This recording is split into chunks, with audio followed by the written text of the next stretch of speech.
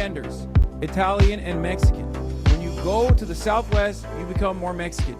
I used to be Italian and now I'm Mexican. This is true. Ya es muy tarde, son las 11 y no llega. ¿Cuánto tiempo estaremos esperando a Hassan? Ha pasado mucho tiempo y no sabemos qué es lo que él está haciendo, cuándo va a comenzar. Todos los días cuando entro yo pregunto ¿dónde está el hombre turco? Y me pongo a llorar. Y de repente mis pantallas se refrescan, la canción está sonando, vamos ya a comenzar. Cuando al fin dice en Los Ángeles, California, es un día bien hermoso, gracias por aquí estar. Como siempre, un tal nombre gris pregunta ¿por qué eres millonario? Y él empieza a gritar. Ya es muy tarde, son las 11 y no llega. ¿Cuánto tiempo estaremos esperando a Hassan? Todos los días cuando entro yo pregunto ¿dónde está el turco? Y me pongo a llorar. Y de repente mis pantallas se refrescan, la canción está sonando, ya vamos a comenzar. Ya veremos si con este gran corrido me dejas bajo la casa. Un saludo a Hassan. What's going on, everybody? I hope everyone's having a fantastic evening, fantastic afternoon, fantastic pre-noon, no matter where you are in the world. I'm Hassan Abu Piker, and this is the Hassan Abu broadcast coming to you live from sunny California, Los Angeles, folks. We're live and alive, and I hope all the boys, girls, and MBs are having a fantastic one because today's a beautiful day. Today's a wonderful day. Today is yet another sunny 62-degree day here in Los Angeles, California, baby. Los Angeles, California. I'm live and alive, and I hope all the boys, girls, and MBs are having a fantastic one. That's right.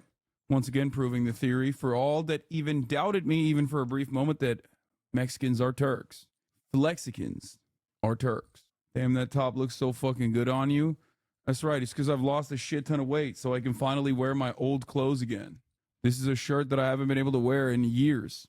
Dad, why are you out of breath? It's because I worked out a lot this morning. That's it. And I'm still riled up. Also a little, maybe a little sick. Is Kai supposed to be chewing on that? Yes. All right, ladies and gentlemen, I hit you with the grito. Well, not the grito, but the Esperando a Hassan, waiting for Hassan, Mexican corrido version. Intro for obvious reasons. We will be talking about someone who is not a flex skin. But before I get to that, this is the part of the broadcast where I tell you a little bit about my personal news about what's going on in the world of Hassan Abu Piker. In between the time period where I pressed the stop streaming button and where I pressed the start streaming button. Hey, Hassan, you're looking pretty Mexican today. Thank you. Have you done high intermittent or high intensity interval training? Yes, I have. Brush up on your animal facts. Maya will call you soon. Holy fuck, your face in the latest two thumbnails on Fear and is such a huge difference from the earlier ones. I think it's because I shaved. That's why. That's the other reason. Anyway, do you prefer lifting fasted? Good girl. You better not be thinking about leaving that place. How much are you squatting these days? I'm still stuck at 285 right now. I was trying to push past 285 5x5 so I can move on to like higher weights. Or 285? Yeah, 285. Yeah, that's right. Almost 300. Is that a new bandana for Kaya? Yeah, the groomer gave her the bandana. Anyway, today we're going to be talking about some devastating news. TikTok ban. As you guys know, I'm a TikToker. But this is the part of the broadcast where I tell you a little bit about what's going on in my life before we get to the news. So what has happened? I'm watching Warrior. Ended the broadcast last night. Talked to my brother a little bit. on the phone. It is my fasted day, so I didn't eat too much. I had those little, I've added to my diet on my days where I eat less, on my deficit days. I added onto my diet some ice cream Sammies. I'm using like the Nestle ice cream Sammies right now. They're pretty bomb. I don't think it has ice cream in it though. But anyway, regardless, I did that. Had some smart sweets and then went to bed, played a little bit of Yakuza, watched a little bit of Warrior. I'm on season 1, episode 3 now.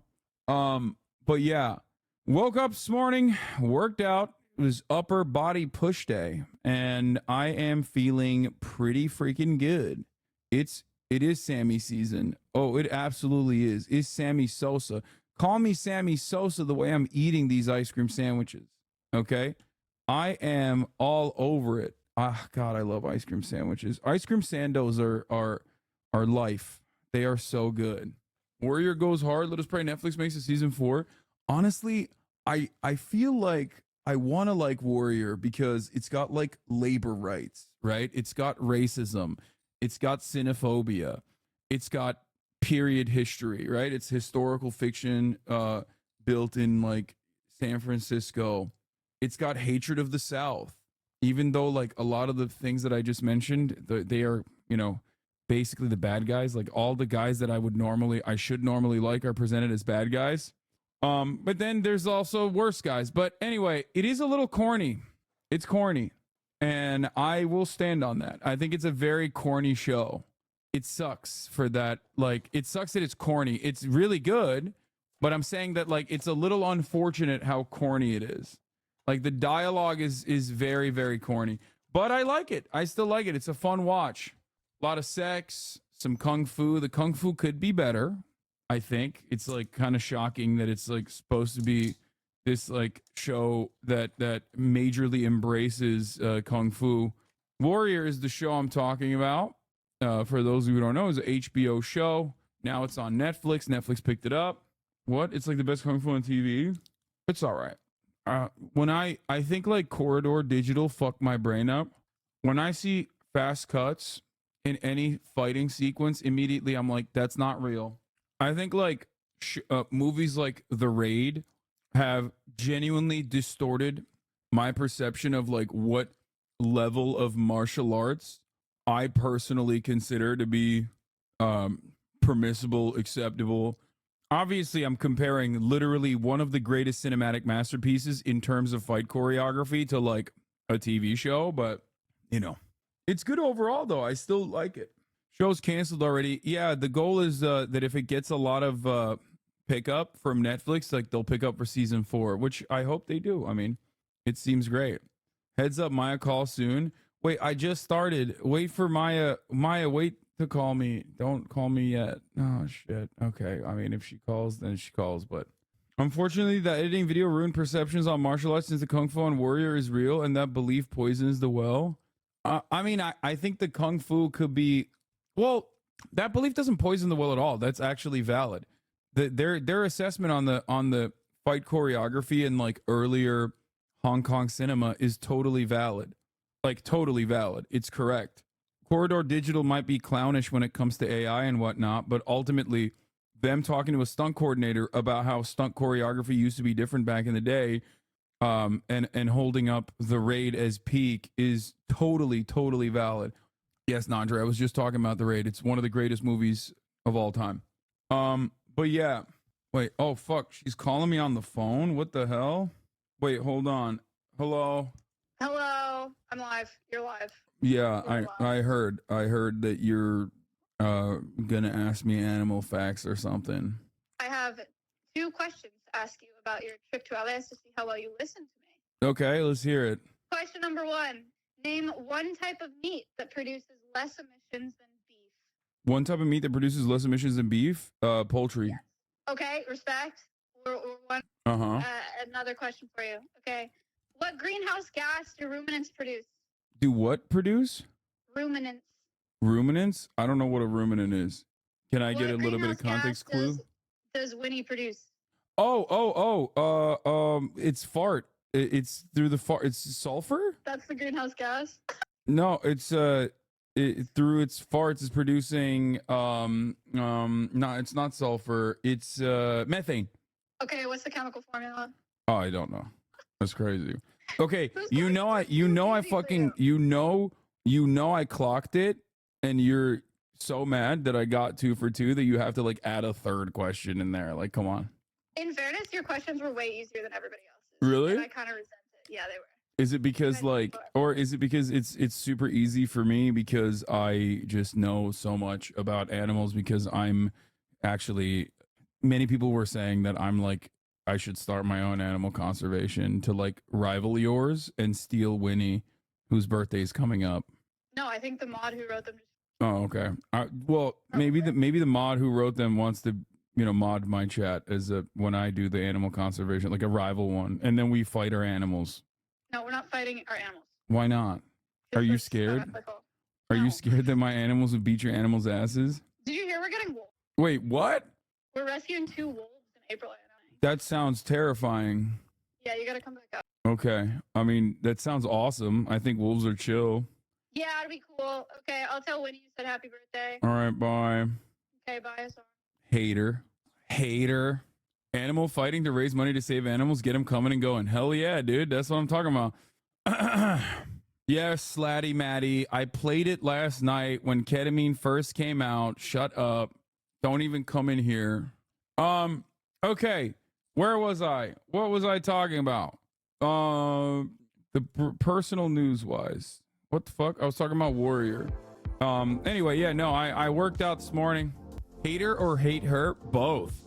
Hate her cause she's a hater. Wolves are so chill. I fed one cheese on an elementary field trip. That's nice. Also, apparently people think Mr. Beast. She did meet Mr. Beast. She did meet Mr. Beast.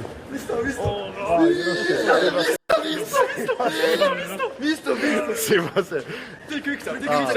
Take a picture, please. Take a picture. Okay. 3, 2, 1.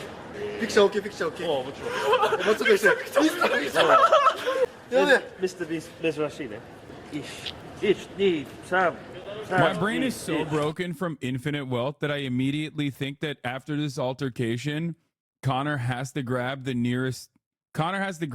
the nearest traffic cone or the bike and start slamming it on top of them.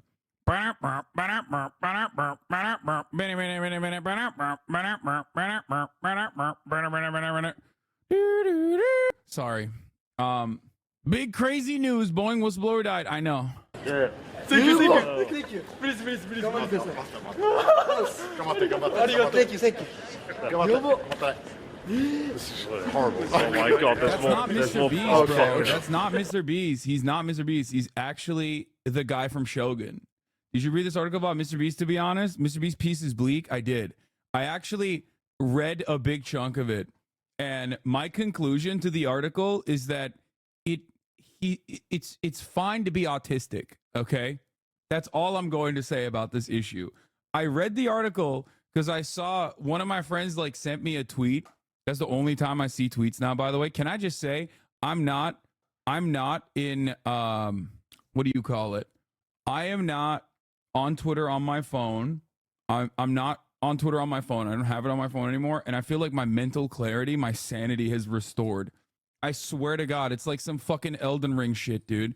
Like the further I get away from the soul-sucking spirit bomb that is like Twitter, the more I feel human again. I swear to God.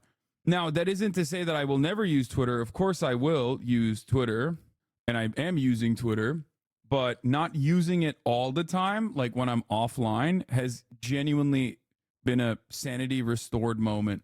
What do you scroll now? TikTok? Not even. I just like sometimes look at TikTok, but not really. Maya thinks Ludwig is better than you. Where'd he go? Oh, I forgot to hold him up. Here he is. All right, and good listener because he remembered Winnie's birthday, but not as good as Lud. What? That's crazy. I gave extra facts about Winnie. That's fucking nuts. Lud was better. How is that possible? Hassan. How? What? Okay. Yo, she's so jealous that I'm gonna steal Winnie. She's literally jealous that I am going to steal Winnie. I'm going to go over there with a big ass trailer truck, okay, with my lifted Ford F-150, with my Ford F-150 that's lifted. It's a Raptor, okay? I use it for lugging my groceries.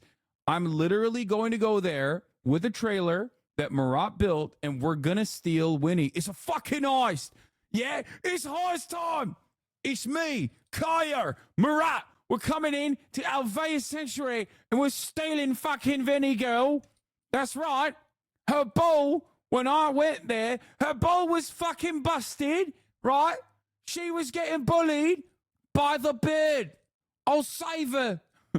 I'll save her from the fucking pits. It's a cow napping. Anyway, Georgie's gonna help with that accent. Yeah. Fuck it. I'm stealing Georgie too, mate. Why not? He's one of us. He's gonna be like, hello, it's Georgie. It's time to fucking participate in a heist. I'll do it for the fun of it. Why not? As long as you've got worms. Anyway. Have you seen The Gentleman? It's right up your alley. I'm a massive Guy Ritchie fan, but unfortunately I think Gentleman is like, kind of all right, not great.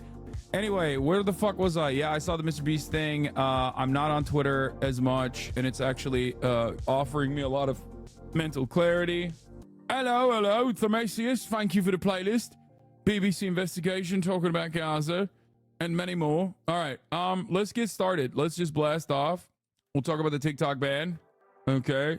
Stone Toss the Nazi outed as Puerto Rican. Maya moved you down, LaMaFeo. She's a hater. She's a hater. She's a hater. It's fine.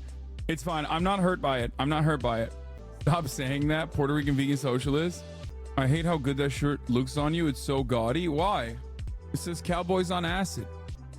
TikTok ban. Stone Toss Nazi outed as a Puerto Rican. BBC investigation into Gaza. Mr. Beast peace and more. Get in now. That's the worst thing to happen in Puerto Rico. Yeah, 100%. Yeah, Fulcrum went right wing. I know. Wait, hold on. Gaza. Why so many creators go right wing? Okay. Do we have a fucking meme, mate? Have we got a meme, mate? Do we have one? Do we have one? All right, never mind. Sorry for the not doing raids comment yesterday. My stream always just ends. Wait, what?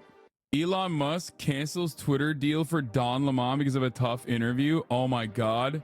Okay, I'm gonna edit this now because I have to put that in there. That's so funny. There it is. That's so funny. That's so fucking awesome. Yeah, no shit, dude. Have you seen Ninja Kamui, Ninja versus Capitalism anime in HBO? I have heard about this anime. I have yet to see it. It's Jover. What is this? Bro, this has literally 1.7k views.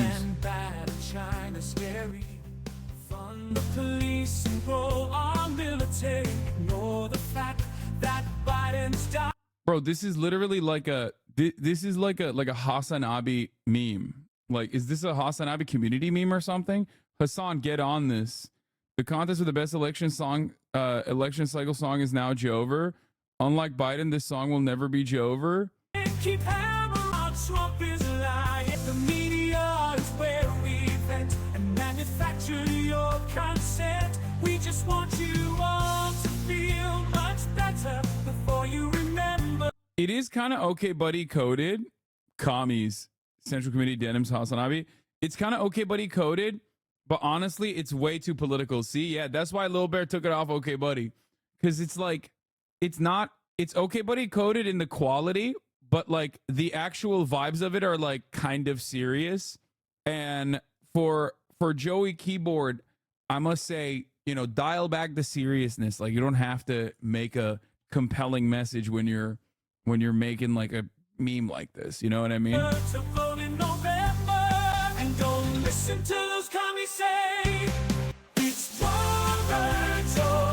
Jover, just admit that. This Suno AI shit is stealing my job. No, it's not, dude. What the fuck are you talking about? Like, dude, brother, big dog, come on. You make music for fucking trailers. If a company is using Suno AI for their trailer, okay, they're already done. They're Jover. Okay? They're fucking Jover. It's shit. It's shit. Like, Suno AI is so shitty. I mean, it will inevitably be used by like the worst of the worst who don't give a fuck about quality, who don't care about anything, and they just kind of want to have a placeholder to be like, see, we made a fully fleshed out product. But I don't know. I do have a legitimate distaste for AI, generative AI for sure. Maybe, I don't know. I don't know what it is. I've talked about it so much. I see the utility in it. Like, I see the utility in it, especially in the future. But having said that, I think it needs to be severely restricted, severely limited in the sense that, like, it should not be seen as like a replaceable thing. I'll be honest with you. He has the best JoJo fits, but I feel like he's a one-trick pony at this point. All right, Hassan. Fine. I'll improve it. I'll make my own suit. Crazy. You know what's really funny? This motherfucker didn't even tell me that he was using. Why didn't you tell me? I could have like hyped this up. I'll be honest with you. He has the best JoJo fits, but I feel like he's a one-trick pony at this point. All right, Hassan. Fine. I'll improve it. I'll make my own suit. You see, I've been obsessed with these things called JoJo suits now. Well, for quite a while. Everybody knows that I am obsessed with them, and I wear them for every single occasion. Luckily for me, a little while back I did a live stream where I met a gentleman called TK. Now, TK is a fashion designer who's been designing collections at Glam, a fashion brand in Japan, for 12 years. And they've collaborated with some of the biggest animes that we all know and love, like Chainsaw Man, Naruto, and of course, JoJo. And so I cheekily asked TK if Glam might be interested in collaborating with me, nobody, to make a lovely, amazing suit. I'm a music producer and I've thought of using Suno to make samples that aren't royalty bound, lol. If the AI is going to offer things I can, might as well use it as well. Yeah, I'm saying like you can't make the full fucking sausage on that thing. Okay, you can use it for like certain parts of it. Basically, think of all the muzak you experience throughout your day though. This will eviscerate all that. Maybe not the actual hits, but a lot of the commercial music that constitutes bread and butter for musicians' incomes will be gone. I mean, the irony is 2.5 Men. Okay, we're going to move away from this video. I love Connor, but we got news to cover in a second. The thing I was going to say about it is this. You're right, Megaphonics. You're not wrong, okay? The problem is that, like, it was already heading in that direction regardless due to the lack of protection for artists in general. And the greatest example that I saw in my lifetime was 2.5 Men. Wait, did I say it already? How did you know that I was going to say 2.5 Men? What do I mean by this? 2.5 Men, with starring Charlie Sheen, had 2.5 Men starring Charlie Sheen had like the main character, Charlie, okay, literally living in a fucking Malibu mansion. How did he have so much money to live in a Malibu mansion? He wrote commercial jingles in the fucking 70s and 80s. It's not even a thing. That's like unimaginable by the time I was watching 2.5 Men. That was like an unimaginable concept. Please don't yell at me. I love you, but your audio levels have been off for the past 3 months. I've been trying not to say anything because you have audio pedophiles. But if your stream overall audio is way too low and your mic is slightly even lower than your desktop audio, I'm sorry for this. No, my microphone audio is lower than my desktop audio. This part is true because I lowered it. We have a new Rodecaster Pro, and this is the highest it goes, and I don't want to fuck it up, and I don't want to hit the gain too hard. So what I should do is pay close attention to the desktop audio and make sure that the desktop audio itself doesn't go too high. Anyway, all right, we're going to talk about Don Lemon. We're going to talk about it all. Please let the people know. Let everybody know. We're live. We're alive. Kate Middleton isn't, but that's a totally separate story. I installed the Volume Master Chrome extension specifically because your stream is quiet. Wait, really? My stream is actually quiet? No. Actually? Let me see. It's not that quiet. What the fuck do you mean? It's not that quiet. What the fuck do you mean? It kind of is. Yeah, I'm on full volume. Just turn up your volume, guys. What the fuck? Okay, you know what? Chatter needs to raise the volume of the Twitch video player. No, I think like I think in comparison to other streams, that my stream might be a little bit more quiet.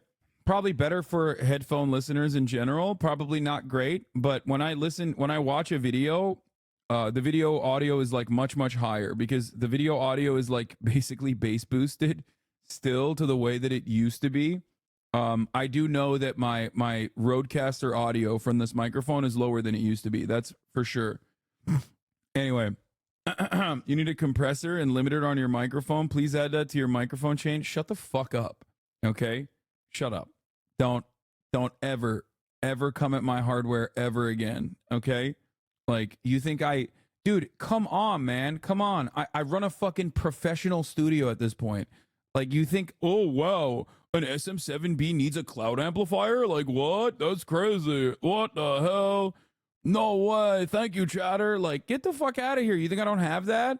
Also, the Rodecaster Pro 2 and many of the other Rodecaster, Rodecasters literally have a built-in mini amp in them anyway, so you don't even need a fucking cloud lift.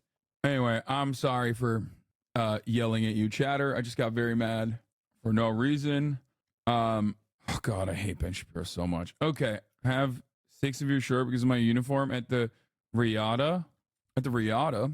Are you covering Andrew Tate today? What else am I going to fucking cover with respect to Andrew Tate? He is in and out of prison. He went into jail and he went out of it.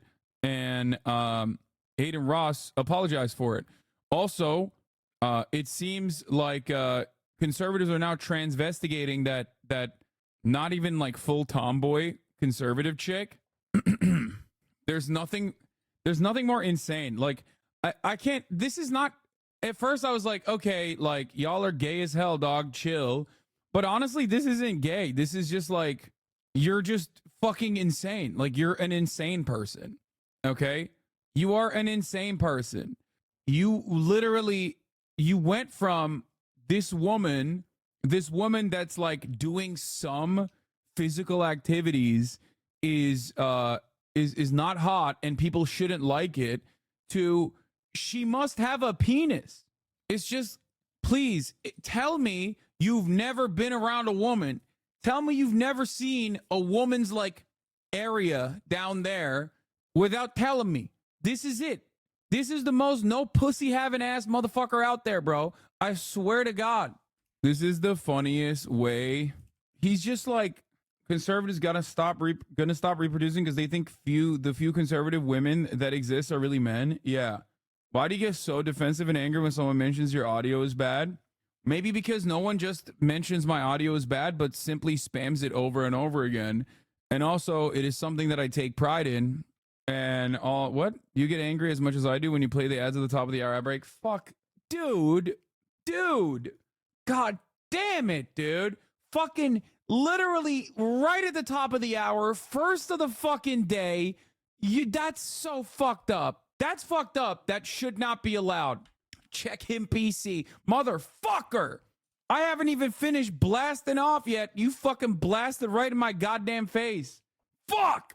At the top of the hour, there's a 3-minute ad break. If you no longer want to see those ads, all you need to do is subscribe for $5 or for free with a Twitch Prime by connecting your Amazon Prime account to your Twitch account, where you get 1 free Prime subscription a month. Use it on your favorite broadcaster. Hopefully, I am your favorite broadcaster. Fuck, dude.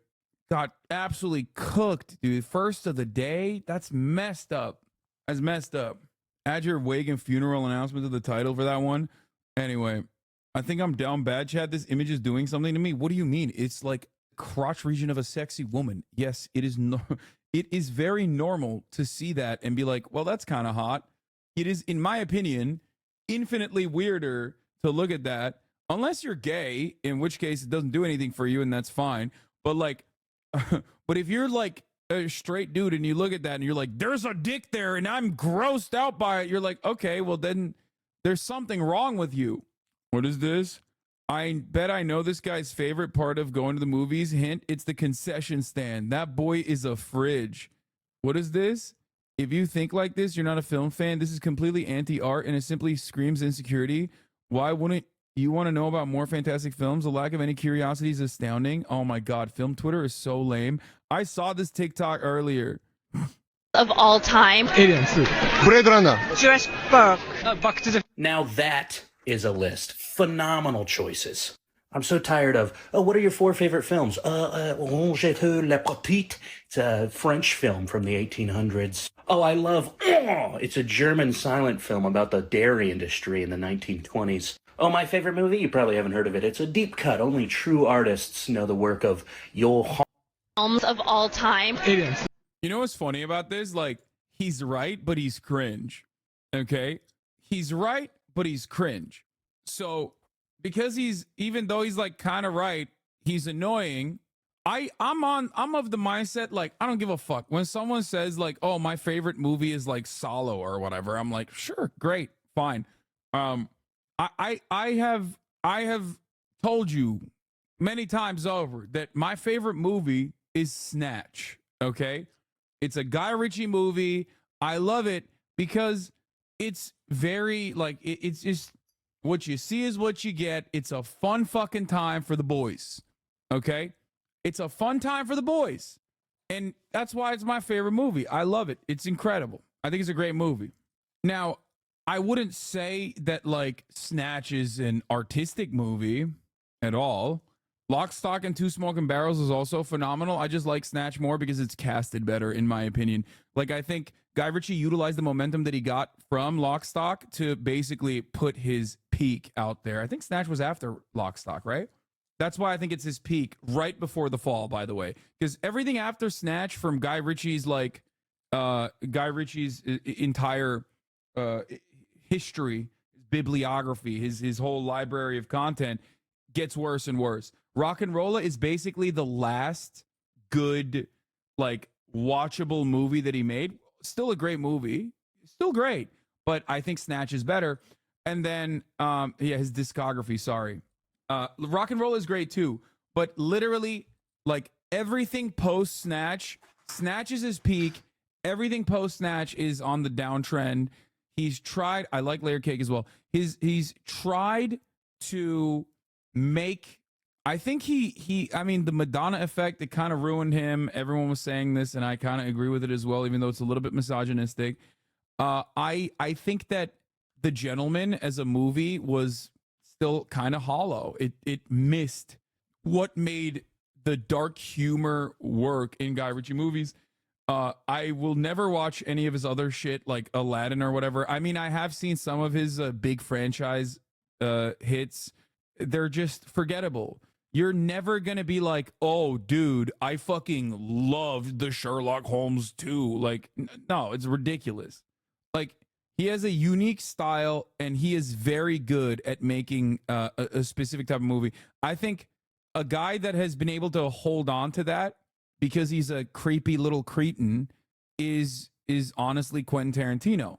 Like, Quentin Tarantino, if you look at his entire body of work, it's pretty fucking consistent, I would say, through and through. Why? Because he's a creepy little fucking cretin, okay? You got to be a gross little guy, I think. As a director, either you have to be like the most autistic about the newest kind of shit and like filming these massive sequences, or you got to be a creepy little guy. You got to be like little guy that's into stuff. Little guy that's going to be like, hey, can I see your feet, please? I want to lick it. It's like, what? Why are we doing 45 minutes with Salma Hayek on top of the fucking bar? And you're like, well, because I'm a creepy little guy. And that's what makes me fucking make great movies. Okay?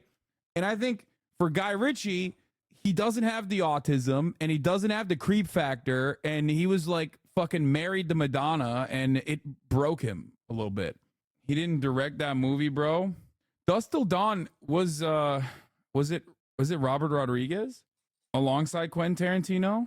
I know that he directed he definitely directed that scene. If you think that Quentin Tarantino did not have a say in the 45-minute toe-licking sequence with Salma Hayek, you are wrong. I know for a fact that he absolutely shot that for 45 minutes to get it perfect. Anyway, this guy just needs to stop being insecure and embrace that he both loves popcorn movies and is also too stupid to enjoy award-winning films. Just watch what you like then, you smug bastard. No one cares that you can't read subtitles and also look at DoorDash. Don't make a reel about it. I mean, this shit bangs on TikTok, though. Look, his take over here is like, oh, everyone is so pretentious. Everyone is so pretentious. I'm so glad that these guys... He also loves Godzilla -1, by the way. I saw the full clip. He loves Godzilla -1. He's saying like it's cool that these guys like are saying these are my favorite films. Also, speaking of the favorite films, like I would say Aliens at this point is like, wouldn't Aliens at this point be considered like, you know, an important part? All of the movies that these guys mention are important parts of movie history, like including Blade Runner and even Aliens is like a classic. Alien or Aliens? I thought it would say Alien, but I don't know. Anyway, I've never seen Back to the Future. Don't get mad at me. Yes, I am famously a hashtag movie Twitter guy. I would rather watch fucking Looper than anything that won anything this year. I like movies. Arrest me, officer. That's it. Is it a crime? I don't know. I like movies. I will watch film. I will appreciate film. I like movies. Okay? I don't like the MCU shit, but who cares? Like, I don't give a fuck if people really like it. Gun to my head, can't watch any of the Fast and Furious at post Tokyo Drift, but I get why people like it. Dune is not film. Dune, I think, is perfect. I think Dune merges both film and movie, so it's really good for that reason. Especially Dune 2. Fast 5 is actually Kino. Do you like scary movies? Trees are saying new Sydney Sweeney horror movies really good. I don't really like a lot of scary movies. Zone of Interest is good. Yeah, I can't wait to watch Zone of Interest. I'm actually very excited about it. You're insane for not liking Fast 5 but liking John Wick 3 and 4. Anyway, I guess like I just like fight choreography more than I like car fight choreography. I don't know. That's it. For me, and I never said that I like John Wick 3 and 4 like I prefer it or anything. I don't think I've seen John Wick 3 and 4. I think I've only seen John Wick 3, parts of it. I did like John Wick 1. I watched Zone of Interest and I didn't like it that much. It dragged on. I feel like it could have been a short film. Another one of my favorite movies. I love Alpha Dog, The Butterfly Effect, and Con Air. I love watching things that kind of suck. I also love good stuff, but there's a reason I am the way I am. Another take. Another fucking movie take. What was I going to say? One of my favorite movies of all time, specifically because of its ideology, is Elysium. I don't know why. When I first watched it, I was like, this is literally our future. Like, what the fuck? And it sucks. It's not even a good fucking movie.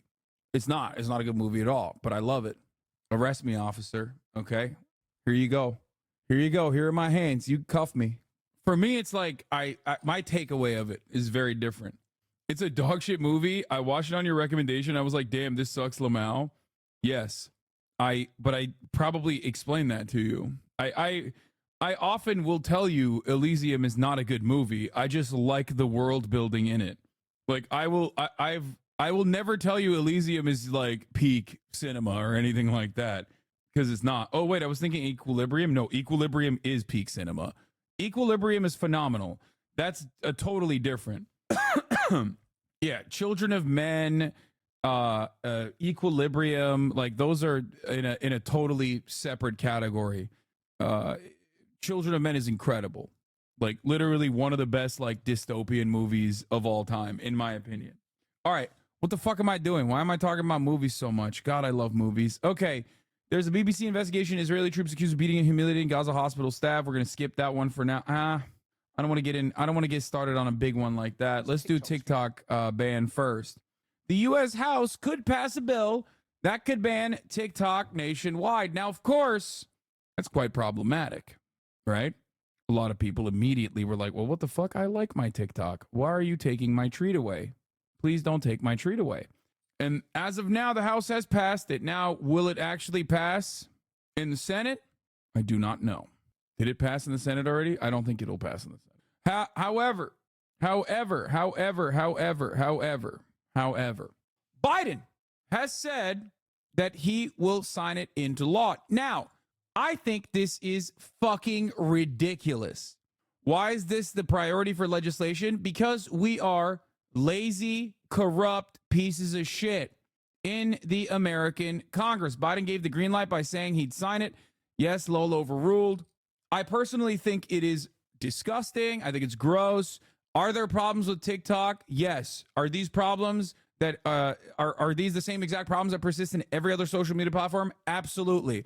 The fact that they are trying to get the Chinese government, the Chacom divestment from TikTok, ByteDance, from divesting in TikTok, is specifically because the American government is fucking trying to bully an international company into selling this incredibly successful product that 170 million Americans use to an American. That's it. It's unimaginable. It is ridiculous. It's fucking gross. It's peak state capitalism. And it's the worst kind of peak state capitalism. Land of the free, my fucking ass. They're talking about it as though, oh my God, TikTok is a surveillance thing. Okay. I've talked about this a million times over. Obviously, all of the concerns that people have for TikTok exists across the board. Okay. This is just pure extortion, and it's also pure control. They do not like that TikTok's lack of regulation or its own regulatory interests are different than the social media platforms that are controlled by the American government in some ways. Whether it be Twitter, whether it be Facebook, it does not matter. Whether it be Google, these are all companies that have backdoors with the intelligence community. These are all companies that will inevitably not allow certain kinds of commentary to exist, or at least cast it aside. They can be bullied by the right-wing Republicans in general. TikTok, on the other hand, does not really have those same considerations because it's not an American company. It's not owned by an American. So I think for two different reasons, Congress is desperate for pushing the Protecting Americans from Foreign Adversary Controlled Applications app. Reason number one, interest rates go up, money is no longer free, the Silicon Valley social media and also Silicon Valley tech bubble is bursting. Mass layoffs. There's obviously a company that is not beholden to those same financial troubles and financial struggles. That company is a Chinese company, ByteDance, that owns TikTok. TikTok is popping off.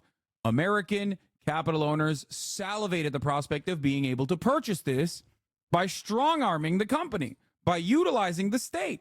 This is the most anti-capitalist thing you can fucking do.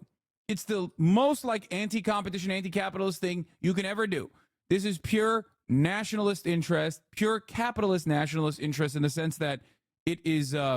This is capitalism in practice and not capitalism in theory, okay?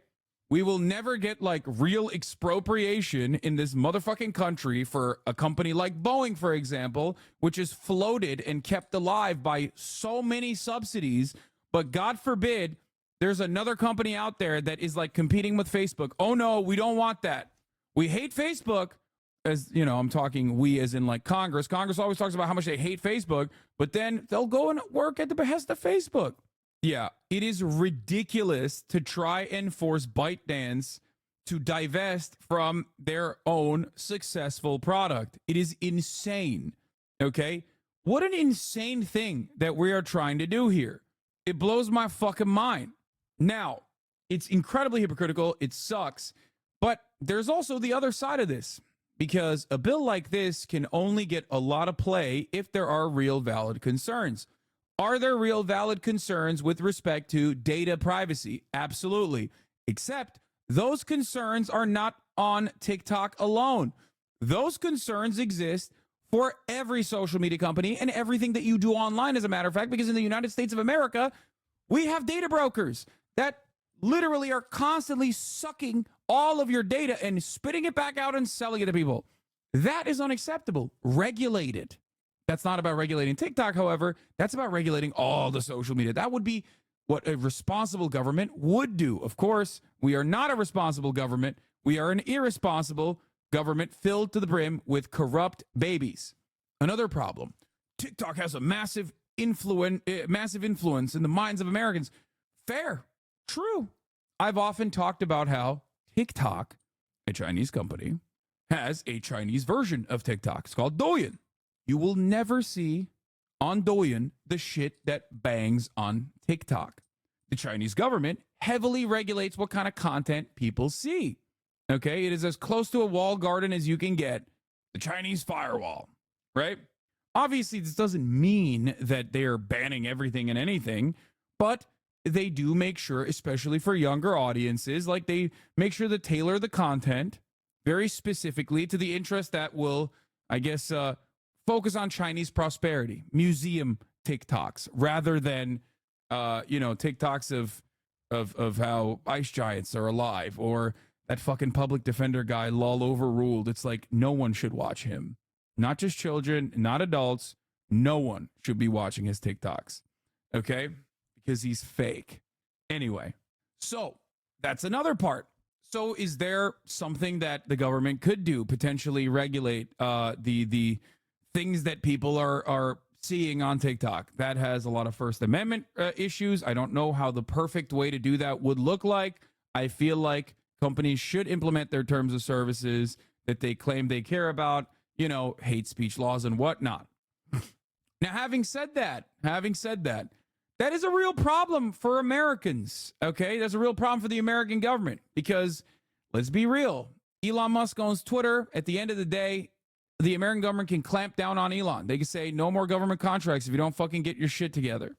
They don't, because Elon is right-wing, and that is not disruptive to the forces, to the powers that be. That is not disruptive to the structural, the current oppressive structural hierarchies that we exist under. No matter how Nazi Elon goes, the American government's not going to, go, hey, man, maybe you fucking regulate your platform a little bit. He is not offensive to the powers that be because he is the powers that be, I guess. Is that the right way to say it? He is the powerful figure. He is a billionaire. So having said that, TikTok on its own, I think, is very genuinely, legitimately disruptive for many. Here is the leaked audio of the Apartheid Defense League, ADL, Chief Executive Jonathan Greenblatt freaking out. This was like on October 9th or something, too. It was like October 10th. I don't remember. It was like, it was right after October 7th. Here he is freaking out about how... Here is Jonathan, Chief Executive of the Apartheid Defense League, Jonathan Greenblatt, freaking out because global youth aren't listening to Israel and what Israel has to say about its own apartheid. Do I think this bill is AIPAC's doing? No, because the interest in trying to sell TikTok to an American came far before Jonathan Greenblatt started chirping about how teens on TikTok are pro-Hamas. Okay? This just gives additional interest. This is just extra. This is just a little bit of extra on the side. It ain't going to hurt nobody. It makes people a little bit even more excited, more enthusiastic to go along with this kind of thing. Why are you tracking? Why are you tracking pro-Palestinian groups and activists? So strange. Because the Apartheid Defense League did not change its ways since the 90s when they got busted for directly doing the exact same thing, this time defending the other apartheid state at the time, South Africa. Like, they have literal spies in the activist groups. And he calls them analysts, and they're like, wow, this is Iranian propaganda. Listen, big dog, nobody is over here being like, the Iranian state is correct for its domestic affairs, okay? And that we must restore the caliphate or something, and also only the Shia version. Literally, there's only one true Islam, and that is the Shia Islam. It must be, the governments must be run by direct descendants of the Prophet Muhammad, or peace be upon him, or whatever. Like, that's not what's going on. You can't say something is Iranian propaganda when it's objectively true unless you're trying to defend Iran. This is the problem that many people who defend Israel do not understand. Many people who defend Israel kept literally talking about, like, this is Hamas, Hamas is terrorist, Hamas, not realizing that what that ended up doing for many people was negatively polarize them, because they were inevitably going to be like, yeah, I don't think I want to be on the side of the people who killed 30,000 fucking people, almost 45,000 fucking people. So whoever the other side is, I'm with those guys, the guys that are getting blown up. Oh, are they Hamas? Okay, maybe they're not so bad. That's what they did, because no matter what, there are objectively right and wrong things that people are doing. October 7, a lot of atrocities occurred, okay, in the hands of the Palestinian resistance groups, 100%. But we're not in October 7. It is now March 13th. When you kill 70% plus women and children over the span of fucking 5 months, you can't keep fucking talking about Hamas, Hamas. People are going to be like, okay, well, the Hamas guys are maybe right. Since October 8th, the Hamas posture has been a defensive one against Israel's ethnic cleansing campaign. And of course, many platforms would never, in previous years, would never even allow this kind of thing, would never even allow this kind of conversation to occur. So I think that, like, this is a legitimate issue for people who want to control TikTok. They want to turn it into Instagram. They want to turn it into Facebook. Meta literally openly bans you or suppresses you for being pro-Palestine. That's it. And this is not like a right-wing grievance. This is not the type of grievance that, right-wingers bring up all the time and they're like, oh, why are my grandchildren not calling me? This must be because of the evil liberal social media platforms. They're doing this, actually. Like, no, they just straight up ban you. They openly ban you, and you can't do anything about it. Like, what the fuck are you going to say, bitch? Shut the fuck up. We're goddamn Facebook. They openly do it, for the record. Here is Human Rights Watch. Meta's broken promises. Systemic censorship of Palestine content on Instagram and Facebook. That's the Human Rights Watch, dog. This is not like, we're not fucking making shit up. And that's precisely what is very frustrating about TikTok, because they do not have that same stress points, as they are not beholden to the American State Department interests. They do not have the same interests. That's it. They want to control all of the narrative, and they recognize that the most successful social media platform, as it stands, is one that is uncontrollable. This attempt at regulating the internet is very different than all previous attempts. All the other ones failed, I think, in part because practically they would have been unenforceable. But since the internet has consolidated into less and less platforms, which make it, unfortunately, significantly easier to censor, I'm worried we're watching the slow death of the free internet. The same thing happened in the U.S. paper press in the 1940s. This is a censorship bill, 100%. One thing that a lot of people in the Western world don't recognize is that civil liberties are very important and kind of keep this shit going, okay? Because if you don't do civil liberties, you have to do other stuff. You have to actually, like, improve people's economic circumstances. And we're not building any high-speed rail, okay? So the dam will break. You either have to build the fucking high-speed rail and, like, genuinely show to the people that, like, there is prosperity to be had, that the government does have your best interest at heart, which is what they do in China, but then they suppress your civil liberties, right? So people are like, okay, well, fuck. I mean, sure, at least the situation seems good. There is, like, a collective consciousness surrounding a genuine improvement into people's material conditions. Now, of course, as time goes by, and that worsens, and the future prospects of the younger generation in China worsens, you will also see people demanding more civil liberties, for the record, okay? But in America, we ain't got any of that. Why? Because we got $5 jalapeno poppers, and we got fucking unlimited, unrestricted access to pornographic material online. We got fucking just slop, okay? We got the bread, and we got the circuses. Now, if you take away the circus, well, Rome's gonna fucking burn. And I don't think these guys understand that. Or maybe they think they can continue, limiting and making you feel like you have this choice in what you are watching and what you are consuming, while simultaneously consolidating it and making it worse and worse. Hold on. If the EU is not implementing the same policies and the U.S. government doesn't really care about the false info and radicalization on TikTok, it's just about capitalism and the fact that they can't control it. The EU has much stricter rules on these things.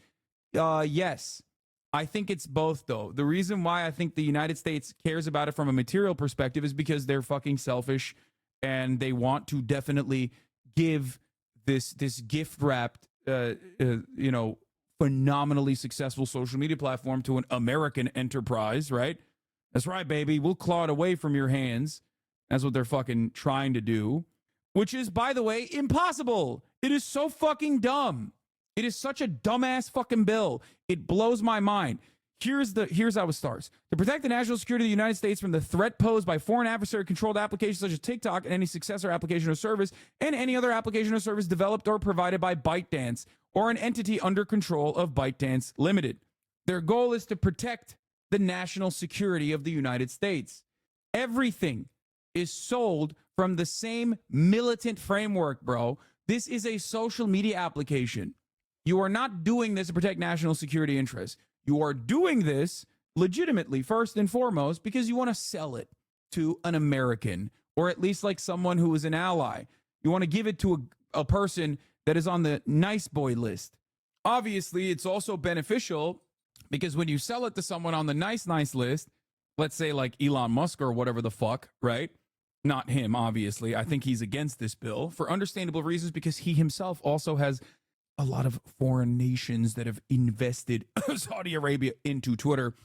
So that might be a little bit tricky for him personally if this were to push. So I think he has his own personal interest in making sure that this doesn't fucking happen, even though he simultaneously he what the fuck is this? Megaphonics. Okay. My reactionary take is that TikTok should be banned. I understand it's for the wrong reason, but the TikTok algorithm is a fucking scourge on the brains of our citizens. Right move for the wrong reasons. Also, I don't use TikTok and I still get plenty pro-Palestine content. I think that angle is overblown. I just showed you a Human Rights Watch article from December openly criticizing Facebook for literally systematically censoring Palestinian content. Okay? I'm sorry. They want to make this, they want to be able to, they absolutely want to be able to control TikTok in a similar fashion. That's it. Like, the national security angle is bullshit. The problems that we are talking about with respect to algorithms, with respect to data privacy, with respect to surveillance, all of those problems persist in every single social media platform. We have the American government. If they were responsible, if they truly cared about these issues, what would they do? They wouldn't try to divest, they wouldn't try to forcibly divest ByteDance from TikTok. They would try to regulate all social media platforms that enter the American marketplace. But they don't want to do that. They don't want to do that because this has nothing to do with that at all. This, first and foremost, is about making money for a sector that has a lot of money and a lot of lobbying that's currently blowing up a little bit. In the simplest, most reductive terms, they don't like that the Chinese app is better than the American ones. That's it. 170 million Americans use TikTok, myself included. Democracy. You need to be locked up by Trump. You need to be held accountable and get locked up for committing treason against the U.S., you traitor. You're a traitor to the United States and you're committing treason. You need to be locked up. As soon as Trump comes in the office, you will be behind bars. Trust me. Wait, what? Why? I think it is unimaginable that this passes, like that there are people that want to pass this. It's ridiculous. Luckily, my goat, my king, Donald Trump, is against it, okay? No matter what that fucking dumbass in the chat just said, my goat, once again, 2 for 2. First, he nuked the immigration bill. Why? Because he's fucking woke secretly. MAGA communist, okay? He nuked the immigration bill, the right-wing immigration bill that Joe Brandon, Genocide Joe, wanted to push for, and now he's trying to stop this fucking TikTok ban from happening. He is my goat. 2 for 2, baby. 2 for fucking 2. Put those goddamn numbers on the board. Donald Trump 2, Genocide Joe 0. Woo!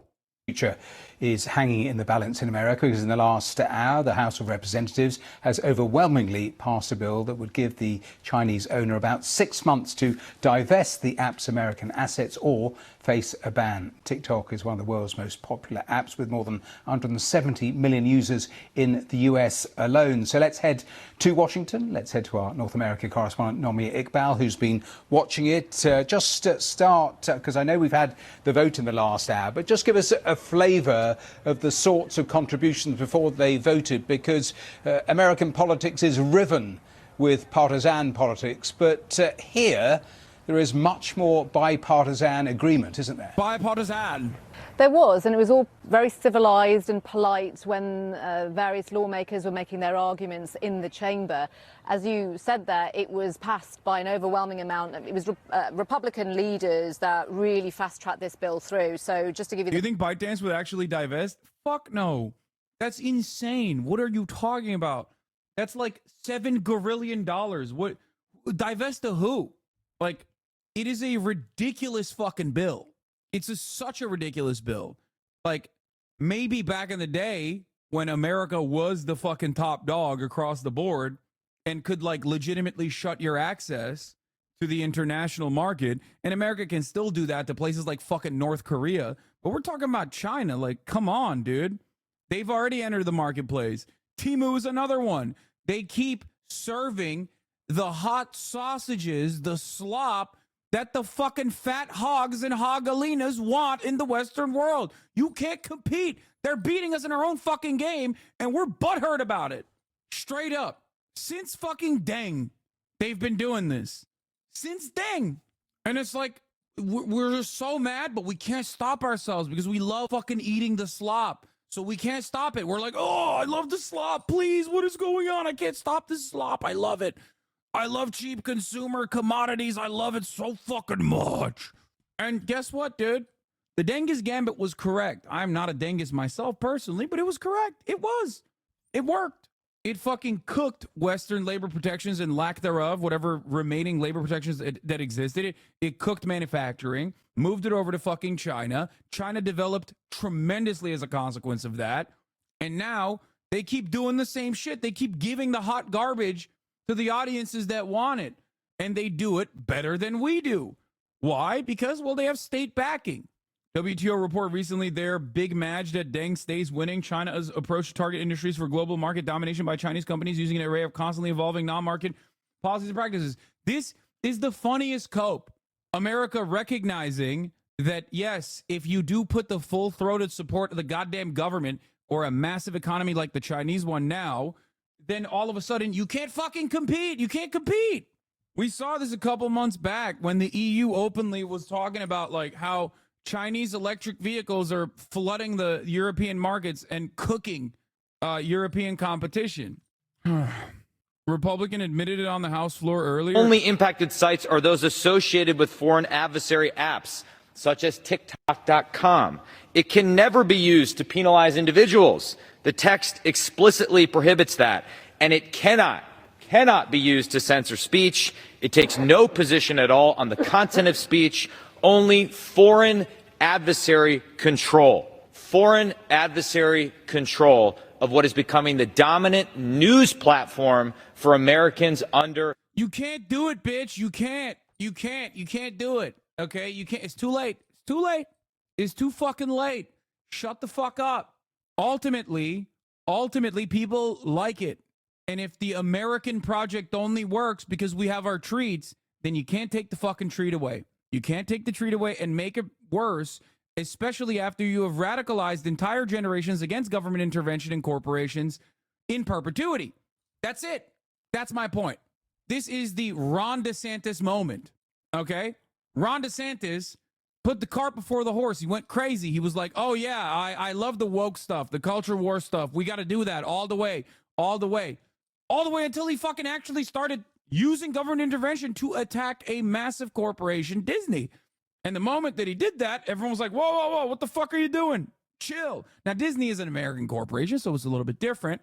But the reception on moves like this from the broader American electorate is going to be very, very angry.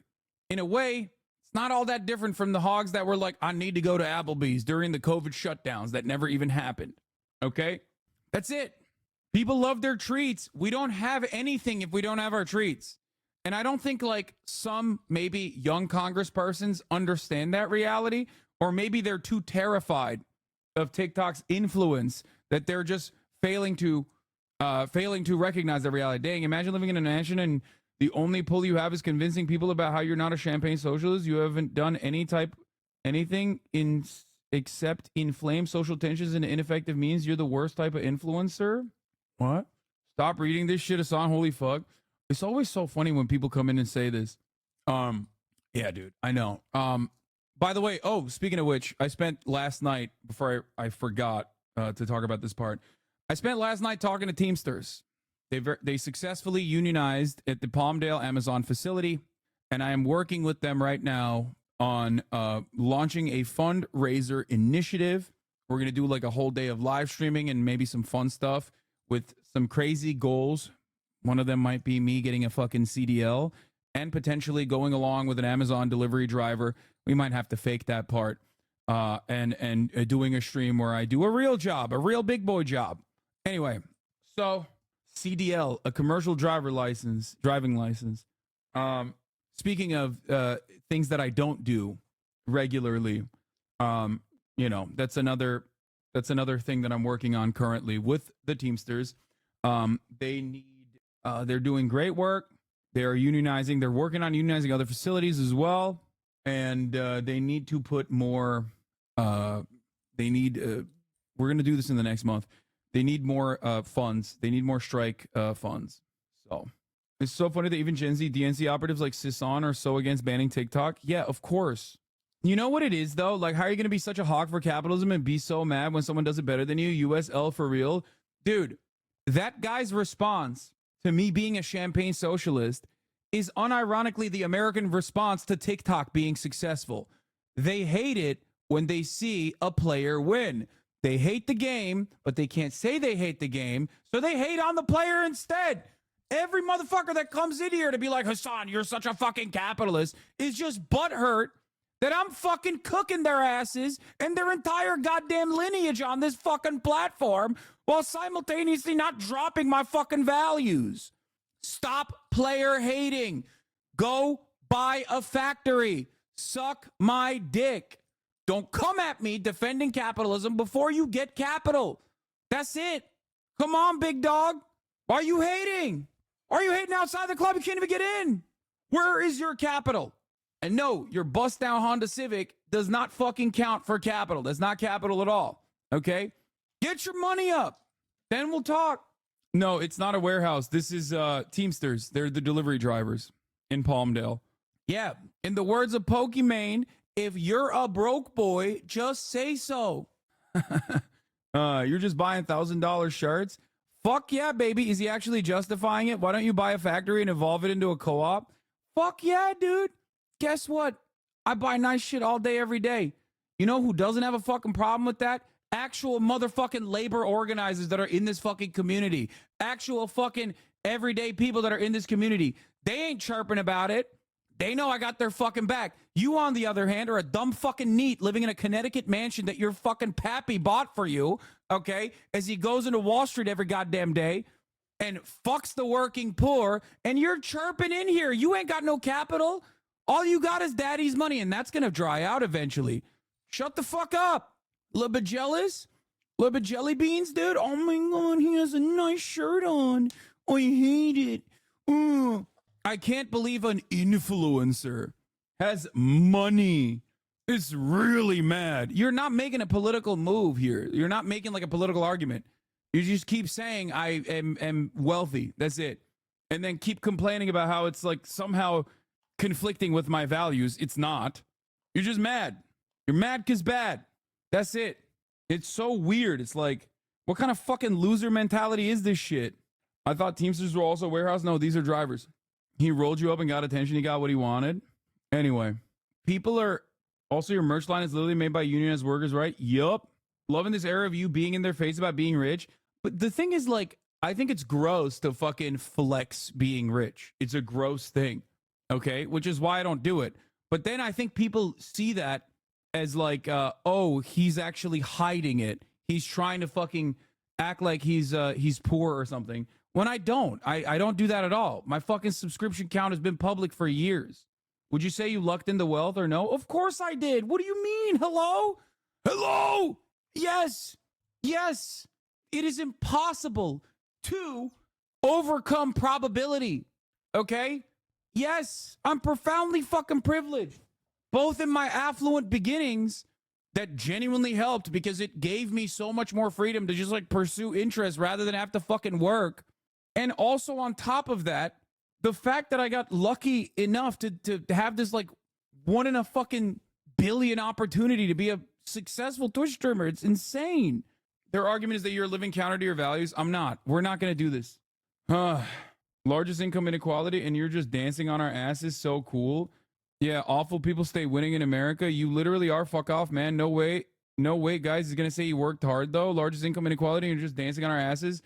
Dude, this is my favorite type of fucking mentally ill 41-month chatter. Bro, you have given me $5 for 41 months. The fuck are you talking about? The only reason why I have fucking money is you, dumbass. Dumb fuck. You're the one. Why are you complaining? Just stop subscribing. And then you'll see the 3-minute ad break at the top of the fucking hour. You pay me, asshole. You pay me. The fuck? It blows my mind. Motherfuckers would be like, 41 months, I'm giving you $5, and I fucking hate that shit.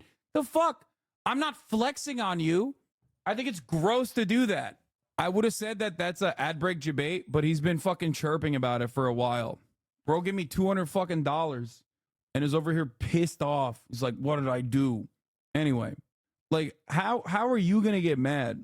It seems like you have this type of discussion daily. No. Qatari Dancer with the 50 big ones, allowing 50 people to no longer see the ads at the top of the hour. I get mad at you because you don't live your values. What I say you should, because I know your values more than you do, and you're rich, bro. Yeah. You timed him out years ago for similar shit. I remember that name. Yeah. It's so funny because he's like still loyally in here and still giving me money for some fucking weird reason. Anyway, I hate when rich people like you do real jobs for a short time of content. You don't even know what it feels like to do those jobs daily. You do all this for money. Hey, I don't know if you forgot the part that like, I'm not just doing a fucking real person job for a short-term content. I'm doing it for literally fundraising for a strike for the Amazon delivery drivers. So that's the reason why I'm doing it, potentially. What the fuck? People are so fucking stupid. I already did the ad break. Was he trying to fucking debate me? Is that what's going on? God damn it. That's actually a good one. Wait, is that the same one? Is that the same chatter? Suck my dick, bro. You already got me one time, you fucking piece of shit. What is this? What is this? What is this? Huh? I already fucking ran the 3-minute ad break. Asshole, you already got me once. You can't do it twice. You can't. Anyway, no, I am. By the way, before people go like, Hassan, remember your New Year's resolution, be positive. I am. I'm fucking around. I'm exaggerating. I'm not like actually mad. If you can't tell, I am in a good mood.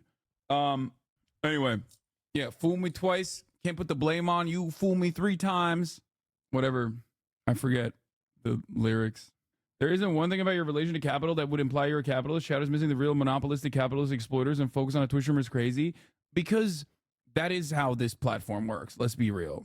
Anyway, but yeah, no, the Teamsters are very fucking stoked on this. So I'm trying to get Ludwig to do a little bit of pro bono work too. But I mean, I think it's a little indecent for me to like try to pressure him to do it publicly, but at least I can get like some creative ideas from him.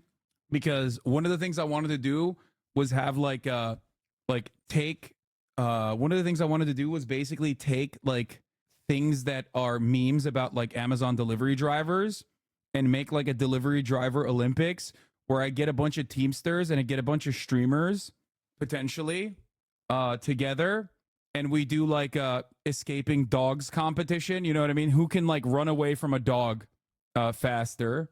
Who can chuck a box higher? You know what I mean?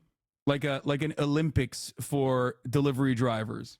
Who can something with like pissing in a bottle? I don't know what to do about that one yet. Like who can hold their piss the fastest? I mean, for the longest or something. But that one is kind of stupid. Maybe we could do like something like the water gun, like and fill up a bottle. No, chasing dogs, it's racist. You will never run away from a dog. Well, no, it's not a real dog. I'm thinking like a Boston Dynamics dog or something. And it's not about like obstacle course with very breakable thing in a box. Yeah. And yeah, like Teamster Olympics. And then I want to basically use the Teamster Olympics concept to like do the fundraiser stream. And then have fundraiser goals during that. Anyway, Anjuna Beet Farmer, I'm sorry that you're having a shitty day. Okay, I hope it gets better. Just remember that, like, I'm not the reason why your day is shitty. And no, I'm not, like, you know, dancing on your broke asses. And yes, I am very fortunate. Something that you know I speak on a regular basis. Box stacking challenge is a good one too. With different ways on each box. Whoever stacks it without denting wins. I like that. So some of the fundraising ideas that I had, OSHA violation quiz. Okay. Some of the fundraising, sauna competition. No, that's dangerous. That's dangerous. Some of the fundraising ideas that I had for like 50K, trailer Tetris, take a bunch of odd shapes and see who can pack them best into a trailer. That's a good one. Some of the fundraiser goals is like getting a fucking CDL. Amazon Squid Games. Mr. Beast definitely about to steal this law. Yeah. So what I was thinking of is, I mean, this is like a major project. If we were to do that, I feel like that's like kind of hard, but so fundraiser goals would be like getting a commercial driver's license, me doing a full a day with like, you know, delivery. I don't know how we could like actually fake that. That would be hard. But also me taking a couple Teamsters to like the track or something and like getting them to drive trucks, something like that, with a professional driver, of course, to make it safe. But yeah, I think it'd be fun to do with Off-Brand, but it's like this is a massive thing to put together in like a last second situation, so I don't think they'd be able to do it. But you know, just some fun stuff. See, that's a way to get the fucking that was a hater that came in here to be like, you don't do anything. I just got off my shift to Amazon and listened to you there. Yeah, I was talking to the Teamsters guys about how many like drivers and how many people that work at Amazon facilities like just have me on in the background, because they were saying there's like a lot of fans in the union and in general that listen, that would be stoked. Because like he said, like there's a lot of young drivers too, like younger drivers, a lot of POC, his words. Anyway, so I think it's like very exciting. I think it's very exciting. Hopefully we'll be able to do something like that. I might also bring back the unionized tees specifically for the fundraiser as well. I'm a Teamster at UPS and I listen to you every day at work, lol. Hell yeah. If you get streamers, you need to do a streamer job challenges versus Amazon driver challenge. No, I would never put Teamster drivers through the tumultuous aspects of being a streamer for a day. As you guys know, it is the hardest job, much harder than being a delivery driver. As you guys know, this is my opinion, my real opinion. Keemstar said so it must be real. But yeah. Can't believe I forgot to mention all this stuff. Have to order DoorDash and go next door when they deliver it to the wrong house. Yeah, it's really fucked up. Okay, having a Teamster worker sit at your desk for 9 hours sounds like a Mr. Beast torture. To be fair, like, yes, this is a previously unheard of different version of torture if you're not used to doing this at all. Just like being inundated with like constant stimulation like this to the normal mind. There's a reason why so many people that come in here are like, what the fuck? Like when they see my setup, they're like, what the fuck? Well, you're insane. Anyway, so I think a UPS driver would be fine making 50K to watch YouTube for 8 hours. Yes, of course. I think that the aspect of this that is like the best part, which is something I talk about all the time, is that it's the pay, especially if you are successful. If you're not successful, then it kind of sucks. Like if you're you know, a relatively, like if you're trying to make it, it kind of sucks dick. But if you do make it, then it's the best. It's ridiculous. Okay. Let's get back to TikTok. This is not an attempt to ban TikTok. It's an attempt to make TikTok better. Tic-tac-toe. A winner. A winner. This is... Bro, even she was like, nah. Bro, these people are fucking insane. Me in debate class when I have no idea about the subject. What did I just do? Sis didn't cook, but she knew, so not the hardest L. Anyway, Harry Sisson popping off on defending TikTok. I attended briefings, unclassified and classified, about TikTok. I reviewed articles, watched hearing videos about TikTok. Unless new information is presented to me, my position is as follows. I will vote no on any attempts to ban TikTok from Americans who choose to use it. Zelensky said on video today that Macron promises French troops for Ukraine and he will announce it tomorrow. Nice. Let's go, dude. Fuck it. YOLO mode. It's time. It's time, dude. 30. This is a common sense measure to protect our national security. I urge my colleagues to support this critical bipartisan legislation. Gallagher also falsely states that the bill cannot penalize individuals, as though blocking millions of Americans from their preferred social media platform is not a penalty, and denies that the ban would censor speech, even though it would explicitly prevent Americans from expressing speech over TikTok. Yeah, I mean, they're giving the game away pretty openly, I think. Yeah, that's where we're at. The numbers, 352 to 65, voted for it to be banned. Of course, that's not the end of it, Matthew. The next step is for it to go through the Senate, where it'll probably face a much tougher passage, if it will even get there. But President Biden has said if it does get to the Senate and is passed, he will sign it into law. But TikTok has really lobbied hard for this not to happen. It's mobilized its 170 million US users to really ring up their local representatives, telling them not to do this. And despite that, this has still gone through the House. Yeah, TikTok gonna learn the hard way that 170 million people can be against something, and that's not gonna change.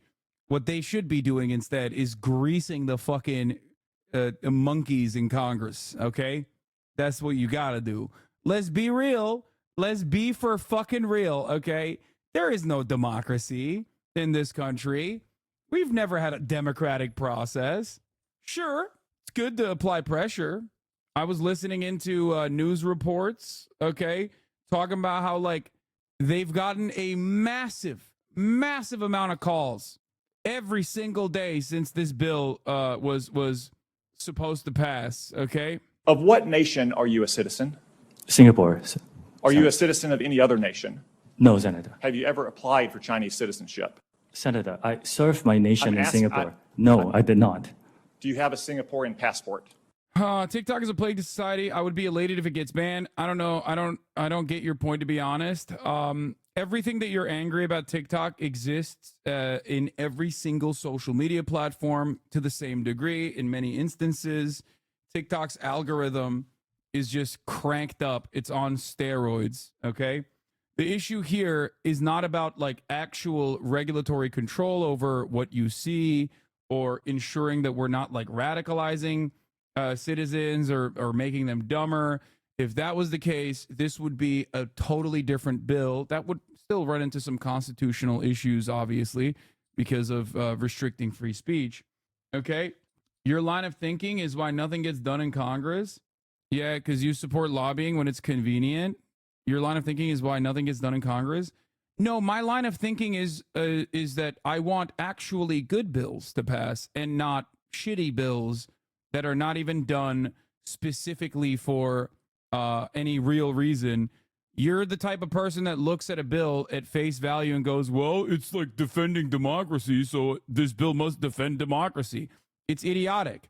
There's a reason why they don't tailor bills like this around giving a very successful social media company by force to an American act because we're butthurt.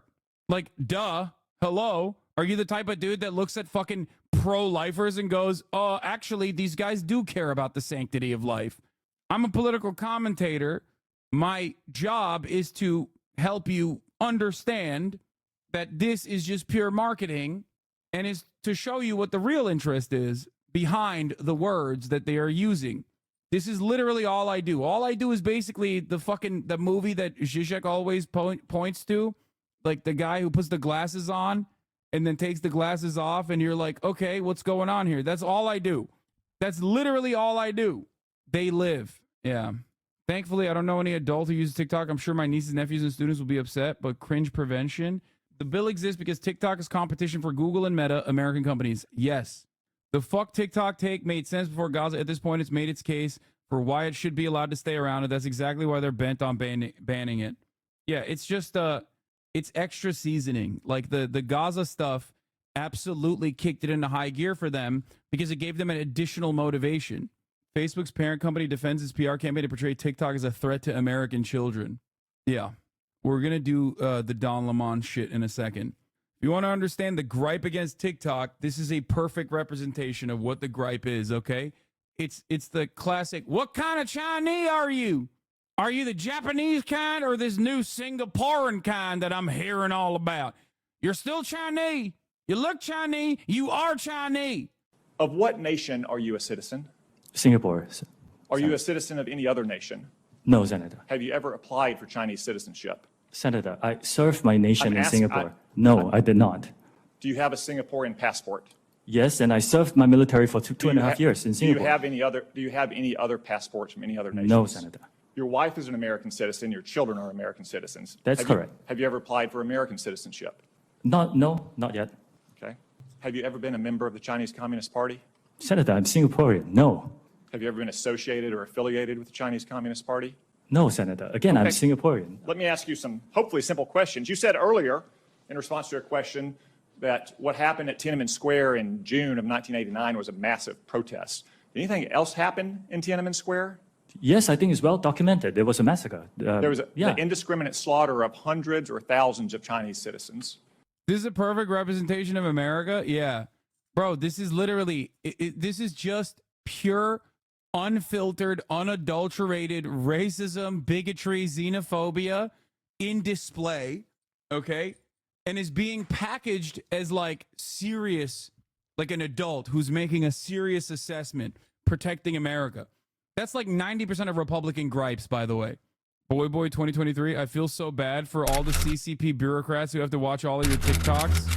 今天是我的第57天监视老百姓的 TikTok， 我觉得我收到了一些很重要的信息。我再看一看。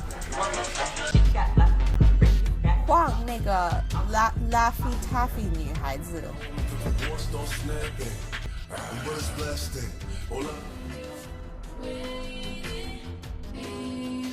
所以美国人喜欢分吃棒棒糖。 What have the Chinese agents been up to? Oh, they've just been watching TikTok all morning. Yeah? Anything interesting? Oh, actually, get this. Agent Li Feng has been going to the bathroom all morning to text a younger woman. Is that meant to be like... He's been married for 9 years. It's a bit boring, isn't it? Let's play another game. You got another game? Maybe. Maybe they got a bit of a... One of these, mate. No, drone strike. Yeah. But it's 11 a.m. in the morning. All these people could see us. What needs to know? All right. Not only if I get to go first, all right? Okay? I want to get a man named Yusuf, red shirt, straw hat. Looks like we're going to Somalia. Drone strikes, drone strikes, drone strikes, drone strikes. I didn't even see this one. God damn. Luffy, no! The hate on TikTok gives an energy akin to those who only see the clip chimps of you. Have you never actually listened to you, but still hate you furiously? Wait, what? With the TikTok vote, did the Democrats just give the election? No, it's not like the flat earthers are mad. Flat earth is one of the biggest topics on TikTok. Now you know the real reason they want it banned. See, when you show me stuff like this, I'm like, yeah, maybe they should ban it. Okay, so don't show me stuff like this. TikTok is in the treat category. And because it's in the treat category, it is one of those things that if you take away, it's bipartisan. Like the anger and the resentment that will flow is actually bipartisan. It's like Applebee's, but even more bipartisan than Applebee's and jalapeno poppers. Okay? Congress hates TikToks because it's Chinese. I hate TikTok because it should be Douyin, but we are not the same.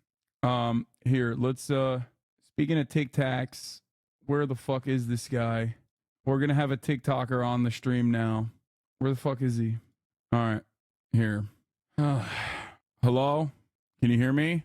Oh no. Can you see me? Yeah, I can see you. Can you hear me? Fucking boomer, dude. You see this? Like, not even tech proficient. This is why he doesn't want TikTok to be banned. Okay? Hold on a second. Wait. Classic.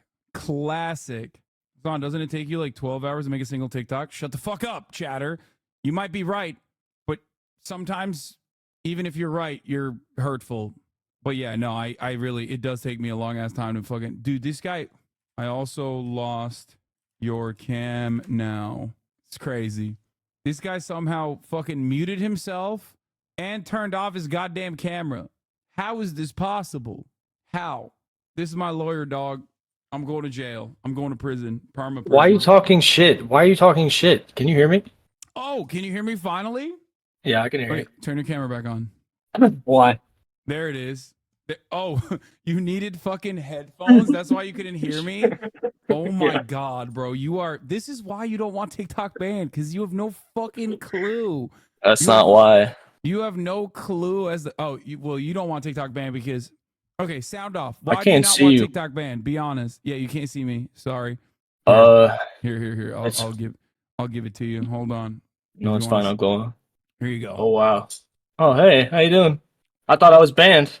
Yeah, well, your only mode of making money is like being taken away from you if you fucking you couldn't have picked a better I'm gonna be time homeless. You couldn't have picked a better time to quit your cushy. Who is my cushy job?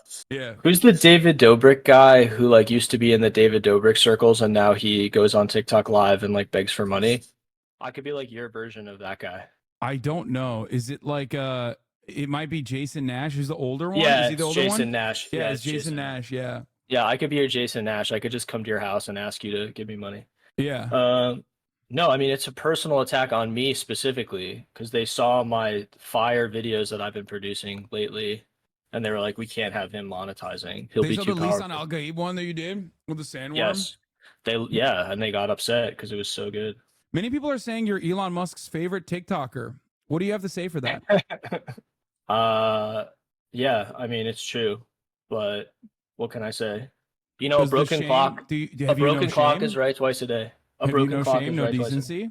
Look, I mean, you know, he could probably enjoy the Mona Lisa or something, you know what I mean? Or just like a beautiful piece of art. More like mid Elisa. The better version of that is the AI version that I created with big ass tits. That's right. what Wokeness you is did? dead.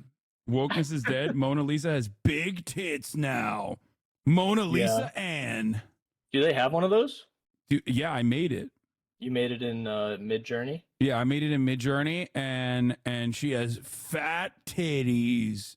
Why are you doing this? Are you okay? I'm having a good time. I'm having a good old time talking to Why do you do this a when liar and a whenever I son of a come on? bitch who said he wanted to come to Australia with me, only to fucking No, wait, no. lead- I need to talk about lead me this. astray. No, I need to talk about this right now because Go I ahead. have the receipts. Augustus Gloop. Go, You're in let's my go. phone as Augustus Gloop. Yeah, I don't even know what that meant, by the way. And then you were like, "You're a fat kid who likes chocolate." Okay, you're fat shaming me. I'm Get not his fat ass shaming chat. you. He's fat shaming me. Get his ass chat. No, I want to be really clear. First of all, you initially said that I was banned on the trip. That was what you first said. And then you texted me. When did you text me? You texted me like a week ago. Wow. You know, normal people can't just go to Australia with 2 weeks notice. Yeah, You know well, that, right? I thought you were a You're out of TikToker. touch. You're out of touch. I thought you were a TikToker without a real big boy job now, no more. I had so. to. Okay, so Hassan, let me tell you something about real jobs. I know it's been a while since you worked one. I'm sorry, that was too mean. Wait, I wasn't listening. Sorry.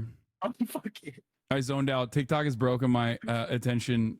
I You have have to give attention notice. deficit. You have to give notice before you leave a job. I gave them notice. I can't leave the last week of my job to go to Australia with you. It's fucked up. It's fucked up, I bro. said- It's cool. Okay. And you All jokes aside, who is this fucking clown Lamau? Okay, revoke. This is a public defender, and friend of mine. His name is Alex. He's known as LOL Overruled on TikTok. You are the reason why we can't fucking make jokes. Holy shit. People take it seriously and they start getting mad. Don't get sensitive and think that this is serious, Alex. Okay? It's not serious. We're just What's fucking serious? around. Who's getting sensitive? Not me. Oh yeah, never, never you. I'm not sensitive. I was just explaining my position. That's all. Okay. So all right, let's talk about it. TikTok, Chinese psyop. Okay. If you are on TikTok and successful, relatively successful, you are a Chinese communist spy. Absolutely. What do you have to say to that? You said you were very mad. I am. Well, I mean, I think the main reason that I'm upset, besides the fact that this is a direct attack on me personally, and that's why Congress is doing this because they have a a grudge against me personally, is because they're not passing any kind of comprehensive data privacy legislation. Like they act like they care about data privacy, where your data is going, all this other stuff, but like they don't give a shit about that at all. They haven't made any movement to pass any kind of comprehensive protections for users. And the one thing, or maybe not, I don't know, one thing that Europe is more conscious of than we are is their data privacy. They have more, far-reaching laws. Google is getting sued all the time over there, or getting billions of dollars in fines because they're not, correctly participating in the strict privacy regimes they have over there. And you can actually get stuff taken down. Like if people are, sharing, the example that I'm thinking of is revenge porn, stuff like that. You can actually get stuff taken down in Europe. You can't really get anything taken down in the United States from search. Yeah. Absolutely. I think Lil Bear in my community said it best when she said, if there was a genuine concern, they would have followed suit on like EU regulation. EU currently has no restrictions on or EU is not pushing like a divestment from ByteDance for TikTok at all. No. There are real concerns with TikTok, but those concerns exist for every single social media platform, as I talked about earlier, whether it be the algorithms and how they are like making people dumber in some ways. I agree. Or, pushing them into the throes of radicalization. We saw a version of this with like the Andrew Tate phenomenon, obviously on TikTok, as well as all of the other social media platforms. The problem is that we do not have a standard of like making sure that social media platforms actually abide by the same terms of service agreements that they put forward. And any kind of restriction in that front would be a serious violation of the First Amendment rights as well, I think, or like free harbor, which is something that I do agree with ultimately. But that is not this bill. What this bill does not do is this bill doesn't do any of that. This bill also does not protect data privacy, like you mentioned. It's simply being sold as protecting Americans from foreign adversary-controlled applications in a way to try and pry away here, I'm going to share my screen with you. In a way to try and pry away a very successful social media application and gift wrap it and hand it to like a loyal American capitalist instead. Yeah, totally. And I think there's also concerns about, content moderation generally, because the alternatives that people have for getting news and information out, like, Instagram or using Reels, which has a similar structure to the way TikTok works, has the problem that they have consistently been silencing and censoring a lot of people talking about Gaza. And in fact, I think one of the largest pages on Instagram was banned recently. Eyes on Palestine was banned. Yeah, Human Rights Watch, literally, what you're talking about is like Human Rights Watch actually did a report on Meta, Facebook, specifically banning pro-Palestinian voices and pro-Palestinian accounts or any kind of like mention of Palestine in general. And they're doing this openly. And earlier I talked about the ADL statement in the leaked audio as well from Jonathan Greenblatt saying like, please. Sorry.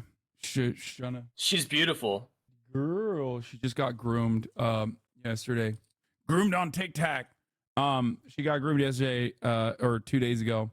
Okay, so yeah, it's I think that there is an element of controlling the narrative and controlling the information. Here's lead sponsor of the TikTok bill, Representative Mike Gallagher, admitting the real reason that they're rushing to ban TikTok because it's becoming the dominant news platform for Americans under 30, and the U.S. government doesn't control it. I wanted to hear your perspective on this, though, really quickly, because I think Nancy Pelosi, love her, hate her, does present a pretty good argument here. I wanted to hear what you had to say about this. This is not an attempt to ban TikTok. It's an attempt to make TikTok better. Tic-tac-toe. A winner. A winner. This Fire. Is that the main argument? That's bars, actually. I hear, yes, you're speechless because she just owned you in the marketplace. This is like... She's awesome. Shouldn't she just make prosecutor? If this is the prosecutor and you're in court, your client is going to fucking perma prison. Yeah, he's going to federal space prison. Yeah. She also, I would be interested to see what her most recent stock trades are in reference to any of this stuff. Wasn't there some guy who just dumped out a Boeing like the day before the investigation started? All these people are corrupt sickos. But I will say that her meta she makes are some going nutty mode. yeah, she's a queen, and those are bars. And actually, I take back everything I said. Now I think she's right. Tic-tac-toe, it's over for me. I'm gonna be out of it. I'm out of a job. I'm out of a second job. Yeah. So, okay. So you're angry. I wanted to hear more of your commentary on the situation. We're gonna be serious for a moment. Okay. About everything that's going on, because I feel like I've covered this up and down all the way through. But I'm wondering if there's an angle that you, as a TikToker, first and foremost, could bring to the table that I haven't talked about. I mean, I think something that's interesting that hasn't been talked about too much is the fact that there are millions of people who run their small businesses, legitimate small businesses, not like drop shipping, but like legitimate small businesses through TikTok, or have been able to have success running small businesses because of TikTok. Millions of Americans who will be absolutely screwed over by this. I am not one of those people. Obviously, I would be sad to lose some income. Not that I'm getting a lot. I'm not getting that much money from TikTok, but I think that's an aspect of this. And what really scares me is that the language in this bill that they passed yesterday is very reminiscent of the Restrict Act's language, which I made a mistake earlier on Twitter. I apologize, because I thought that they had passed the Restrict Act. That was incorrect. The Restrict Act is still floating, though, and some of the language is carried over from the Restrict Act. And what I'll note is that, you know, foreign adversary as a term is a malleable term. It's not a fixed term. They can add countries to foreign adversary, and this is just a foot in the door, in my opinion, to opening up the possibilities of censorship. And people are still talking about VPNs. They're like, oh, I can use a VPN. It's no big deal.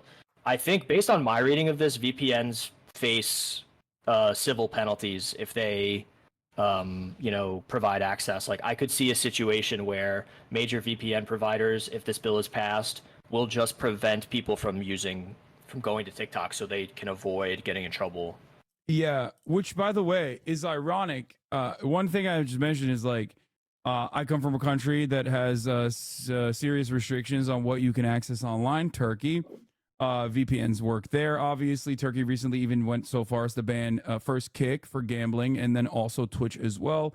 Since then, it has been unbanned. But like, things like this do not happen in America for one very good reason. It's not because like we value free speech or anything. I mean, I'm sure some people care about it, but ultimately it's because these are treats. And my take earlier was that, like, if you take the treats away, people are going to get very fucking frustrated, because the American project hinges on you being able to have unrestricted access to your fucking treats. I do need my treats. That is why I will say I'm extra upset, because I have a broken, rotted out brain, and I do need my treats. And it doesn't help that I just quit my job, and I was looking at, like, damn, I brought in some money from TikTok this week, and now they Larry Davided me, or something. This is like a Larry David situation. I feel I quit my job. I'm crushing it on TikTok. Now they're gonna take it away because they know that I'm killing it. Yeah, they're doing this specifically for you, which is I really think it's I'm because of me. For it. I'm pushing for it for that reason.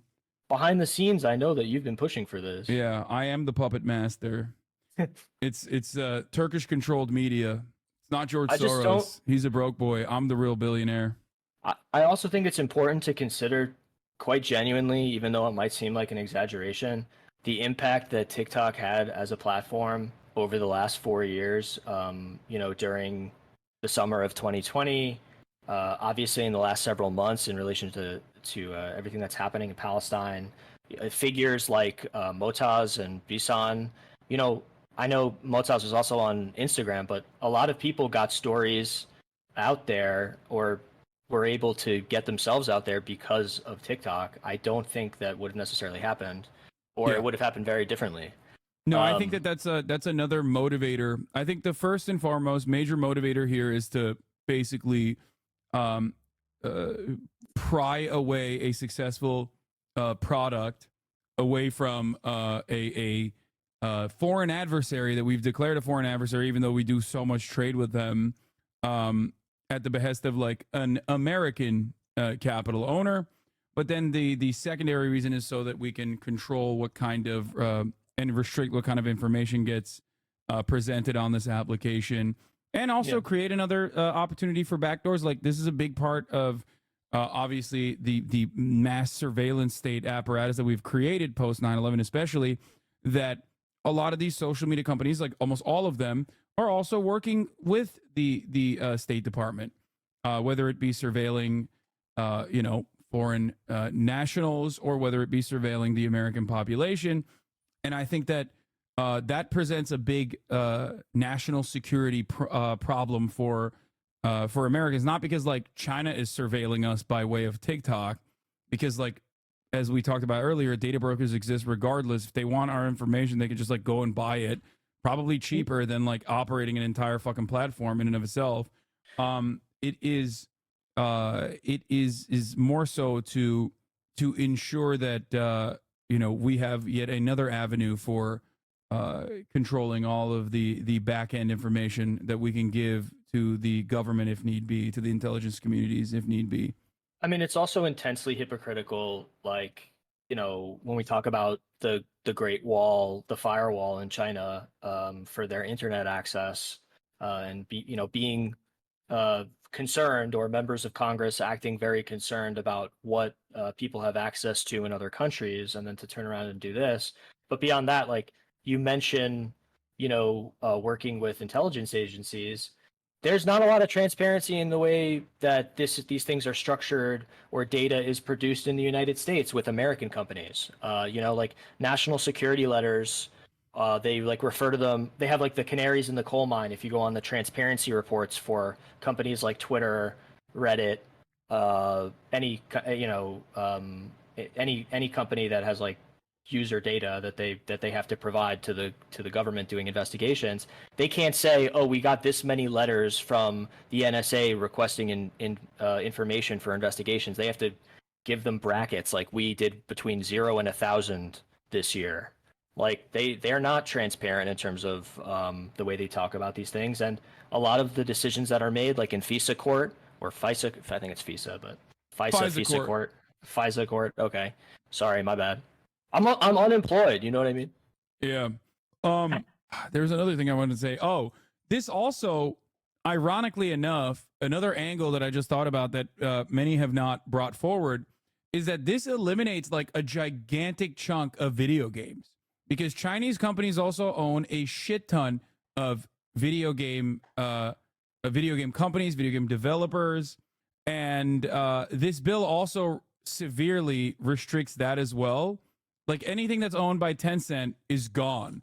Obviously, they're not doing that because they only care about like forcibly, like I said, prying away TikTok from ByteDance and like giving it to an American capital owner as a fun little gift wrap.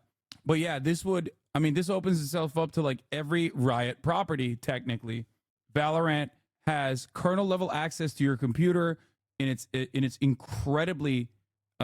It's I guess like it's a very rigorous anti-cheat thing that they have. They have like a phenomenal amount of access, like an unprecedented amount of access, and yet this isn't even talked about in Congress because they're all 800 years old and they don't know anything about anything, and they only care about like what is right in front of their eyes that some fucking lobbyist told them is a good idea. Hell yeah, I love it. I feel good. All right, well. Riot Vanguard is an unusual, most anti-cheat kernel these days. Okay, but it's owned by a Chinese company. That's the point. Okay. Well, when's the Chinese government gonna like invite me to come out and hang out? Is my question. That's my question too. I wish. I wish. Save us. Okay. Here, what do you think about this swagged out lawyer? Yeah, he's the man. 4 sneaky questions cops ask when you get pulled over and how to answer. Do you know how fast you were going? I wasn't speeding. Never admit to anything at all. Do you know why I pulled you over? This should always be a no. The second you pipe up and admit guilt, it's over. Can I search your car? I do not consent to a search. Only way they can search without consent is with probable cause or a search warrant. Where are you coming from and where are you going? Respectfully, I don't feel comfortable sharing that information. You don't have to tell. That's the one thing I disagree with. I hear lawyers say this all the time, especially defense lawyers, like on TikTok when they do these things. I think you got to know the vibe of the situation, you know? Because if you tell the wrong cop, if you're just getting pulled over because you're speeding, like he's right about never tell them why you were pulled over. You know, say, why'd you pull me over? That's fine. But if they say if someone asks you where you're going, I don't know. I think you got to read the vibe of the cop, because if you interact with the police frequently, you know, that's a situation that can go south if you go, I don't feel comfortable sharing that information. Like, you can say that, but I think you also have to know the vibe of what the situation is, you know? I don't totally agree with that. Okay. I mean, I love him. I think he's hilarious. But that's one piece of advice that I've always felt, you know, you should say as little to the police as possible. Yes, of course. But also, like, don't make your life harder for no reason. Don't make your life worse for no reason, I think. You know what I mean? Like, yes, don't ever talk to them about what you're doing and everything like that. But, you know, I'm going to my mom's house. I mean, I don't think, you know, they're going to toss you out for that. Who happens to be a drug dealer. Fucking got him, boys. Yeah, a known drug dealer. Okay. And it's really none of their business. Remember, I mean, yeah. You'll hear them say, Pan's got you covered. Got you covered. Oh, yeah. He's my hero. I love him. Tell Lolo I just got my Don't Talk to Cops shirt in the mail today. Yeah, many people are saying that you're fake and that it goes against your major principle that you... I didn't say talk to the cops. I didn't say seems talk like you're to saying the cops. Befriend the cops and suck off the cop. No. Okay, what do you think about this? This Indian ad is saying if you use their cement, 9/11 wouldn't have happened. I think that's good advertising. They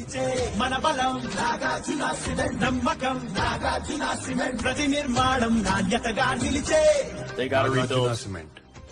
Oh yeah. Where was that ad in 2003? Where was that ad in 2000?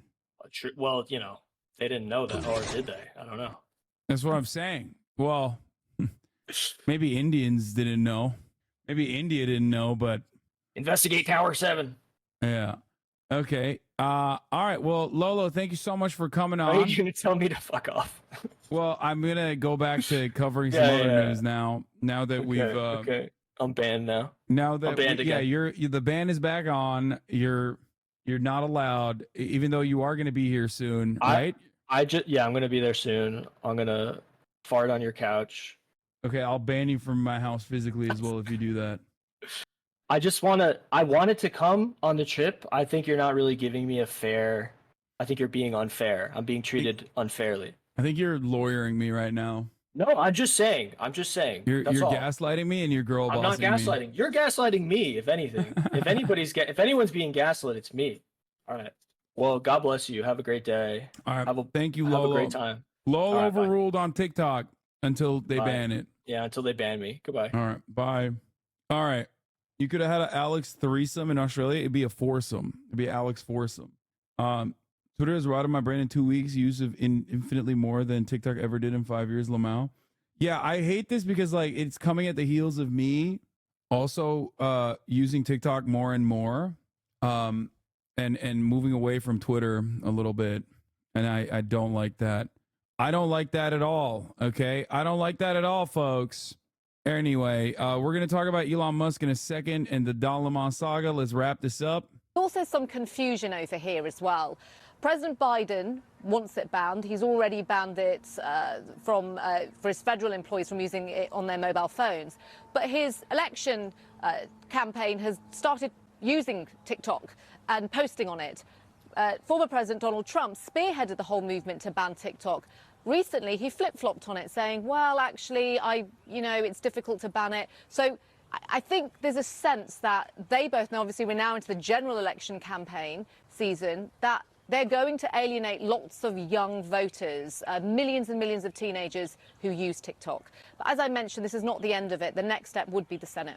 And Nomi, just explain what those lawmakers want to actually see happen? They want to see the company that owns TikTok, ByteDance, to either sell up to somebody else or they will just ban it outright.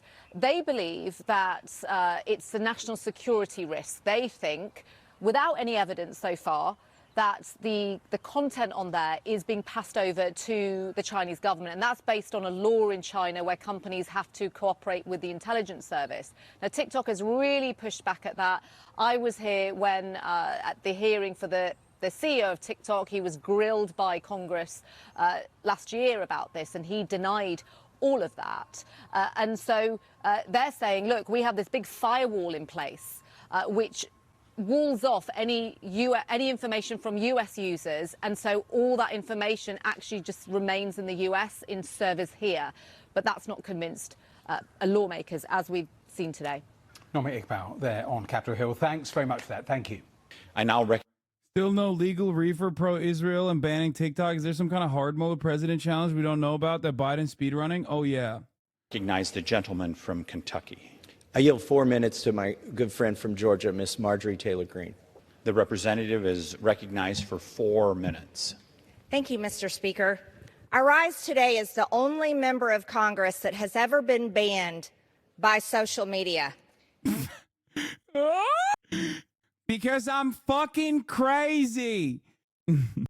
On January 2nd of 2022, Twitter banned me, banned my personal account on which I was campaigning for Congress, raising money, and using my free speech to inform the voters in my district they can vote for me. This was not by a company owned by China. This was by American-owned Twitter.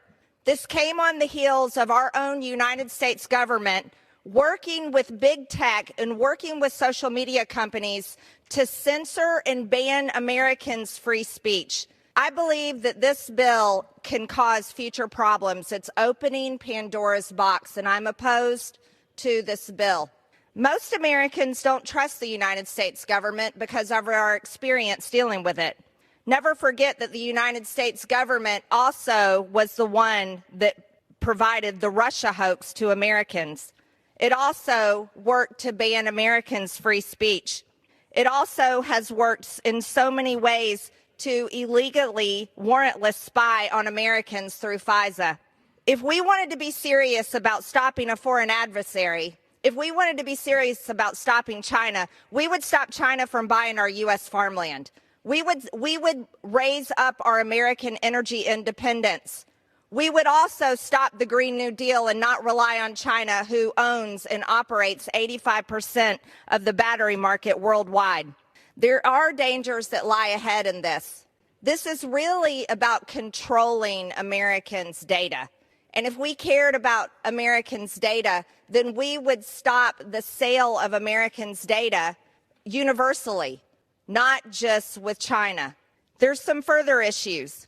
This is a Pandora's box. What's to stop Congress or the United States government in the future from forcing the sale of another social media company, claiming that it's protecting Americans' data from foreign adversaries?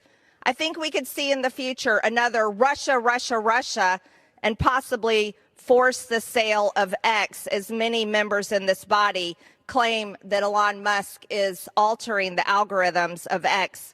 By the way, it was Elon Musk's purchase of X that restored my social media account on Twitter and allowed me. I think we are the dumbest country on the fucking planet. Straight up. I don't know. I don't know what else to say about it other than this is so stupid and we're getting increasingly dumber and dumber. Me to have my free speech back on Twitter. There's also members of this body, the Democrats are claiming that election meddling can happen on social media. Well, we can never forget Mark Zuckerberg and Facebook. We can never forget the election meddling that happened there. And by the way, American-owned Facebook and Instagram is where most of the garbage, like the gender lies and the woke lies, exist.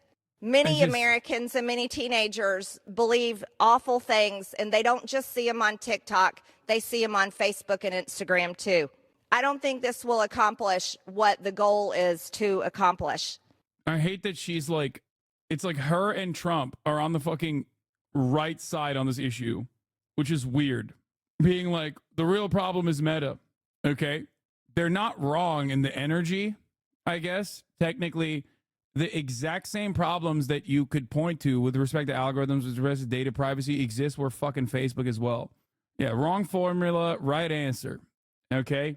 And it is so goddamn stupid. So there's other concerns, I think, here, is that when the government moves into forcing the sale of TikTok, who is going to buy it? That's the question that we should be asking. Who is going to buy it? Who will be the next to control the data of over 170 million Americans? Are we going to trust Mark Zuckerberg to control their data? I certainly don't. By the way, most of the time, my posts on Facebook are shadow banned, and I certainly don't have the reach on that social media account. I think that there's many other ways. Okay. Yeah. It's me. Mr. It's me. I'm the real victim here. Speaker, I thank the gentleman for yielding and for his leadership on this very important issue, and I thank the distinguished chairwoman of the Energy and Commerce Committee and associate myself with her remarks, as well as with Mr. Pallone's. I thank Mr. Christian Murphy and Mr. Gallagher, Chairman Gallagher of the Select Committee on China, for their great leadership, bringing this legislation forward to the Committee of Jurisdiction, legislative jurisdiction. Mr. Chair, I have a few points to make, and it's interesting to hear this respectful debate. First of all, this is not a ban on TikTok. I'm a grandmother of teenagers. I understand the entertainment value, the educational value, communication value, the business value for some business on this. This is not an attempt to ban TikTok. It's an attempt to make... The reason why they're saying this is because, like, they realized very quickly that that push notification comes in and the fucking phones start running in the congressperson in their offices. Basically, they're like, oh shit, there's hella people that like TikTok. It's their treat. Can't take the treat away. Don't do it. So they're like, oh, we're not trying to ban it. We're just trying to give it to an American person. Okay, give it to an American. Restore it to its rightful owner. It goes against all of the supposed principles that capitalists like to uphold. Atriak pointed out that when TikTok sent out a notification for people to call their senators, their lines were swamped with people saying, you can't take this away. I spend all day on it, which, if anything, makes the opposite point, makes it sound like people are addicted. Yes, people are addicted. It's a treat. 100%. The reason why they want to fucking take it away from China and Chinese hands is specifically because it is a treat. Because it's a very successful social media platform, more successful than the other ones. That's why they want to give it to an American. So remember that. Yeah. Where was this take when he was on stream, bro? We're not banning this company. We're just telling people who own this extremely valuable company that if they don't sell it within 6 months, we will not allow any American to access it or they will go to prison. That's not a ban. We have another great company like Instagram. Please do not look into their parent company's owners' opinions on content moderation. Please do not look into what they are currently doing to pro-Palestinian accounts. Please do not look into my most recent stock trades. It's just in. House approved a bill to force TikTok to be sold or face being banned. Per our analysis, we found numerous politicians that would benefit from a potential TikTok ban. 14 Republicans and 12 Democrats have traded $9.2 million worth of competitor stocks. Dan Crenshaw owns 30K of Meta. Mark Wayne Mullen owns 165K of Meta. Jared Moskowitz, 30K of Meta. Diane Harshbarger owns 25K of Meta, and more from years ago. It's normal though. Like, obviously they just have it. They probably have it because it's a successful company. It just does show a conflict of interest at the end of the day. That's all it is. Because politicians own stock and they can manipulate stock prices by passing legislation or pushing for legislation, making a big stink about certain companies. It's really fucked up. But, you know, a lot of people own stock in Meta. It's just so silly. So incredibly fucking silly across the board, top to bottom. TikTok better. Tic-tac-toe. A winner. A winner. And here's what I have to say. The people of China have come forth. The Tibetans have come forth and said on TikTok in China, they are suppressed. They cannot put their message out. Not only that, the Chinese government misrepresents the situation in Tibet. In Hong Kong. What does this have to do with anything? You're literally like, yeah, that's right. China is suppressing Tibetan voices, which is why we are going to take down TikTok. Like, what the fuck are you saying, dumbass? Also hilarious because there's an ongoing fucking genocide in Gaza. And Meta, the major competitor to TikTok in many ways, is openly and directly suppressing Palestinian voices. What the fuck? Kong? Well, let me just tell you about Hong Kong. During the Taiwan election, TikToked into Taiwan that the Uyghurs, on whom there is a genocide exercised by the Chinese government, they have told the people in Taiwan that the Uyghurs like that genocide. And they told them that... Uyghurs? What is she fucking saying? She's so goddamn old, bro. Holy shit. This is fucking nutty. So, Uyghurs? It's wild. It's wild to try to make an argument over like selling TikTok to an American and be like, you know what's a real genocide? What's happening in Tibet? What's happening in Hong Kong? What happened in Xinjiang? Not Gaza. That's a fake genocide. That's not a genocide at all. It's a geno-lie, which is why we suppress, which is why Meta suppresses anyone that says it's a genocide. Look up Meta in Myanmar for a fun surprise, Pelosi.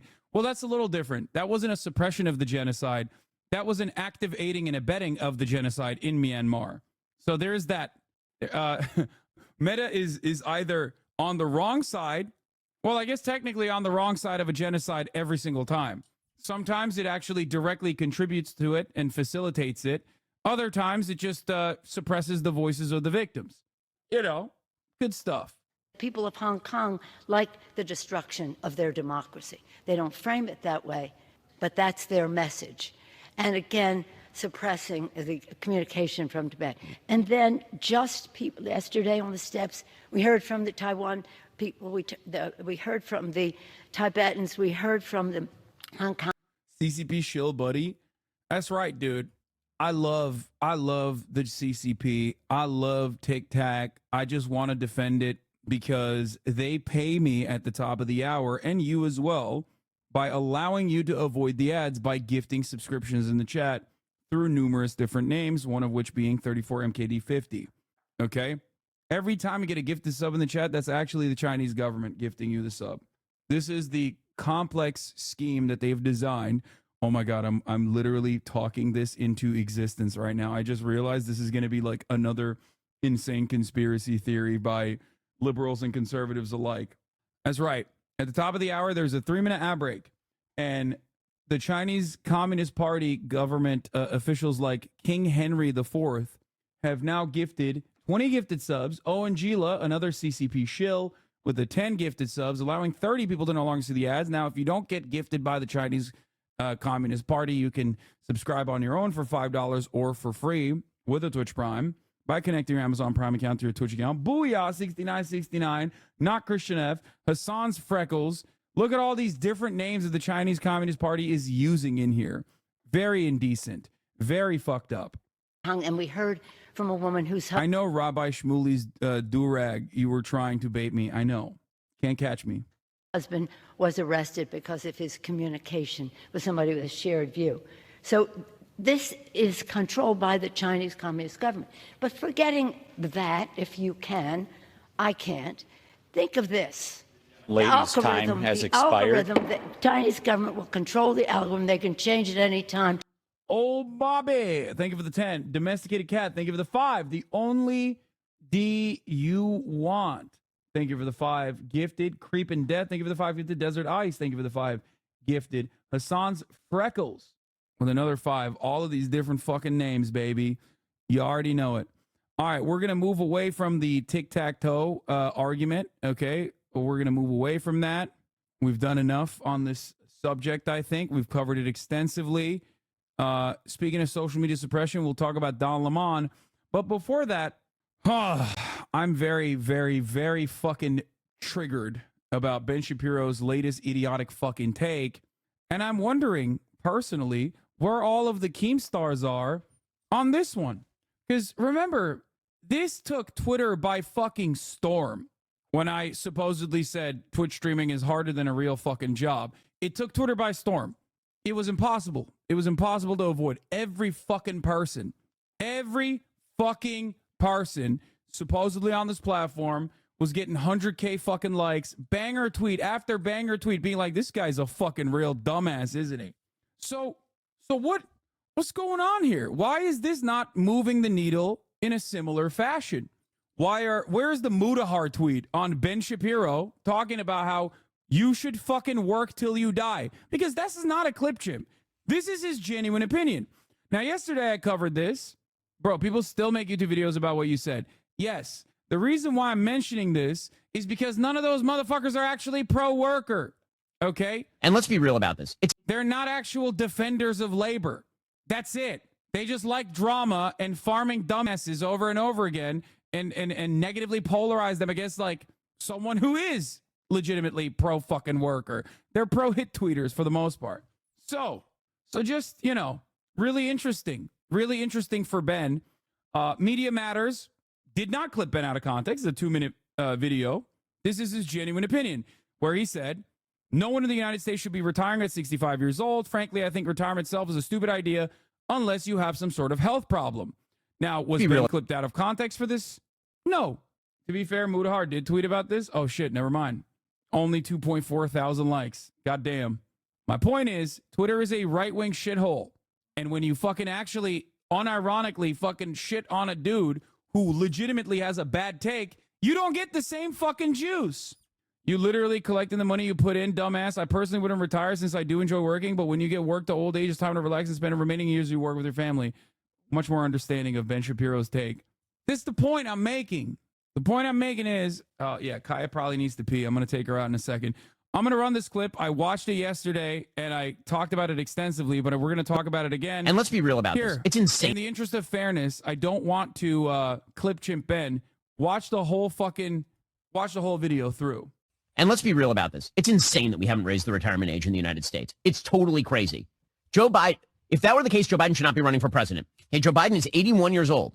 The retirement age in the United States at which you start to receive Social Security and you are eligible for Medicare is 65. Joe Biden has technically been eligible for Social Security and Medicare for 16 years, and he wants to continue in office until he is 86, which is 19 years past when he would be eligible for retirement.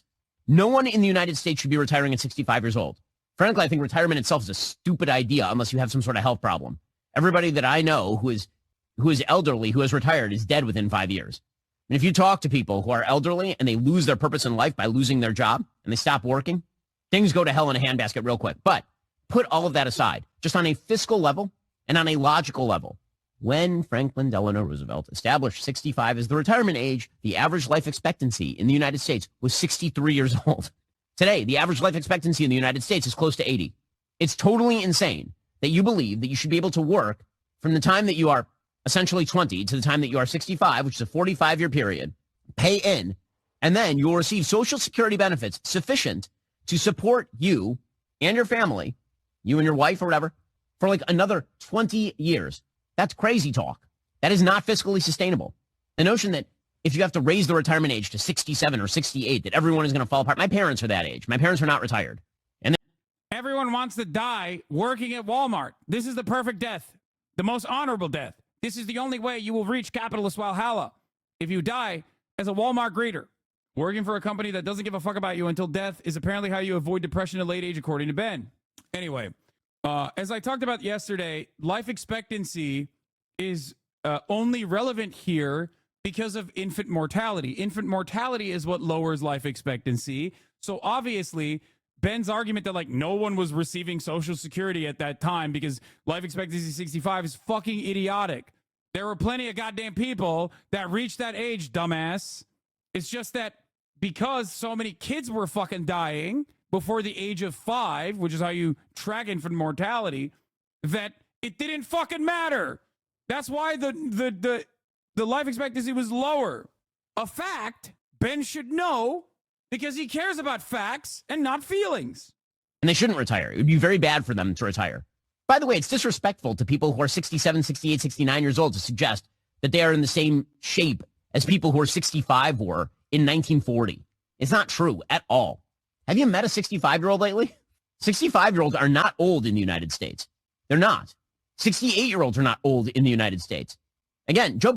So instead of walking this back, he literally doubled down on it. Yes, if you're mentally and physically healthy, taxpayers should not pay you to retire at 65. When Social Security was created, life expectancy was 64. Today, it's 78. Also, people require purpose. If you can retire and find purpose, go for it. For many, that's a bad idea. Also, there's almost 100% crossover between people stunned and upset that I'm arguing against retirement at 65 and those arguing that Joe Biden should be the president of the United States at 86. No, there isn't. Both the retirement age being increased and also Joe Biden not being president because he's too fucking old is a Venn diagram because it encompasses like 80% of voters, dumb fuck. 80% of voters across the board don't want to fucking increase the retirement age. Just like 80% of voters think Joe Biden is too old to be president. Shut the fuck up. You are arguing against things that you made up. None of the things that you're mentioning are real. The only thing that is real is that you are paid for by capital owners to make this kind of argument, which is precisely the reason why you make millions and millions, tens of millions of dollars a fucking year spitting this bullshit, this nonsensical garbage, this right-wing fucking idiotic argument. Work till you die. Work till you die. There's honor in that. Work sets you free, says Ben Shapiro. Ridiculous. Ridiculous nonsense. This is the same fucking party that also is simultaneously trying to lower the fucking child labor restrictions that we have in this country and have successfully done so in places like Arkansas. Children should learn the value of $1. And also, if you're old, you should fucking die on that same factory floor. Who benefits from this? Rich people, corporations. And let me tell you something before people go, oh, son, you make millions of dollars yapping too. Exactly. I have a profound amount of privilege that I try to use for fucking good against this kind of idiotic take. I try to use my platform and the infinite amount of privilege that I fucking have because I lucked into this goddamn position for good. I'm endlessly grateful for it. Ben, on the other hand, makes it seem like he's the everyman. People think, like, people have been suckered into thinking that, like, being put into a shit condition in your workplace is somehow moral. It's good. Like, people weirdly in this, like, Stockholm syndrome-like situation that we're in under capitalism have found, like, a way to try to propagandize to themselves and been conditioned into thinking that, like, this is a good thing. Actually, working till you die is good. The simple fact of the matter is that America will have to raise the retirement age because economics exists. Your choice are massive tax increases on the middle class, a la Europe, and raising the retirement age. There is no third choice. Seeing a lot of folks who say this is a losing political proposition. No, here's how you actually do fix Social Security. Change the cap on Social Security. It maxes out at $174,000 a year. If we're going to talk about, like, FDR era economics, raise the fucking cap. You max out at $174,000 or some shit when you pay into Social Security. What the fuck is that? Are you crazy? That doesn't seem sustainable to me. If you don't think it's sustainable, then fucking raise it. Ben would literally die if that was a proposition, though, of course. And Democrats would also be very upset at raising taxes on that front. And Republicans would never fucking vote for it. In this country, you pay into Social Security. Everyone does. Everyone that gets a W-2 worker, everyone that gets paid, pays into Social Security. Okay? You're paying for your future. Remember that. Except once you get to $174,000 a year, I believe that's the top, right? What's the cap? Let's look it up. Let's not misinform. Into Social Security. What's the max income to pay into Social Security? Oh, I was wrong. For 2024, the Social Security tax limit is $168,600. Ladies and gentlemen, once you reach $168,600, workers earning less than this limit pay 6.2% on their earnings. Okay? So once you get to $168,600, that's it. You're paying 6.2%. That's it. So if you're making $1 million a year, making tens of millions a year, it still doesn't matter. That is the income limit. Why, one must ask? Why is it that a dude making $160,000 a year or $100,000 a year is paying the same amount, 6 cents on a fucking dollar, as a dude making tens of millions of dollars a year? Seeing a lot of folks who say this is a losing political proposition, that's probably true. Fine, I'll make you a deal. We can keep the retirement age at 65 so long as we make that retirement age mandatory for our elected officials. Smartest thing you've said in a while. Of course, blue check marks are fucking blasting this. This has 10,000 likes. First time I agree with this dude. I could live with mandatory retirement age for elected officials along with term limits. That's a deal. I'm 100% good with that. I'm not okay with putting retired and disabled people on the streets because you gutted Social Security. That's absolutely should be mandatory retirement age for elected officials. People are so fucking stupid. They're so dumb. They're advocating for their own demise every fucking day. Oh, never mind. They're actually, it was actually the last tweet that they were replying to. God damn it. Never mind. I was wrong. Social Security is not taxpayers paying you to retire. It's you collecting the money that you've been paying into the system your whole life. You worked like, okay, never mind. Oh, thank God. Even the fucking dumbass blue check marks are shitting on him. Oh, thank God. Oh my God. Oh my God. Oh, thank God. Holy shit. Oh my God. Oh my God. Oh my God. Oh my God. Oh my God. Okay. You're so used to dumb takes it shocked my system. Yes. It's not the amount of stuff you scream at that turns out to be misguided is hilarious. Oh, thank God. Oh, still doesn't change the reality. 6.8 thousand people like this tweet.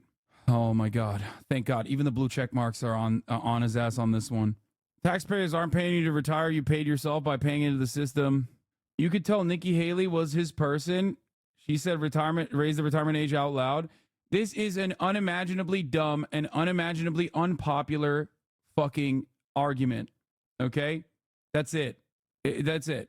And obviously, ideologically minded right-wing shitheads like Ben will advocate for it because they have to advocate for it. Ben is obviously right about this, and all the people that are disagreeing are just emoting mindlessly without presenting anything that resembles a coherent argument to the contrary. His point about the age of our politicians is especially important. That's not what people are yelling about. Everyone thinks that that is true. That's him trying to massage the actual indecent narrative here, which is that he wants to fucking raise the Social Security. Everybody fucking understands. Yeah, you're reading it and saying it wrong. They only pay taxes on the first 160K, not the same rate throughout. A billionaire pays the same amount. Yeah, oh, sorry. No, I do know what this is. Maybe I didn't explain it to people better.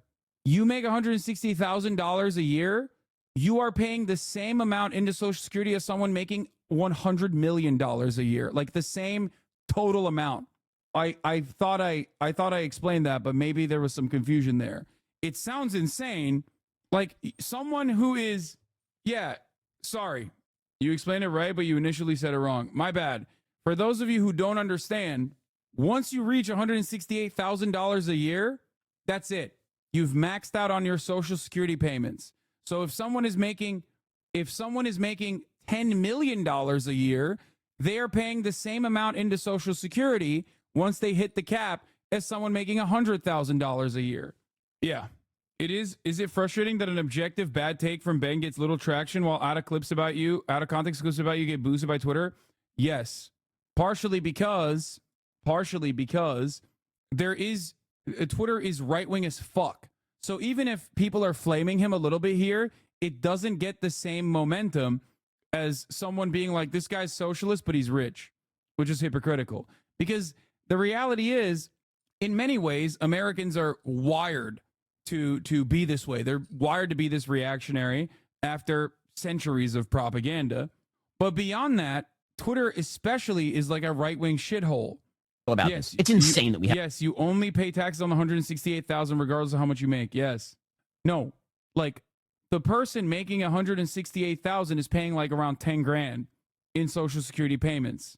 The person making $160 million a year, which no one is getting that as flat income. Obviously, rich people don't do that because there are infinitely better ways to shelter your assets and infinitely better way to avoid paying taxes on that. But let's say someone is getting $160 million flat. Their contribution to Social Security is going to be $10,000 as well.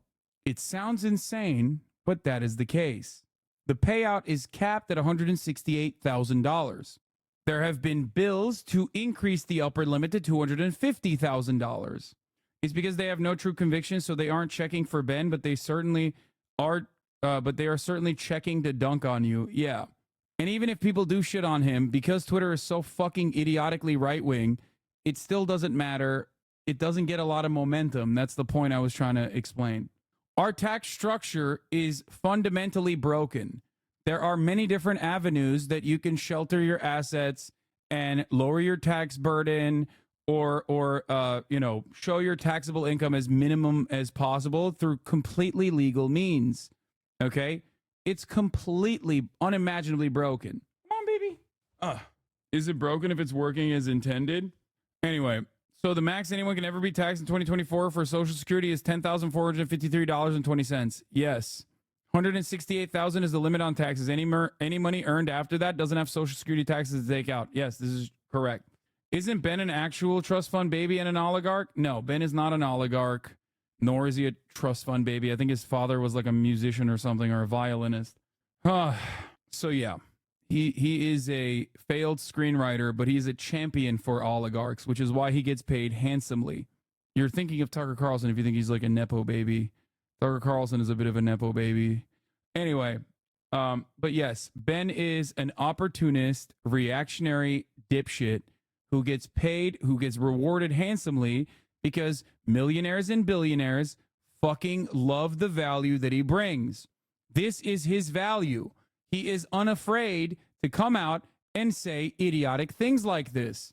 And he is, in the eyes of the millionaires and billionaires, very good at least like massaging the narrative to make these kinds of ideas seem more permissible, or at least flood the marketplace with ideas like this so that people will at least get like a little bit more comfortable with the opinion. A real fucking demon. Thank you, 34MKD, my Chicom asset, for the 50 gifted subs. Anyway, that's just like, ultimately that's irrelevant. Like, my anger for Twitter is one thing. I do get mad at people fucking not getting, like, I wish for a perfect world where more people would shit on that kind of take instead of like a clip that is very obviously clipped out of context and yell at me over it for like an entire week. But we don't live in that world. We live in a very stupid, very right-wing, very reactionary world, especially on Twitter. Your latest job drama happened 5 minutes into the parasocialist segment on a Saturday. Your haters have literal zero hobbies. I know. Like, how the fuck do we turn that into the existing narrative, the meta? Especially because it's like a opinion that I agree with. I think that we should shit on people. I'm gonna be honest. I think we should agree. I think we should shit on people that are saying idiotic and ultimately very inhumane policies, advocating for inhumane policies like raising the fucking retirement age. All right, let's talk about Don Lemon.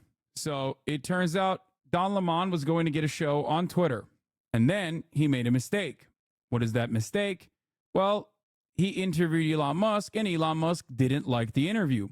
Don Lemon says that Elon Musk has canceled his X deal because he didn't like his interview. Here's the statement from him.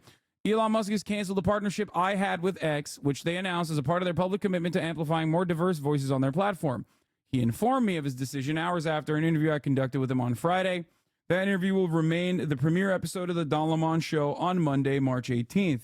Elon publicly encouraged me to join X with a new show, saying I have his full support and that his digital town square is for all. He and his team pursued the deal in numerous conversations and made significant commitments about the support X would provide for the show. I made the decision to work with them in a unique partnership that I believe would ultimately assure that my work would be available to most people in the largest possible venue. I took Elon and his management team's word that they, for the first time, were interested in working directly with new and diverse voices. You're dumb. Sorry, Don. Not very smart of you to think that the fragile ego of a billionaire could not be tickled in this direction. Like, the fuck are you thinking? He is most famously the biggest thin-skinned man-child. He also was fucking bullied into buying Twitter. So, something to consider. It wasn't because he genuinely had a firmly held commitment to fucking free speech. Why would anybody ever agree? Like, why would anybody ever believe Elon at face value? I just don't understand it. How do liberals get duped by the dumbest con men? Who, Trump or Musk? I mean, they're both one and the same in many respects, but Elon is incredibly fragile and incredibly thin-skinned. He has done zero things to make anyone believe that he is interested in free speech. He's, as a matter of fact, done the exact opposite. since the beginning. Okay? Since the beginning, since he purchased Twitter, every single thing that he's done has been literally against free speech, constantly positioning free speech as paid speech, where you can be paid, where you can pay Twitter to be heard, creating the most predictable outcome, making this platform incredibly fucking stupid because the replies that get elevated are not the most creative ones, but instead blue check marks. I have a close friend who's a massive Elon fan. He thinks he's insanely smart for creating a rocket ship and building Tesla cars. Yeah, good luck with your friend. There were no restrictions on an interview that he willingly agreed to, and my questions were respectful and wide-ranging, covering everything from SpaceX to the presidential election. We had a good conversation. Clearly, he felt differently. His commitment to a global town square where all questions we asked and all ideas can be shared seemed not to include questions of him from people like me. Our conversation will be available on YouTube, wherever you listen to podcasts, and X. This will be just the first of many episodes of the Don Lemon Show. While Elon goes back on his word, I will be doubling down on my commitment to free speech and cannot wait to get started. Yo, Hassan, just got off my shitty 9 to 5 making 30 hours. You definitely have it harder than me. What the fuck? I can't believe these motherfuckers still come in here and argue against the point that I didn't make. It's so crazy. Like, literally, while we are currently in the process of talking, I'm going to unban this guy. While we're in the process of talking about like an actual take that will impact his life legitimately, made by a dude with infinitely more social and political capital, Ben Shapiro, talking about how he wants to fucking raise the retirement age, this dummy still thinks I'm his fucking villain. It blows my mind. Okay? I'll be honest with you, brother. It don't matter what your opinion is of me. I still want you to get fucking healthcare. I still want you to have a meaningful life. I still want you to have better workplace protections. And I still want you to get paid better. Okay? Don't matter. Anyway, what? I know you have probably answered this, but why do you stream on Twitch when you consider yourself socialist? Isn't it counterintuitive to provide a revenue to a platform structured around a capitalist mindset? Yeah. This is a great question, and I will answer it for the 7 millionth time, really. There are no platforms that are not structured around an anti-capitalist mindset. This does not exist. But thank you. There is no way to avoid working under the banner of Amazon. For example, if I were to, let's say, create my own platform, my limit would be stunted significantly. My reach would be stunted significantly. But not only that, but also beyond that, I would still have to utilize AWS. AWS is owned by Amazon. AWS is like 40% of the internet. So you see it as a trade-off. I see it as something that is impossible to avoid. It's not simply a trade-off. It is impossible to avoid. It's not a real request or a real consideration. It's not like there is a way that you could start your own streaming service, even if your reach was stunted. There's no real way that you could start your streaming service that would be devoid of unethical mechanisms of production.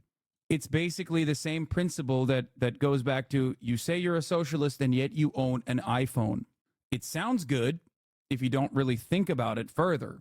Sounds like a really valid argument, except there is not a single piece of technological equipment that you can use that does not, for example, utilize conflict minerals.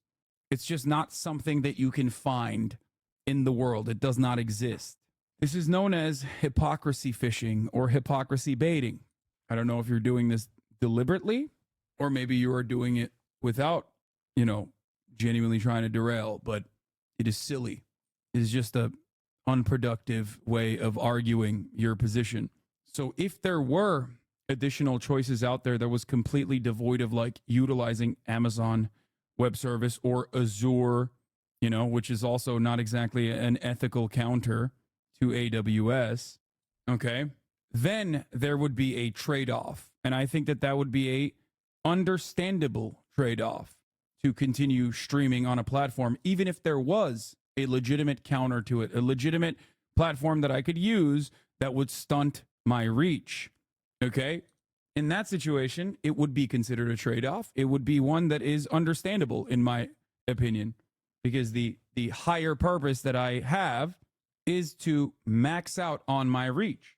This is in some ways analogous to saying, oh, you want to unionize your workplace, or you claim you are a socialist, yet you are working at an Amazon shop.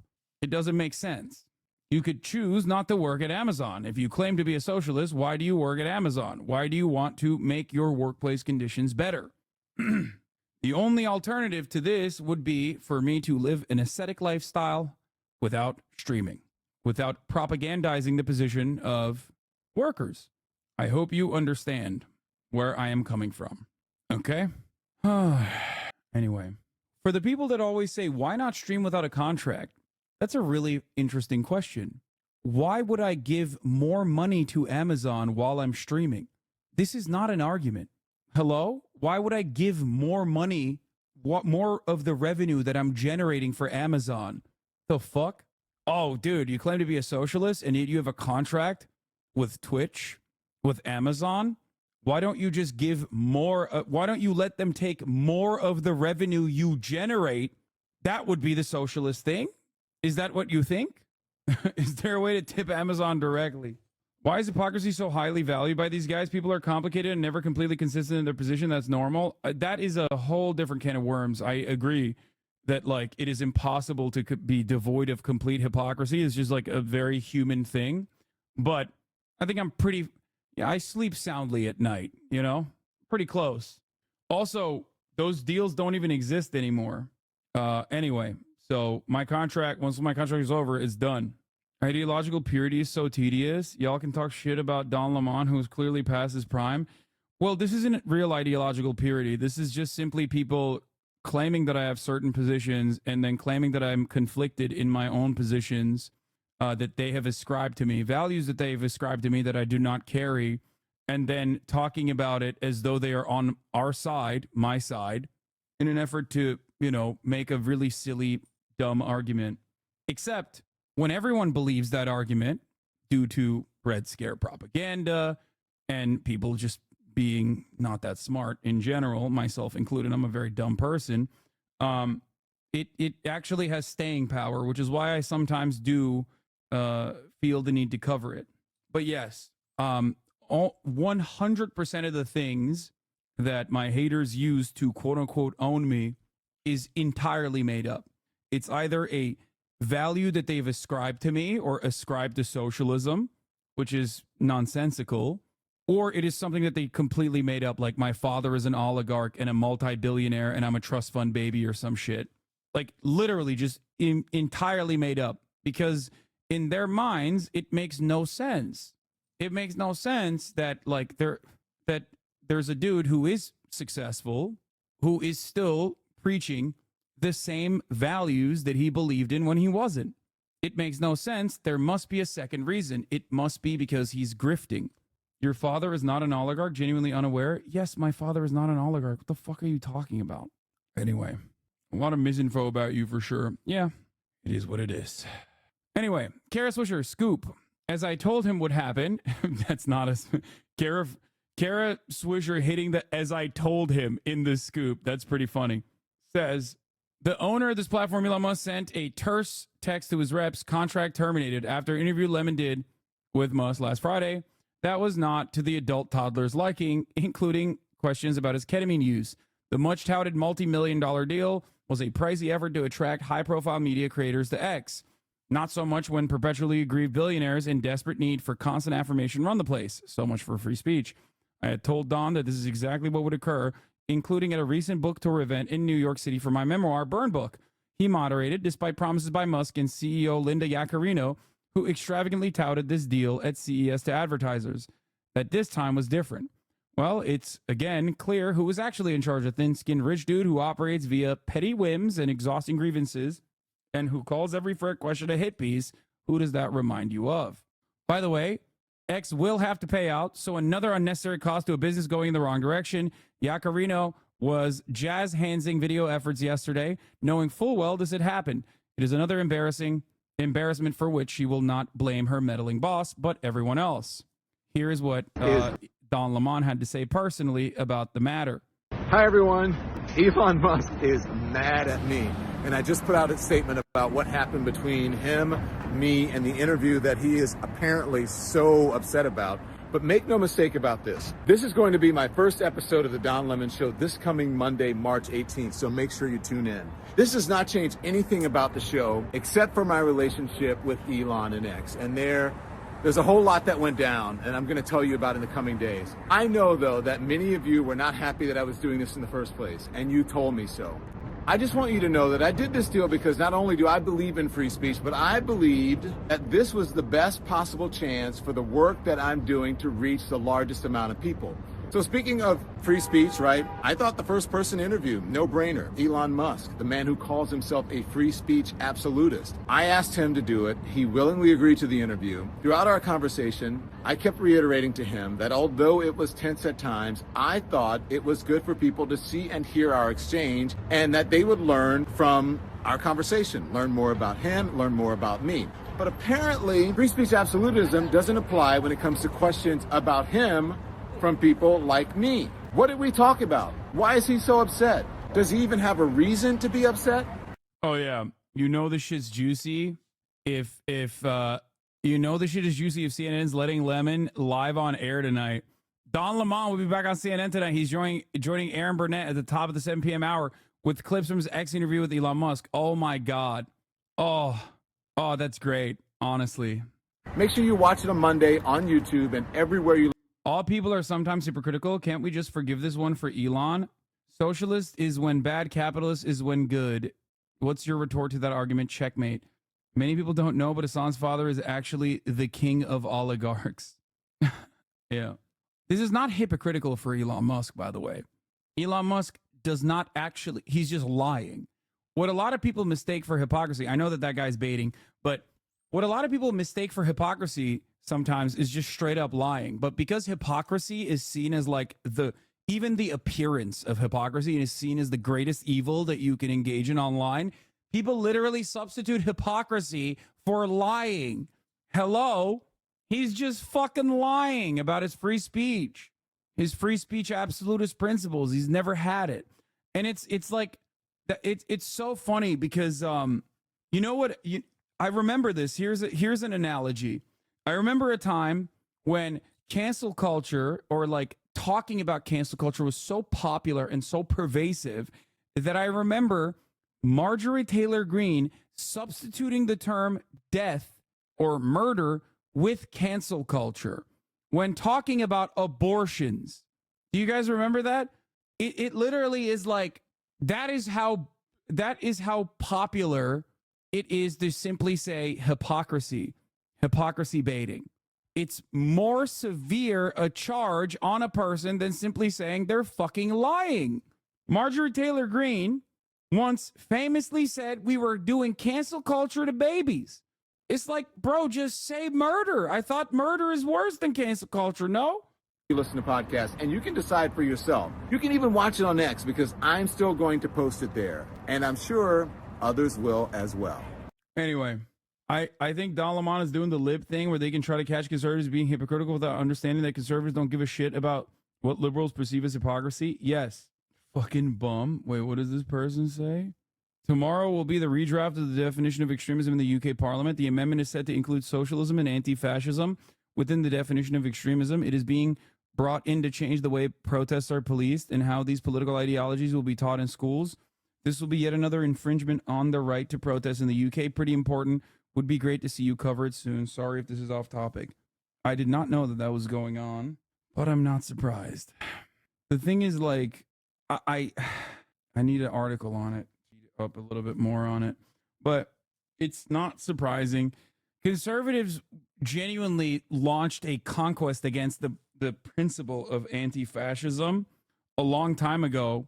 And the thing about conservatives is that they never give up. Like, that was a real firmly held commitment. So they're not going to stop. And as I've said for many, many years, being against anti-fascism means you are a fascist. That's it. Liberals can present themselves as anti-fascist aesthetically all day, every day, but making things like this happen is just being pro-fascist. In the old school sense of the term, too. Like, it's not even a joke. If you are, as the government, putting forward a bill that bans anti-fascism as extremist speech or regards anti-fascist speech as extremist speech, then you're just a fucking fascist in the oldest sense of the word. Open democracy. Daughter of the terror attack victim Makram Ali says politicians are fueling fire by equating Muslims with extremism. James Eastwood and his union colleagues got to their office one Tuesday afternoon to find that someone had broken in. The intruder hadn't taken personal valuables or expensive equipment. All they had done was pull down the pro-Palestine posters in the window. The university was unwilling to wait and forced the lock the next day. The Eastwood Lays blade This might sound reasonable in isolation, but Gove's intervention is the culmination of a months-long campaign by Tory politicians to paint pro-Palestine protesters as extremists. Ahead of a march on the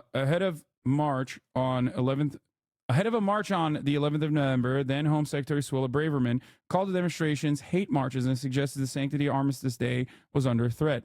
Not the sanctity of Armistice Day. No.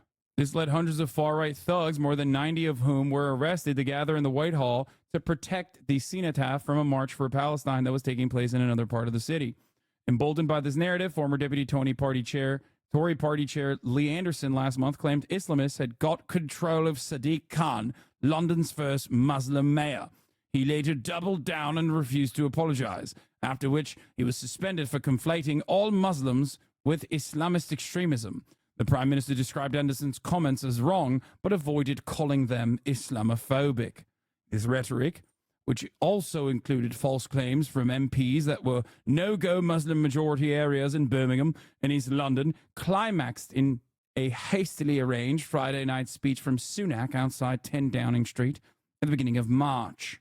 Attempts by the government to capture more groups in its official definition of extremism risk fueling the very extremism it claims to be trying to oppose, Greenpeace UK has said. Ahead of an expected announcement by Michael Gove on Thursday, Ariba Hamid, joint executive director of the group, warned that shrinking the space for peaceful protesters in the UK would encourage others to go down the path of more destructive and unlawful forms of protest.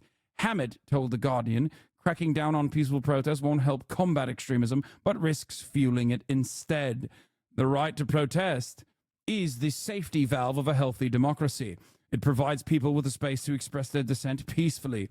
When you make peaceful legal protest off limits, you exclude peaceful law-abiding protesters from the conversation and give the space to people who are less concerned about peacefulness and legality. On Thursday, Gove, the Levelling Up Secretary, is expected to announce a new definition of extremism, understood to be an effort to include groups thought to subvert British democracy, with a focus on ideology rather than words or actions. Muslim groups who have organized protests against the UK's military and diplomatic support for Israel's assault on Gaza are thought to be the intended targets of the latest crackdown. But environmental and other protest groups expect it to be used to target them too. Also expected soon is a review of political violence and disruption by John Woodcock, a former Labour MP turned crossbench peer who was ennobled by Boris Johnson. This month, Woodcock proposed a ban on MPs and councillors engaging with groups who use disruptive protest tactics, a move said to be under consideration by ministers. Similarly, Gove is expected to tell government bodies not to engage with or fund any group defined as extremist under the new rules. Will McCallum, who runs Greenpeace alongside Hamid, said such suggestions risk undermining the foundations of democracy in the UK. All they are trying to do right now is a cynical move to stifle the voices they don't want to listen to, he said. And that is why we're worried, because the moment you go down the route where you get to label anything you don't like as extremist, then you are following in the footsteps of autocracies around the world. Such a crackdown had affected Greenpeace in India under the government of Narendra Modi, India's Prime Minister. Hamid, who campaigned in India at the time, added, "I vividly remember what it felt like to be a target of a deliberate government effort to demonize and silence civil society organizations." This is not the situation in the UK right now, but stretching the definition of extremism to score political points is a slippery slope, and the government should step nowhere near it. What I really find particularly strange about the way that this article is written is that, like, oh, it's only a problem if it impacts Greenpeace. Like, it's not a slippery slope. You're already on the slope. Okay? The very moment that you decide, like, oh, Islamic extremism is actually ideologically extremist and, like, whatever we declare as Islamic extremism should be banned, like protesting the genocide in Gaza, you've lost. You're being a fascist. The latest expected measures come after civil liberties campaigners have described it as an unprecedented crackdown on popular dissent in the UK. 2 wide-ranging laws in 2 years have given police substantial power to curtail protesters and created a host of new protest-related offences. The worst of all, avoiding the top-of-the-hour ad break, which comes at the top of every hour. A 3-minute ad break is upon you. Now, if you no longer want to see those ads, all you need to do is subscribe for $5 or for free with a Twitch Prime. By connecting your Amazon Prime account to your Twitch account, you get 1 free Prime subscription a month. Use it on your favorite broadcaster. I'm Hassan Piker, and this is BBC World News. You can also get gifted a sub if you're lucky. Here's the 3-minute ad break now. In spite of those measures, the Prime Minister last month claimed the UK was descending into mob rule and called for the police to crack down on protests at MPs' homes and constituency offices, at town halls and outside Parliament, after chaos in the Commons over a vote on a ceasefire in Gaza was blamed on MPs' fear of protesters. Greenpeace was criticised for such a protest at Rishi Sunak's Yorkshire mansion last August, although the Prime Minister and his family were on holiday in California at the time.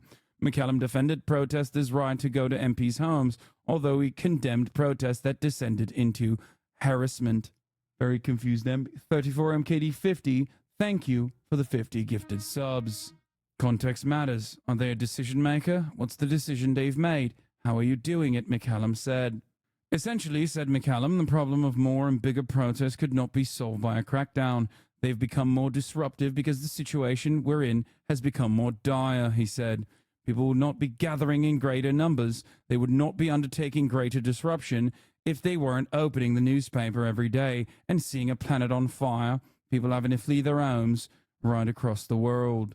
So before looking at, should we be controlling the protests, why are people showing up? People don't put themselves into inconvenience. They don't get arrested. They don't go to prison because they like it. They're going there because something is going wrong in society. The Department for Levelling Up, Housing and Communities has been contacted for comment. Seems even some Tories are criticizing this decision. 3 Tory ex-Home Secretaries warn against politicizing anti-extremism. Once again, no matter what happens, and I have said this so many times over, if you think these guys are only coming after your enemies for the time being, you will find yourself in the throes of fascism very quickly, where the crosshairs inevitably turn on you. Okay? First, they came for the communists. I did not say anything, for I was not a communist. The first bar, dude. The first line. This is why I think learning about fascism, learning about the Holocaust is incredibly important. This, in and of itself. First, they came for the communists, and I did not speak out because I was not a communist. Then they came for the socialists, and I did not speak out because I was not a socialist. Then they came for the trade unionists, and I did not speak out because I was not a trade unionist. Then they came for the Jews, and I did not speak out because I was not a Jew. Then they came for me, and there was no one left to speak out for me. The right-wing shift is happening all around us. It's not even like minor signs. It's screaming in your fucking face. And it is really sad that people simply do not see it. People who fancy themselves to be, people who fantasize about being on the right side of history throughout time, whether it be the Civil War, whether it be the Civil Rights Movement, whether it be World War II, often find themselves absolutely diametrically opposed to progress and desperately trying to stop change from happening, or at least claw back tradition, or to ensure that there is no shaking of the system. And inevitably, they land on the side of fascism. They allow it to happen, or sometimes even channel it. They sometimes even welcome it. It's very scary. I've been ringing the alarm bells for quite some time now. If you are wondering where you would be in tumultuous times throughout history, well, you're in it now, okay? You're there. You're there right now. oh, I would be on this side. I would be on the right side of history. Well, you have every opportunity to be on the right side as history's in the making right now. But many, unfortunately, are on the wrong side. This is not just about Israel either, by the way. This is not just about the genocide in Gaza. This is about the Democratic Party pushing for right-wing immigration policies. This is how democracy, or the theoretical democracy that we've never really achieved, but we've simply claimed that we care about, falls into the throes of fascist control, slowly but surely. Look at these numbers from a recent poll for 18 to 34. Speaking of the rightward shift, I can give you the poll too. Looked at it from a daily cost joint. Yeah, this is not because Trump is popping off with the right, okay? Especially among younger people. That's one factor. But the major role here is because every single person that is on the right, on the left in this demographic is completely checked out. This has never happened, okay? Biden has made no efforts. Don't say classic leftists. Don't say that. It is this classic leftist argument that has caused this problem to occur. At a certain point, you have to go back to the drawing board and recognize that you have to literally argue for things and show that you are principled, show that you are committed to making the lives of the 18 to 35-year-old leftists better. That's how this works. The only reason why this shift is occurring is because more and more people that are progressive, objectively progressive, in this 18 to 35 demographic are simply not voting because there's nothing. The Democratic Party is not presenting something to them beyond harm reduction. And if you are openly showing that you are interested, willing, and able to do the harm yourself, as the Democratic Party says over and over again, shows over and over again with its actions, then why the fuck the harm reduction argument falls apart too? Look at this. 36% say they want to vote for Joe Biden or the Democrat in the 18 to 34 demographic. 49% say Donald Trump. It is wild that people still run the same narratives over and over again. Oh, it's because they're stupid. They don't want to vote. I'm so smart. That's why I'm voting for the Democratic Party to save us from, going to the depths of fascism. Nah, dude, your interpretation here breaks down when you look at the unsure totals.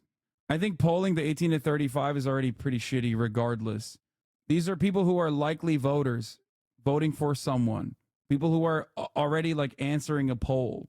Now, 58% of 65 plus Biden Biden is flipped from last election, right? That was Trump's bracket. Yes.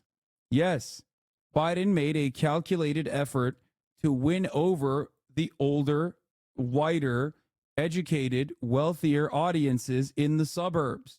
And in order to do that, he basically substituted that support, which is malleable, which can genuinely change back to the Republican side, with a couple fixes from the Trump side, because these are in many respects, these are lifelong Republicans, or at least in the throes of reactionary politics in general, regardless of being the most consistent voters. Here's the poll data. There's not that many undecided or more than usual. That's a bullshit take on polling. Do you think Joe Biden is going to be the Democratic candidate? Yes. Do you think Trump is going to be the Republican? 91%. Yes. If the election president, Joe Biden, 45%, Donald Trump 44%, someone else 9%, unsure 2%. If you plan to vote for Joe Biden, do you consider your vote as more of a vote for Joe Biden, a vote against Donald Trump? I do not plan on voting for Joe Biden, 51%. If you plan to vote for Donald Trump, do you consider your vote as more of a vote for Donald Trump, 37%, a vote against Joe Biden, 9%. See, I want to show you something important here. A vote against Donald Trump, 19%. A vote against Joe Biden, 9%. Do you know where this disparity comes from? It's because Republican voters vote for something. They might be deluded into thinking that they're voting for something, or the thing that they're voting for is objectively wrong and yields infinitely more cruel policies that actually end up harming them in the long run. But they are still voting for something.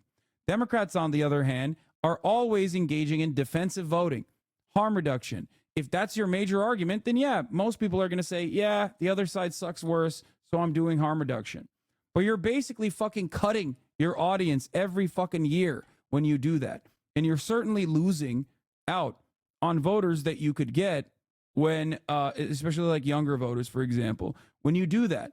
Now, as far as voting for Trump goes, amongst the Zoomers or amongst the 18 to 35 demographic, that same principle still holds. Okay, we have become more and more reactionary, especially in the last 4 years, as I correctly told you the day of Joe Biden's election. I told you that we were going to go back. In the last election cycle, I literally said, bar for bar, we are going to go back to relitigating Obama-era politics, culture war shit. People are going to find themselves increasingly more right-wing. We are there. We're there right now. And I told you, and it happened. And in that circumstance, younger voters, more and more becoming more and more reactionary, saw that at least Trump was offering them something. It's a collection of different single issue voters here. Some of them think that, Trump has riz. Like he comes across as charismatic when he says misogynistic shit. Okay? For a lot of these voters. Some of them like guns and want to keep them and think that the Democrats are going to take their guns away and that the Republicans are actually going to let them have even cooler guns.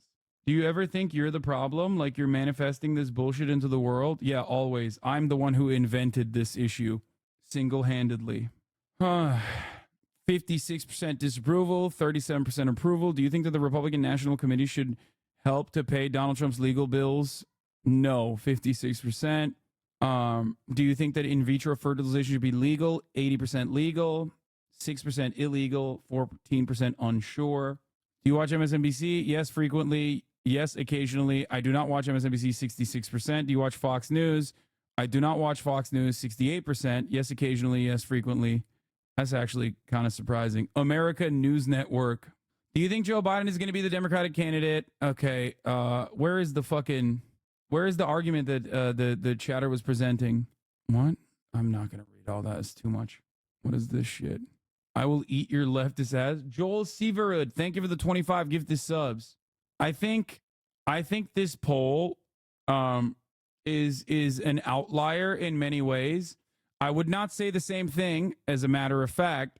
I would not say the same thing about the shifting of the black vote.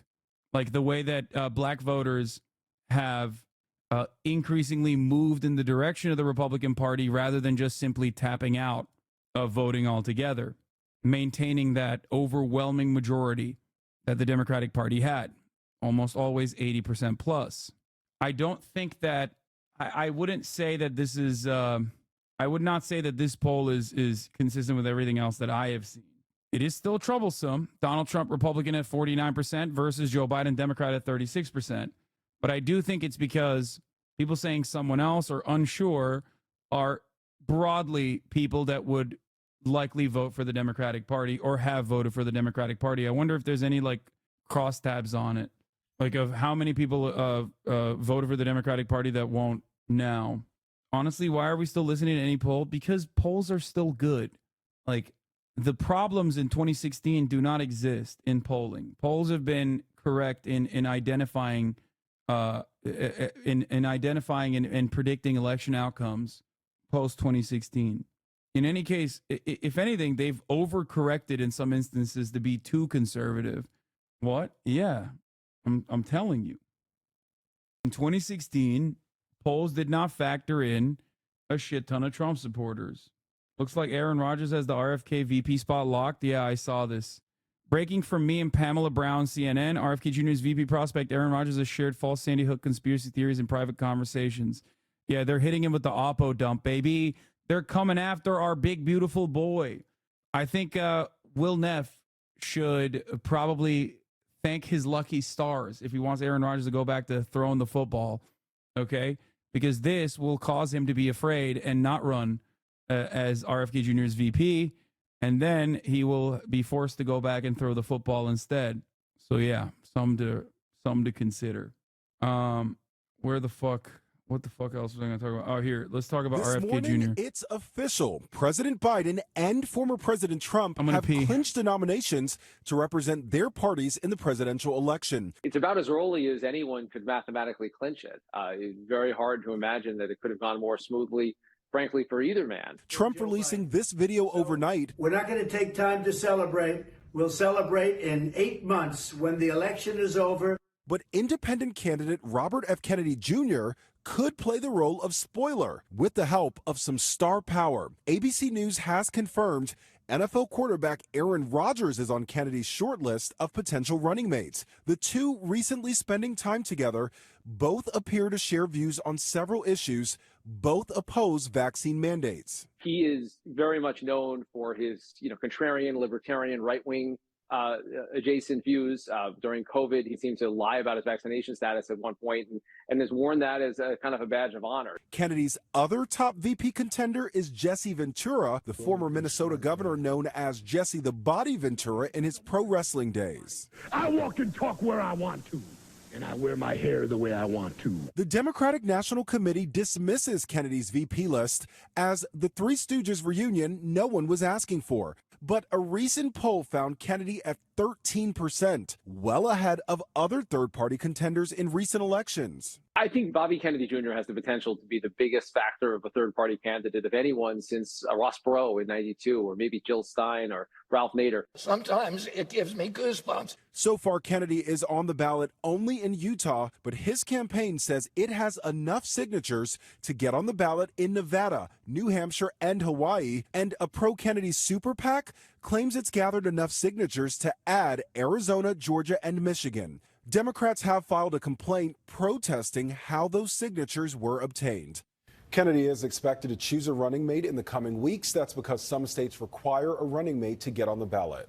Hi, everyone. George Stephanopoulos here. Thanks for checking out the ABC News YouTube channel. If you'd like to get more videos, show highlights, and who is RFK slated to steal from more? I think it's at this stage is Trump.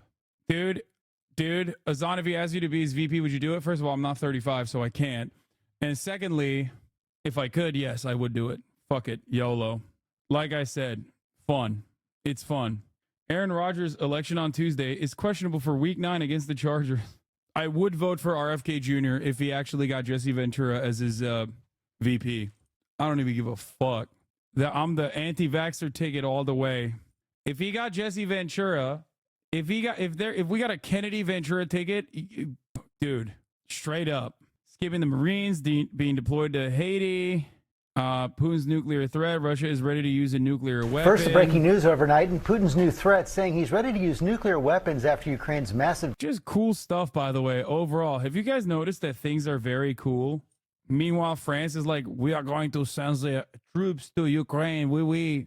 Drone strike on Russia. Foreign correspondent James Longman starts us off. Good morning, James.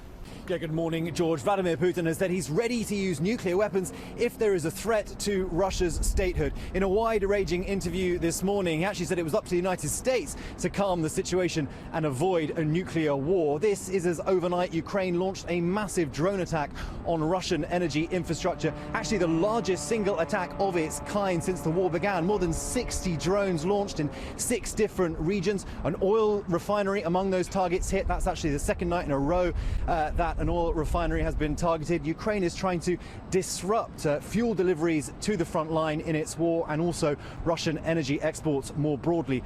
This is as this weekend Russians head to the polls in the presidential elections. Vladimir Putin has changed the constitution, so technically he can remain in power until 2036. It is all but certain he's going to win another 6-year term, especially since most opposition leaders are either in exile, in jail, or dead, and the most famous of whom was, of course, Alexei Navalny, whose funeral earlier this month drew thousands of people. Robin? Well, certainly disturbing news to wake up to, James. Thank you. Inflation up again. Applause on Wall Street as the S&P 500 hit a record high yesterday. Investors shrugging off a new report that finds inflation once again rose last month. Consumer prices were up 3.2% from a year ago, slightly above what was expected, and Americans are noticing. I love Honeycrisp, but $8, $9 for a bag of apples? Nah, that's not good. The main culprits keeping prices high: gas rose 3.8%, rent rose 0.4%, clothing up 0.6%. Grocery prices overall were flat last month, but cereal and egg prices rose. Gas prices aren't nearly high enough. Fango lives. Your EV loyalism is so funny to me, okay? As it stands currently, there's no alternative out of the situation. it is quite suspicious that gas prices rise and probably will continue to as we're leading into an election year. But of course, guys, listen. It's objectively true, though, given the external costs. When gas prices get high, you do realize that it touches everything, right? Gas is literally a direct part of every part of our logistics. So it is used as a justification to price gouge in every other avenue as well. Like, people think electricity is not tied to fucking gas. Gas is the spice melange. Yes. Anyway, like, how the fuck does Fed raising rates lower gas prices? I fucking hate this. No, there is nothing you can do. You can only just sit back and basically beg OPEC Plus, or rather the American manufacturers, the American oil and gas giants, to combat against OPEC Plus, which they won't do because they are beholden to their shareholder interests first and foremost, and no one else. But also keep those beautiful subsidies coming in. There's not really anything you can do. If Saudi Arabia wants Donald Trump to be president, they will fucking squeeze you as hard as they can. Joel Seaver, thank you for the 521 gifted subs.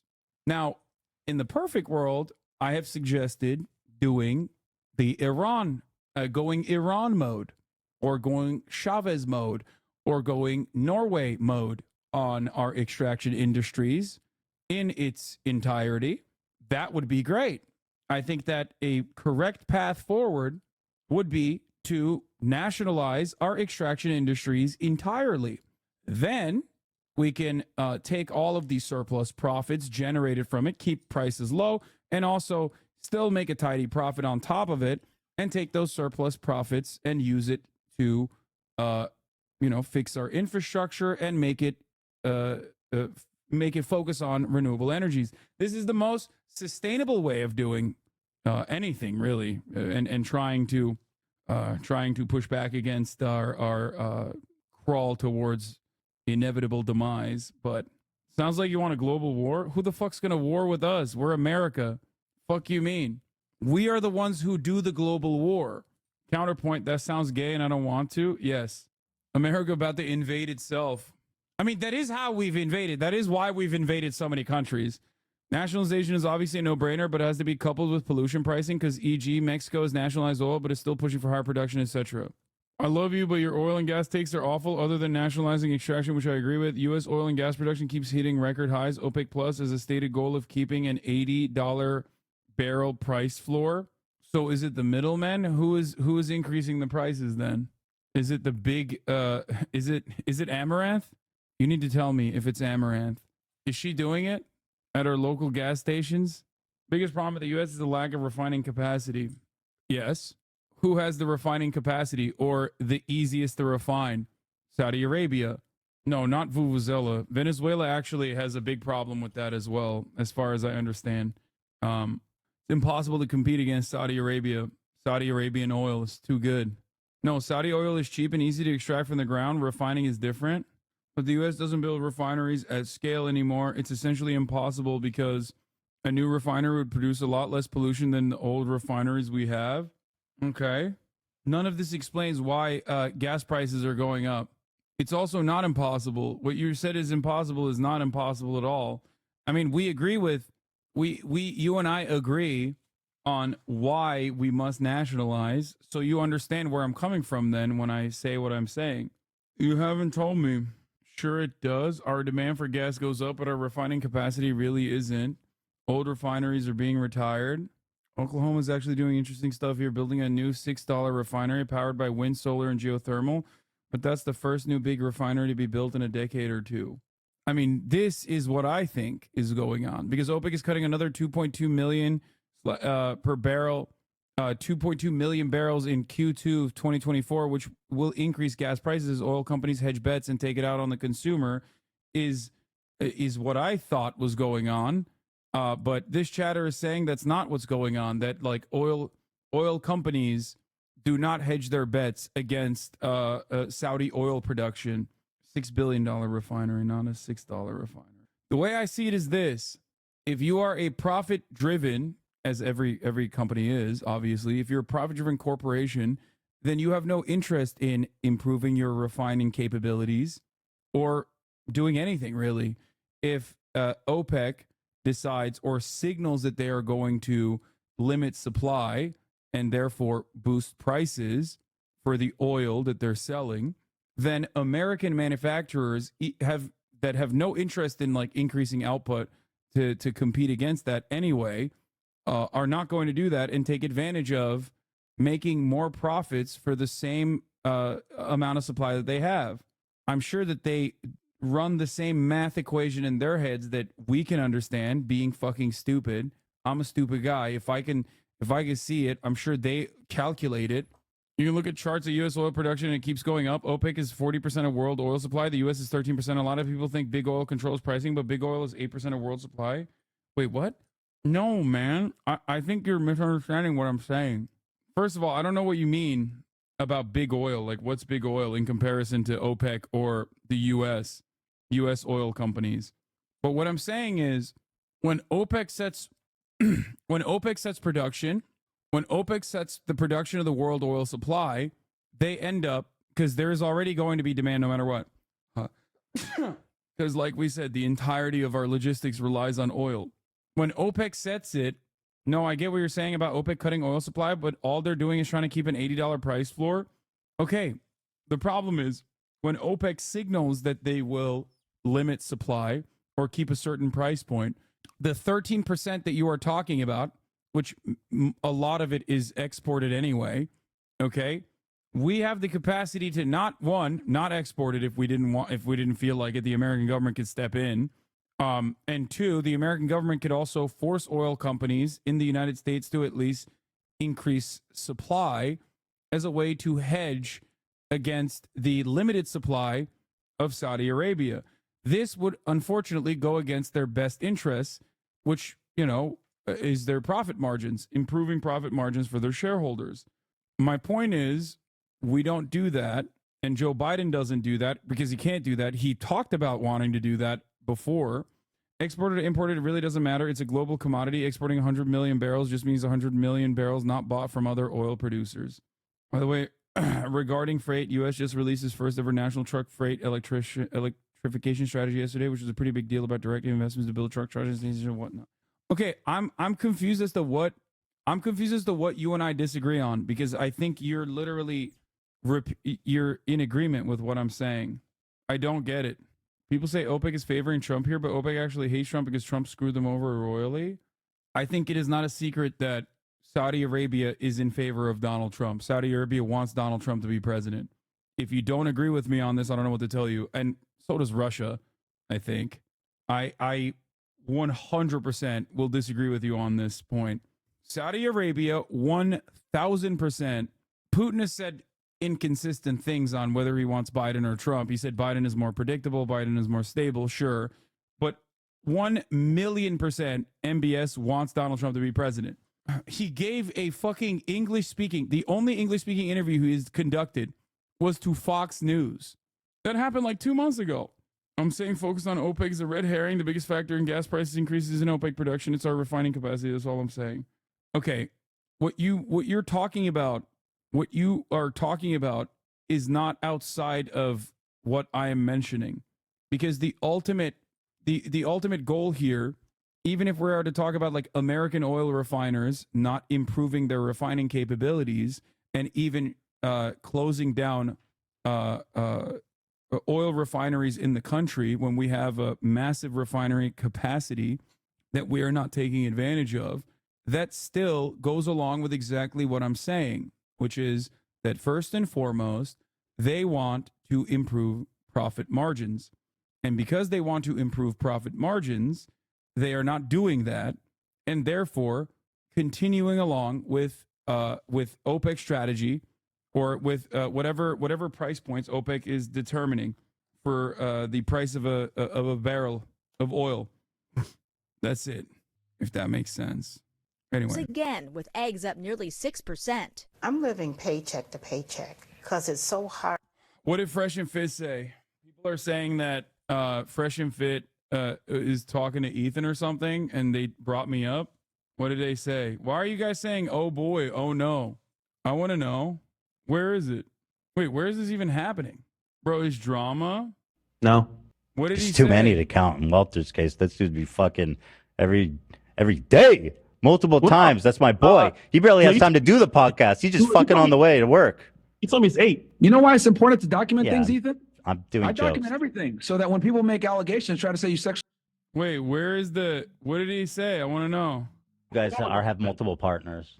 I don't believe Well, it. you're gonna know. You're not here in Miami. You don't see it. I don't know. I just am telling Let me you. explain again. Y'all So, fucking have girlfriends, Chris. Like 4 minutes back.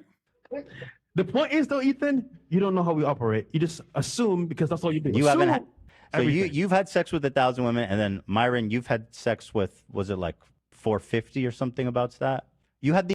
No drama 2024 New Year's resolution. Wait, what the fuck are you guys talking about? I just want to know what the fuck happened. Jesus Christ. Like, god damn, dude. Can everybody fucking calm down? You guys literally have like a more severe psychological trauma reaction, including my fucking moderation team. I'm interested. God damn it. Fucking calm down. The exact number. Like four. Yeah, it's like four something. It's like You almost count each one? That's creepy. How's that creepy? You have like a kill list? Like, what are you doing? You catalog every woman you have sex with? You know, that's interesting because your partner Hassan sat down right next to a girl that cataloged the dick size, the amount of guys, the names. What does that have to do with me? That's other shit. Well, you partnered with them and did a podcast together, bro. I don't know. Wait, what? Bro, this is such a funny fucking line of argumentation. It's like, how do they know this? This is like behind a paywall about Extra Emily. That's crazy. These motherfuckers are in the paywall of the Fear and podcast. Is my other podcast. That is so crazy, dude.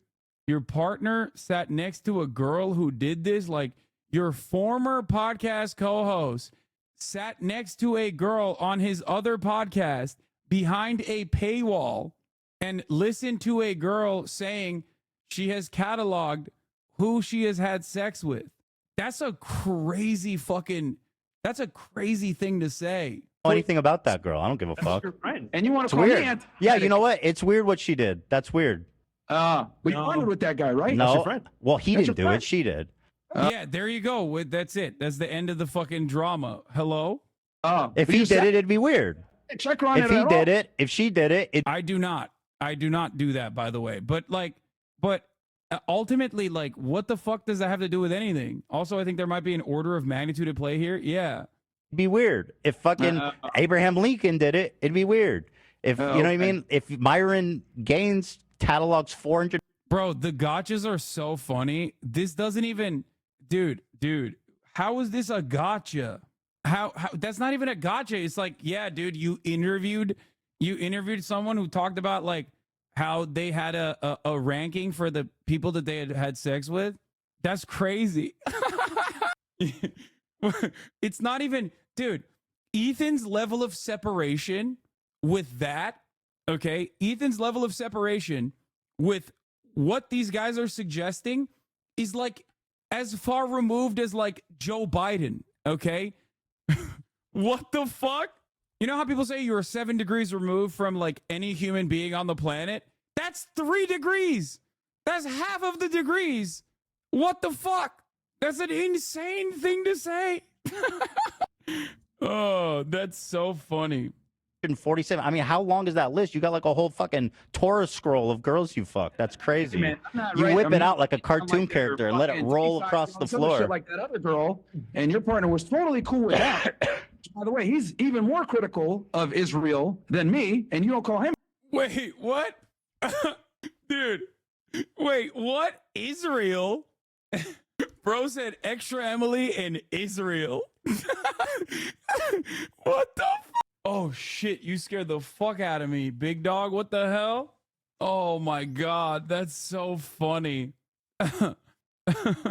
Oh man. Yeah, Ethan and I famously never disagreed on Israel. Like, what the fuck? I'm anti-Semitic, do you? Well, yeah, Your buddy he's. Hassan. That's your friend. Yeah, Matter but of fact, that's why I don't do the podcast no more, because he was critical of you being a super well, Zionist. it might surprise you to know, but being against Israel doesn't make you anti-Semitic. What? Really? When did I mention Israel? Next thing he'll say, you have a house. You can be like, yeah, you're. I was surprised for a second, but Fresh and Fit being the anti-Semitic type of anti-Israeli. Why are you surprised about that? They are literally wrong on everything. Is it even remarkably shocking? Is it even remarkably shocking to you that they would also be wrong on the Israel issue as well? Yeah. Like, Ethan showed clips of them denying the Holocaust numbers with Nick, and they're deflecting his anti-Semitic claims with the straw man. Exactly. If you are trying to utilize the Palestinian plight to launder your bigoted beliefs about Jewish people, you are not pro-Palestine. You are simply, you're the most anti-Palestine. Okay? There is nothing more anti-Palestinian than being like, yeah, well, let's talk about the Holocaust numbers, actually. What else are they lying about? Like, no, you don't give a fuck. You care more about being a fucking Nazi piece of shit and the fraction of a crumb of a clout that you're going to get from being a Nazi piece of shit than you do about, like, you know, ending the bloodshed in Gaza. I hate these motherfuckers. I hate him so much. I didn't even mention Israel when I was accusing you. Oh, yeah, I know. Because if you did mention Israel, you would know that that's what I'm critical of, not Jewish people. Yeah, is that what you were doing? You were being critical of Israel when you were talking about fucking Holocaust numbers? Hey, guys, I'm just doing criticism of Israel by talking to an open, out and about neo-Nazi and about how many victims of the Holocaust there actually are. Just simply criticizing Israel. You know, didn't exist at the time, by the way. Literally, as a country, didn't exist, but I was being critical of that. Nation of Israel is what I'm critical of. So now, so Hassan is an anti-Semitic? Cool. Neither am I. And he says way more stuff than I do about that conflict. Yeah, because I talk about Israel. You are an anti-Semite.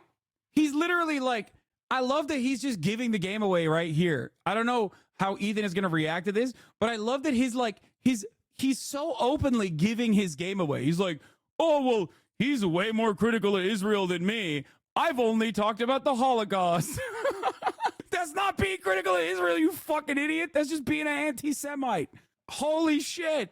What has he said about the movie Europa? What? Did you watch it? You're so funny. Okay. I mean, listen, I haven't read Mein Kampf, but I know it's not good. It's a wrap. Well, Have you read Mein Kampf? How do you know it's bad? Have I read Mein Kampf? Yeah. No, I haven't read it. Then is Mein Kampf bad book? Is it? Well, I mean, I don't know. No, you tell us. Have you read it? You should read it. Well, yeah. It's about Hitler. It's about Hitler's dreams of basically world domination, and that Jews are the root of all the world's problems. It's a prelude to the Holocaust. Did you read it? What do you think about it? No, man? I literally started this conversation by saying I haven't read it, Walter. So then, what are we talking about it? Okay. What the? You're like a goldfish, bro. How are you a podcaster? No, I've been meaning to ask you this. Coconuts, of all the professions in the world, the fact that you're actually a podcaster blows my fucking mind. All I'm going to say is, if you're going to call me anti-Semitic for being critical of Israel, then you got to call your. I didn't criticize you for saying one thing about Israel, man. You're conflating you being a neo-Nazi with being a critic of Israel, and it's exactly the fuck. Stupid. Well, that's what I'm critical of is Israel. So clearly, I'm not anti-Semitic. Bro. Having Nicholas Fuentes on your fucking stream and agreeing with him, or having a conversation with him about like how many Jews died in the Holocaust, really, is not a criticism of Israel at all. It's not. It has nothing to do with Israel. The fuck are you talking about? You're just straight up anti-Semitic and denying the Holocaust. Totally separate thing. Semitic by your logic. Like, Israel did not exist at this point. What are we saying? Thanks. God, you are really dense. I'm not dense at all. I'm just saying, like, I don't even know. Okay, you got me. You got me, buddy. So, okay, all right, okay. So just because my girl packs my condom, so we're in an open relationship. I know you're saying like that's yeah, I don't believe that. Yeah, believe. Why are you defending HGHG? You're right. I should be defending Fresh and Fit, and on their endless journey of you know, advocating for the right things. This community is full of self-hating debate perverts. No, literally, the very notion of attaching the Holocaust to the creation of Israel is inherently anti-Semitic. It is anti-Semitic when it is associated with the Zionist project, and it is infinitely more anti-Semitic when it is actually talked about under the terms of the Jewish question. That's it. Has Hassan talked about China 100% humidity and 30 degrees? Yes. I saw the videos. It's crazy. Yeah. These guys are my biggest fans, dude. My most loyal fans. And how to have a long-term healthy relationship with a woman that you can call your wife and have a family with. How do you get a wife, Ethan? Bro, what is this argument? Okay, all right. I'm tapping out. Isn't Myron literally a Nazi? Like, he's done streams with Fuentes and shit and hit the salute multiple times, so it's not surprising he's anti-Semitic. Yikes. I remember why I'm not in this community anymore. The real cheese slayer. Goddamn, Hassan Chat is psychotic. If you want to see the result of listening to Andrew Tate, just look at Greek God's Twitter. Wait, what? Yikes. This is why you're not a part of the community? Because I'm like, I'm not in favor of fucking tying. Hello? What is happening? We're losing the cheese slayer. I don't get it. No, your chat, bro. What? I think he means how people treat Ethan in chat. Yes. People are incredibly aggro. Incredibly. And they do not know how to fucking... they do not know how to like position themselves and immediately go maximum output. It's true. 100%. And that does have the capacity to push away Normans who are like unfamiliar with the comings and goings. Okay? Thank you 34MKD50 for the 50 gifted subs. Oh, massive update on TikTok at the moment. Thank you. We are not supposed to be doing this. I'm giving Tucker Carlson a platform. I don't feel like I have anything to prove. Maybe there are forces trying to prevent those conversations. How can this not be helpful to sit across from somebody and talk to them instead of about them? Dude, this is awesome.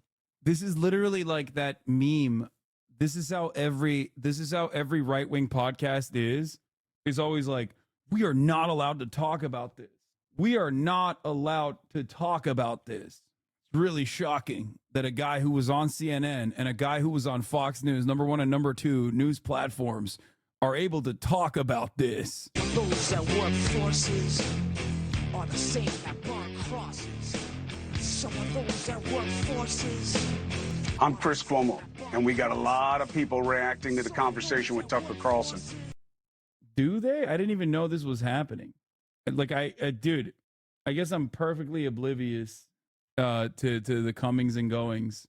Valuetainment is excited to announce that veteran news anchor will be joining our media talent. Oh my God, I am so fucking valuetained. Oh my God. Oh my God. Syntax Sarah, thank you for the 5 gifted. Joel Severud, thank you for the 5 gifted. All right, what is this one? This video you guys want me to watch? Political differences. It's not a deal breaker. No, it's not a deal breaker. Oh, no, absolutely not. So in 2008 and 2012, you voted for Barack Obama. 2016. I voted for Donald Trump.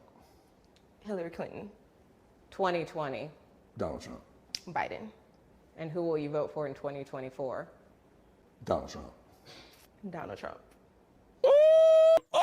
Oh, shit. Well, I guess there's no more political differences. The problem solved itself, dude. Oh my God. Oh my God, dude. Oh my God. Speaking of political differences, if you have a partner that aligns with you politically, you can benefit from their Twitch subscription to the Hassan Ivory broadcast and not see the ads at the top of the hour. 2 for the price of 1. Just think about that. Because at the top of the hour, there's a 3-minute ad break. If you no longer want to see those ads, all you need to do is subscribe for $5 or for free with the Twitch Prime by connecting your Amazon Prime account to your Twitch account, where you get 1 free Prime subscription a month. Use it on your favorite broadcaster. Hopefully that's me. Here is the 3-minute ad break now. And people said Biden divided people. Yep. No, he's bringing them together. You may vote for the former president. I may. Why do you say that? My views on certain things have changed. I am very much so riding the 34 MKD 50. Thank you for the 50 gifted subs. Holy fuck, dude. Where is the video? I want to watch the full one. I am very much so riding the fence. Political differences. Moving from conservative light to full-on conservative. My values on liking women have evolved. No, I don't think so. I think, probably small business owner. Xiaomao finally spoke Turkish. Okay. I suspect that they're rich. That probably is a really quick solution to a lot of this. Like that usually cuts right to the chase about your political allegiances. The latest audit, the audit is insane. I have this one lined up. It's like literally here. Here's the full video. Tuesday, the country election. More than the ground state to hear what people are thinking and feeling about the state of the presidential race in 2024. Johnny Daniel has been shaping up heads for more than a decade. At Supreme's Barbershop in the heart of Henry County, Georgia. It was mostly Republican, and then I think when Obama came in, it started to shift. Which swung by more than 16 points for President Biden in 2020. I want to thank you, the people of Georgia. And helped Democrats flip the peach state for the first time in nearly 30 years. Why did you vote for President Biden in the last Because election? of who he ran with. We all know the barbershop has one candidate. That's right. Your girl, Elizabeth Warren. Dude, see, this is extremely my kind of shit, okay? This guy, permanently brain rotted, remembers key details of the 2019, 2020 lead up in the primaries. This is like you just pulled a big structural Bailey out of your ass, okay? Which is fucking incredible. Y'all remember that shit? Big structural Bailey? How did she lose? Oh, that's so awesome. Yep. It's just unlocking memory after memory. Best Trump dunk on Warren ad. It's his house. Yeah, that was a great one too. What is this? Big structural Bailey in the building? Yep. Is Don Lemon live on CNN already? Is it time? Oh, I'm about to get Lemon. We're going to have more clips from Lemon's interview with Musk in a moment. In a statement earlier today, Lemon writes in part, quote, "There were no restrictions on the interview that he willingly agreed to. We had a good conversation. Clearly, he felt differently. His commitment to a global town square where all questions can be asked and all ideas can be shared seems not to include questions of him from people like me." Now, CNN reached out to... I love the part where he says, from people like me. Like, dude, come on, dude. Yeah, it's because you're black. Like, get the fuck out of here, dude. Yeah. Elon Musk hates former CNN anchors. Like, Jesus Christ. Now, this decision coming as Musk had, of course, publicly courted Lemon and has repeatedly made a commitment to free speech. Maybe he means he's like, maybe he's talking about being a liberal. I don't know. But Elon Musk gives interviews to liberals all the time. For there to be an inclusive arena for free speech where all, yeah. Like, I can't think of any way in which Don Lemon is somehow has become kind of like the little guy. Square. Free speech is meaningless unless you allow people you don't like to say things you don't like. Otherwise, it's irrelevant. I really can't emphasize this enough. We must protect free speech, and free speech only matters. It's only relevant when it's someone you don't like saying something you don't like. It's damn annoying when someone you don't like says something you don't like. That is a sign of a healthy, functioning free speech situation. Again and again and again. And remember, Musk's X has over 250 million daily active users. 250 million people. For a second, I thought they were talking about Grimes. It is the like, town damn, square. coming after my girl. Joining me exclusively out front is Don Lemon. So, Don, you do this 90-minute-long interview with Musk. You sit down with him. This is the culmination. He had actively courted you to come on. One of his tweets, "Have you considered doing your show on this platform? Maybe worth a try. Audience is much bigger." It had been public. Then you had reached a deal. I'll talk about that later. Then he texts 24 hours after this 90-minute-long interview, which is the first of your show launching. He says, "Contract is canceled." What happened? First of all, it's good to see you, Aaron. Thank you for having me on. That's a good question for Elon Musk, quite frankly, what happened. I don't know. As I said in my statement, I felt really good about the interview. I said to him as we were doing the interview, and it was tense at moments, but you've been involved in tense interviews. Yeah. I said to him, I think it's good that people see folks like you and I who have different worldviews come together and talk, as he says. Don Lemon got Don free Lemon got speech. kicked off Free speech is CNN. only important when someone you don't like, or I would say someone who doesn't have your same point of view, or someone is, if they're allowed to speak freely and to say their point of view. Apparently that doesn't matter to Elon Musk. It's just for maybe talking points for him or rhetoric, because it doesn't seem to matter when it's about him, questions about him from people like me. All right. So when you said that, I wanted to play some of the clips because some of them are illuminating. These are clips that you shared with us. This is a part of the conversation with Musk where you ask him about hate speech. Here it is. Hate speech on the platform is up. Do you believe that X and you have some responsibility to moderate hate speech on the platform? That you wouldn't have to answer these questions from reporters about the Great Replacement Theory as it relates to Democrats? I don't have to answer these questions. The Great Replacement Theory as it relates to Jewish people. Do you think that? I don't have to answer questions from reporters. Don, the only reason I'm doing this interview is because you're on the X platform and you asked for it. Otherwise, I would not do this interview. So you don't think? Do you think that you wouldn't get in trouble or you wouldn't be criticized for these things? I'm or criticized that constantly. I could care less. Definitely a guy. In so many ways. All right, definitely a guy who doesn't care about that, Don. First, the Great Replacement Theory. Right. As you bring it up, you know, he has tweeted a tweet he shared: increasing illegals boost Dem voting power, causing them to recruit more. If Dems win President, House, and Senate, they'll grant citizenship to all illegals, and America will become a permanent one-party deep socialist state. Right? He has gone there directly. How much does he stand by these ideas? Well, he didn't quite seem to understand that he did, originally he did that with Jewish people, sort of a Great Replacement Theory thing that he did with Jewish people, and he got in trouble and he had to go to Auschwitz and answer questions and apologize and go with Ben Shapiro. But he doesn't understand that sort of rhetoric that he talks about, the Great Replacement Theory and migrant invasion, that's what radicalized shooters use in their manifestos, those exact words. The people who go and shoot up people, whether they be Latino people who live in Texas or black people who are in a supermarket in Buffalo, or Jewish people who are worshiping, those people use the same rhetoric. Yeah, his Auschwitz visit was his carbon offset for racism. Yeah, 100%. And anti-Semitism. Or for Jewish people.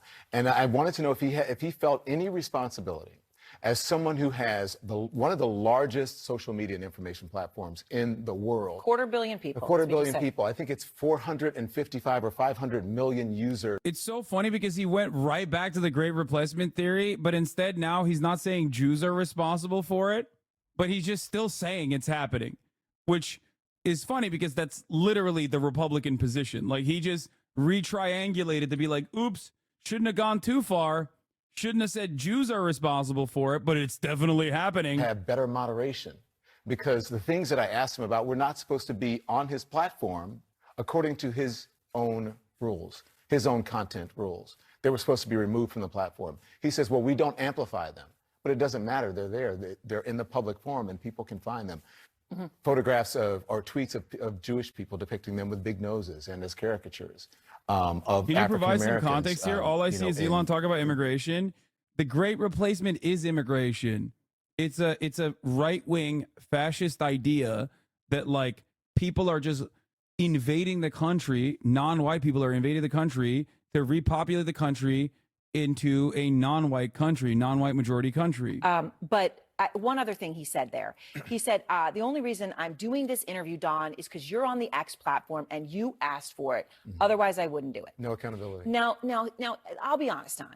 When this was announced, you were criticized. You know that. I know it. We all heard it. People were saying, why would you do this? Why would you go on X? And then they see your first interview is with, well, for 24 hours, but is with your boss. So what do you say to that criticism? Well, first of all, he's not my boss, because X was only content. They were a distribution partner.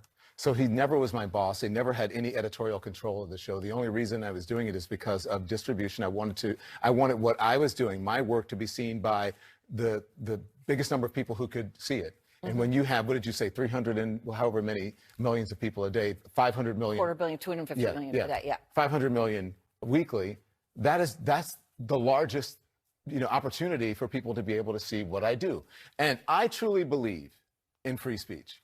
I may not agree with what you say, but I will fight for your right to say it. And so I took X. You took him literally at all those sound bites we said about free Elon speech. Musk. I took X. I took their managers at their words because they pursued me so hard that they were going to put me on the platform and give me as much assistance and support as they promised. And they did not do that.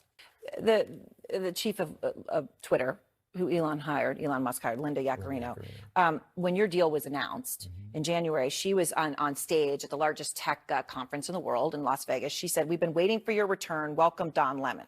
So they said, in the context of Amplify, so they in trying to really understand the impact of what free speech is, you'll be able to post your show on Monday with this interview on Twitter. But it won't be the same because contract is canceled. Can you tell me why? In the context of the power of that platform, what changes? Well, it's similar to your last question. Again, X was a distribution partner.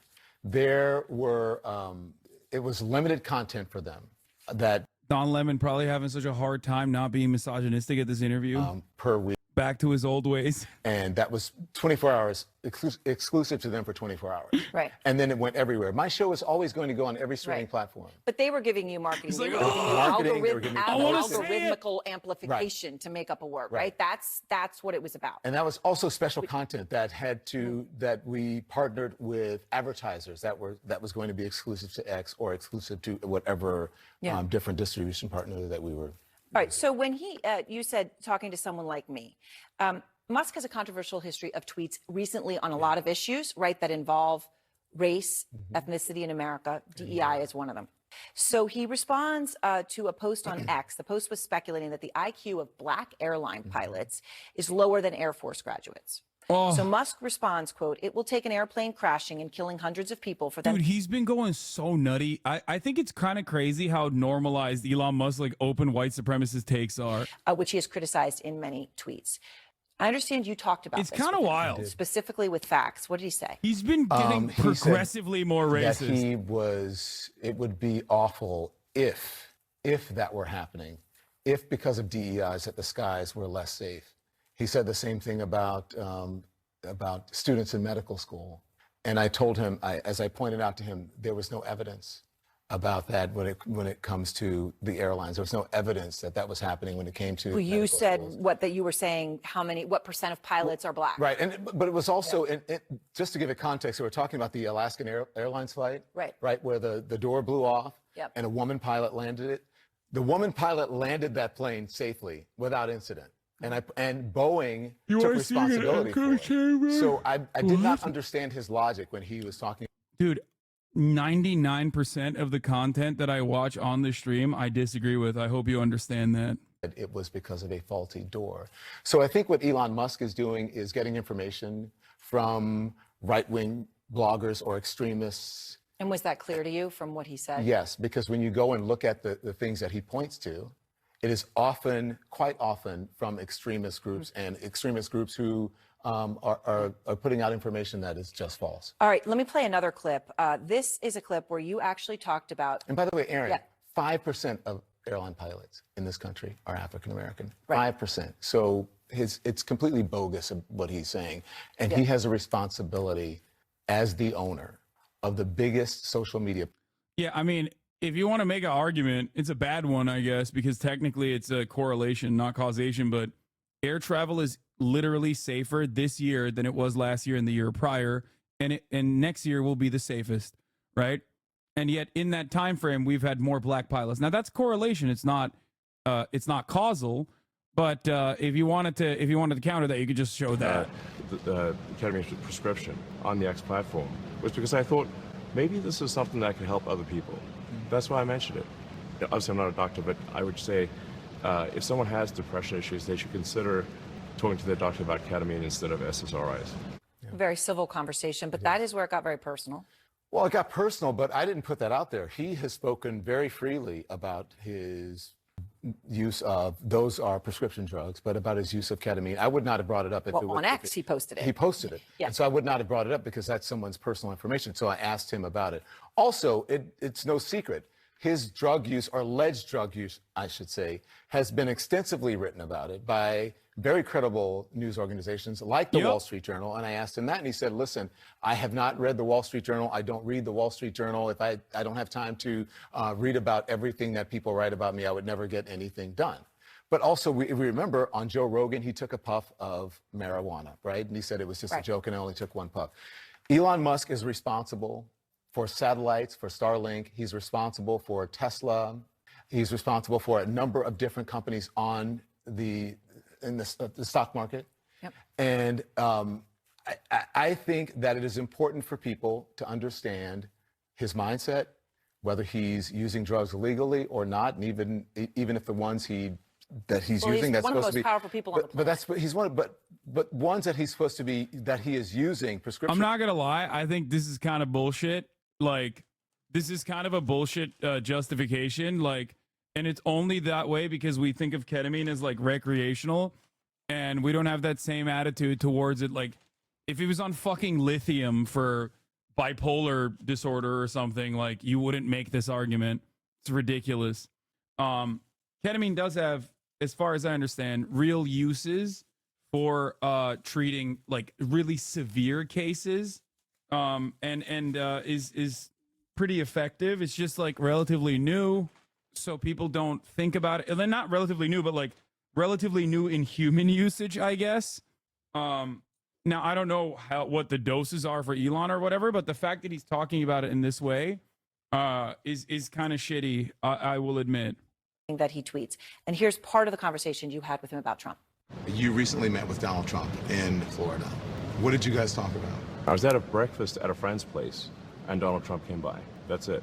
What did you discuss? Let's just say he did most of the talking. Did he ask you for money? He didn't. Are you going to loan him money to help pay his legal bills?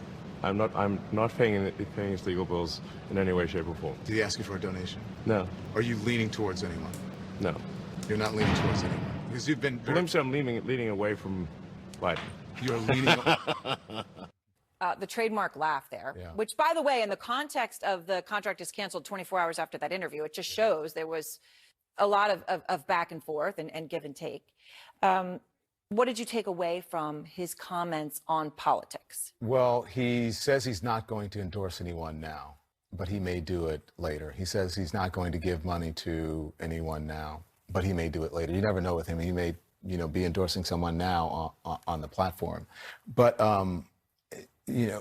what's interesting to me in all of that and all these questions that, about what people are asking me, what I asked Elon, what happened, what did I do? Yep. During the course of that interview, I never raised my voice. I told him, I think this is important for people to hear, especially considering how the type of discourse that we're having in the country right now. And he supposedly says this is a public square for all. Maybe we're learning that a public square should not be privately owned by someone who doesn't think that there should be any moderation on that platform. So it was interesting because at the end, I could tell that he was upset. He was uncomfortable. It was tense. And I said, listen, I'm not trying to make you uncomfortable. As a matter of fact, I would go and have a beer and hash these things out. You and I do not disagree. You and I do not agree on much.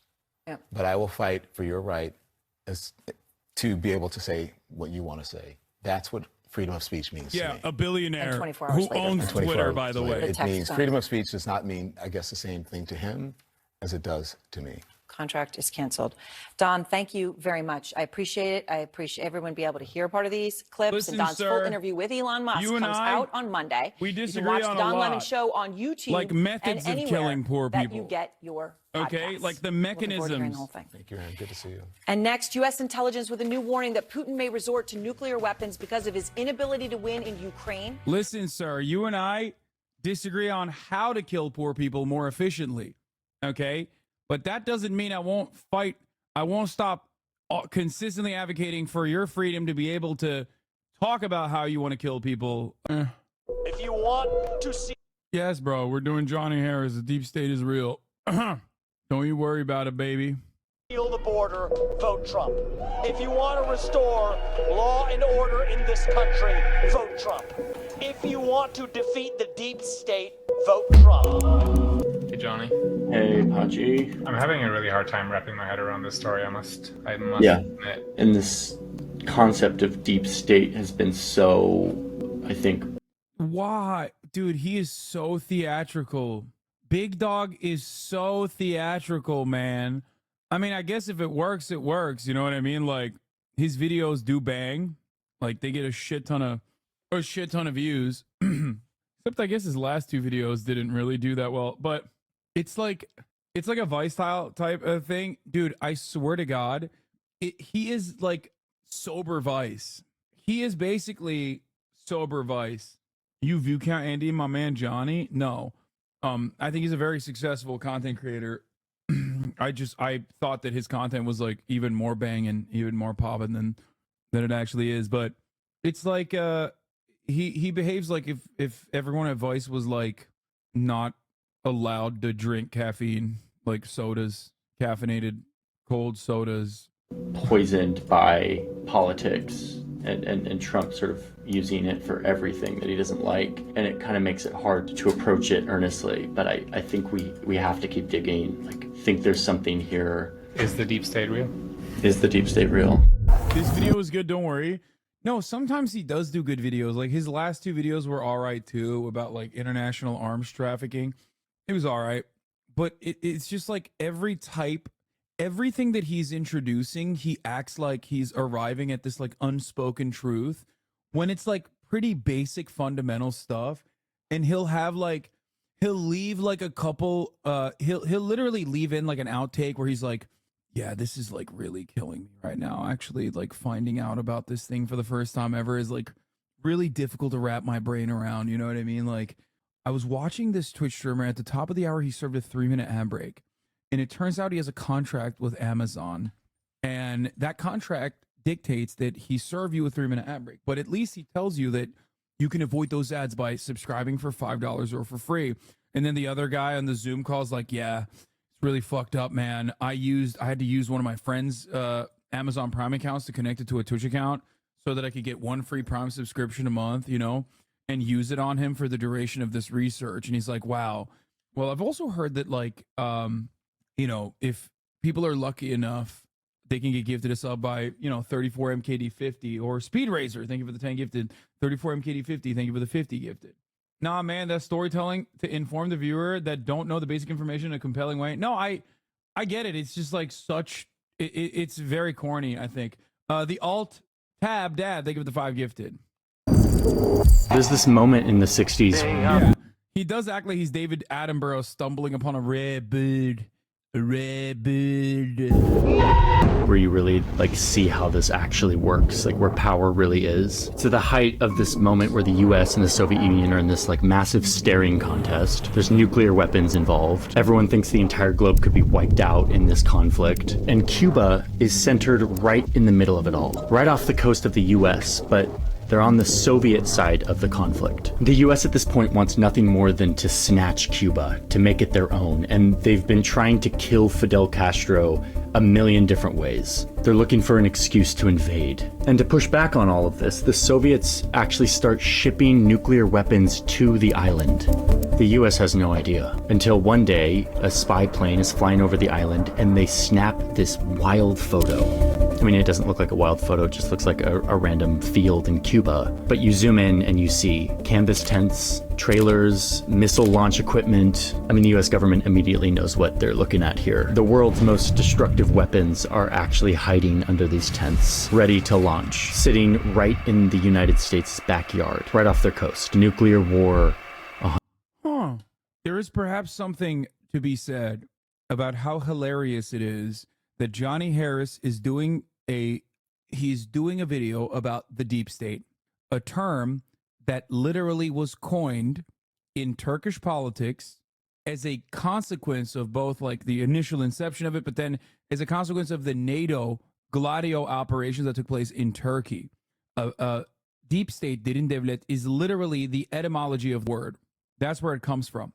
It still exists in Turkey. We call it a parallel government, things of that nature.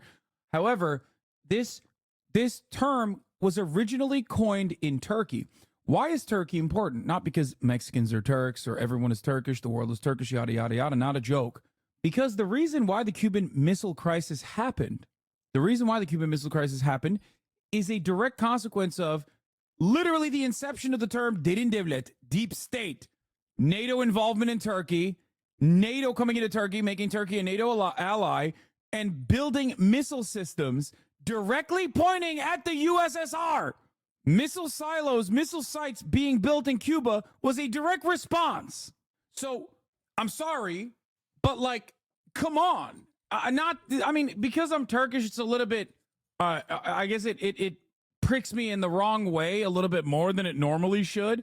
But it does show like a severe lack of understanding on even the introduction. Like, even in the introduction of the story itself, like, at least bring up the fact that, like, why did the fucking missiles make it there? See? If he had subscribed at the top of the hour, he would have fucking literally not seen a 3-minute ad break, and he would have actually heard me say these things. And then he could be like, damn, like, this is Song Guy, which is a callback, by the way. This is Song Guy I found out, talked about Deep State. 103 miles away. Within the past week, unmistakable evidence has established the fact that a series of offensive missile sites. I thought you used to say that the deep state doesn't exist because it implies the state is in conflict with itself, which is not. No, I'm not talking about it with Turkey.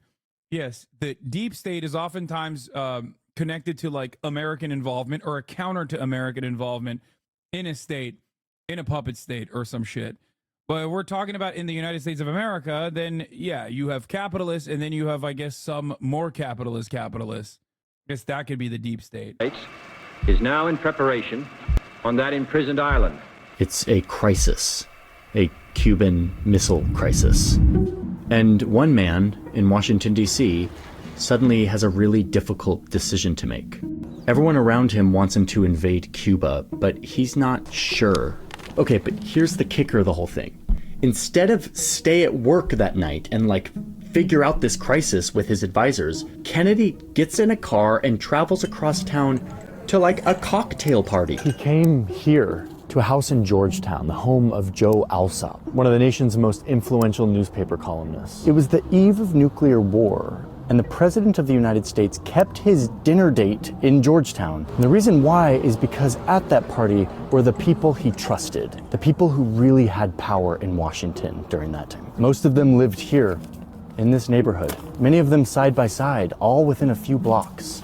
William Colby, the Far East chief of the CIA. He would later become the director of the agency. Chip Bolin, a former ambassador to the Soviet Union. Alan Dulles, who... Yeah, back when dudes named Chip could be hired, you know what I mean? Back when they made it like that, our prime.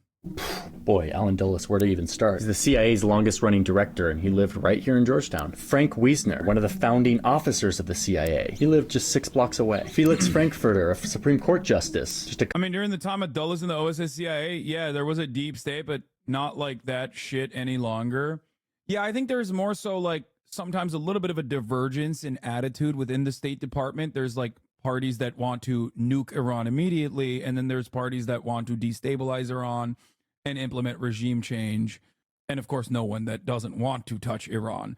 So that is the major that's the major divergence in policy when it comes to the State Department. Does that make sense? Nowadays, at least. It's not like it's not the way where it's like the American president is like directly at odds with something that the CIA wants to do. We got to do something about it. I don't think it works that way. There's no divergence within the fucking there's no disagreement within the Democratic Party and the Republican Party as it pertains to fucking coups, dude. You had, and I will never forget this, Chris Murphy, that fucking son of a bitch. Okay, Senate Foreign Affairs, or is he Senate Intelligence? One or the other. Chris Murphy coming out and openly writing the words on Twitter, we tried to do a bit of a soft coup in Venezuela and Donald Trump ruined it. That is like how can you write that? Like, we used to be a country. We used to lie about those things. When we used to do those things, we would lie about it only to declassify it fucking 40 years later. You know what I mean?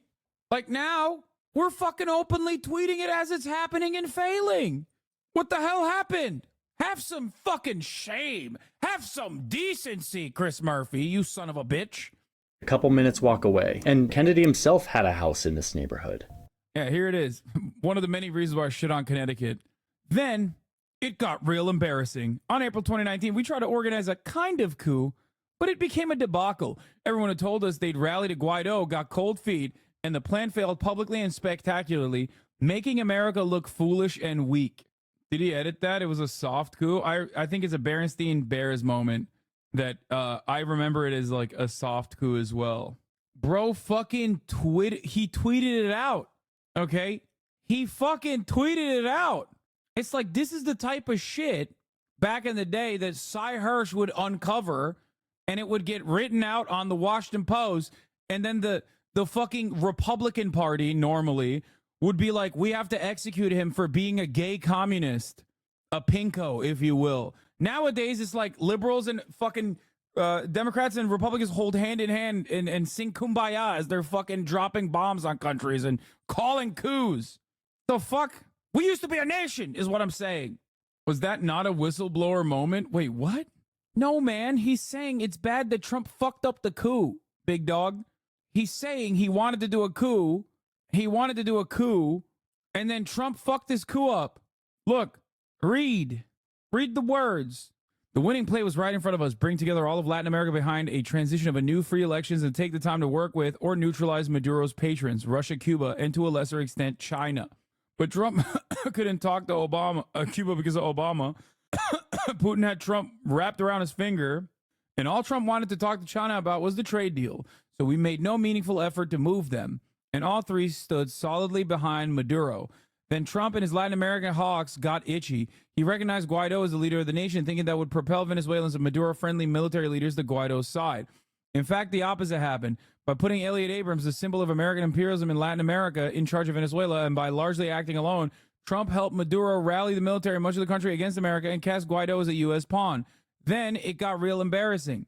In April 2019, we tried to organize a kind of coup, but it became a debacle. Liberalism is genuinely like an actual crazy ideology. Like, at least reactionary conservatives are kind of consistent. Like, liberals basically shit on the very same values that they supposedly espouse. I don't know how this works. Just so weird. The reason JFK kept his date in Georgetown that night was because this is where power in Washington was. On the other side of town from the Capitol building, the seat of American democracy. The decisions were being made here by unelected men who had an immense amount of secret power. I agree with you, but it's really funny to call reactionaries consistent. Excuse me, they're consistently stupid. Hello? Reactionaries are consistent. They are consistently reactionary. They will never have a position that is progressive. Whereas liberals routinely espouse progressive values and then immediately drop them, shit on them, poo-poo caca them. That's simply what I'm stating. You will never find a reactionary that's like, I actually love Medicare, big dog. I'm a fan. Let's get some more Medicare. Maybe Medicare for all, actually. These were powerful men who were not... Reactionaries are so consistent, they end up obstructing themselves. Thank you. What a great example. Like, conservatives are so obsessed with obstruction that they literally are obstructing their own policies, okay? Not elected or accountable. And at this point, they had become drunk on the worst kind of power, the secret sort of power that corrupts, the kind of power that our founders sought to check and balance with all of their founding documents. But here in Georgetown, it had moved beyond anything the designers of the country could have predicted, into a shadowy, separate part of our government, a deep state that was actively blackmailing the Congress. See, they don't want to build a border wall anymore because it's liberals agreeing with them. Exactly. They're like, no. They're like, oh, you want to build a wall? Okay, well, now I want to build a pit. I want to build a pit to put the Venezuelans in, okay? Fuck you. Fuck your wall. We've moved on from the wall. We are now building a pit. And working to undermine the president of the United States and being horrifyingly successful at it. Unelected deep state operatives who defy the voters to push their own secret agendas. You take on the intelligence community, they have 6 ways from Sunday at getting back at you. So even for a practical, supposedly hard-nosed businessman, he's being really dumb to do this. As far as I know, we don't engage in assassinations and kidnappings and things of that kind. I do think there have to be serious questions raised about some of the foreign policy blunders that this country has had over the last 20 to 25 years. Ro Khanna, my goat. Just the most impossible to decipher politician in the United States of America. Just, you'll never know. He always keeps you guessing, okay? He's so fucking, he's awesome. A true enigma, yes. A mystery wrapped inside of a riddle. You will never understand why Ro Khanna is doing something, anything, as a matter of fact. Sometimes he'll be like, actually, I think the Maoist Third Worldists have a good idea on, the unethical, the unethical extraction of natural resources.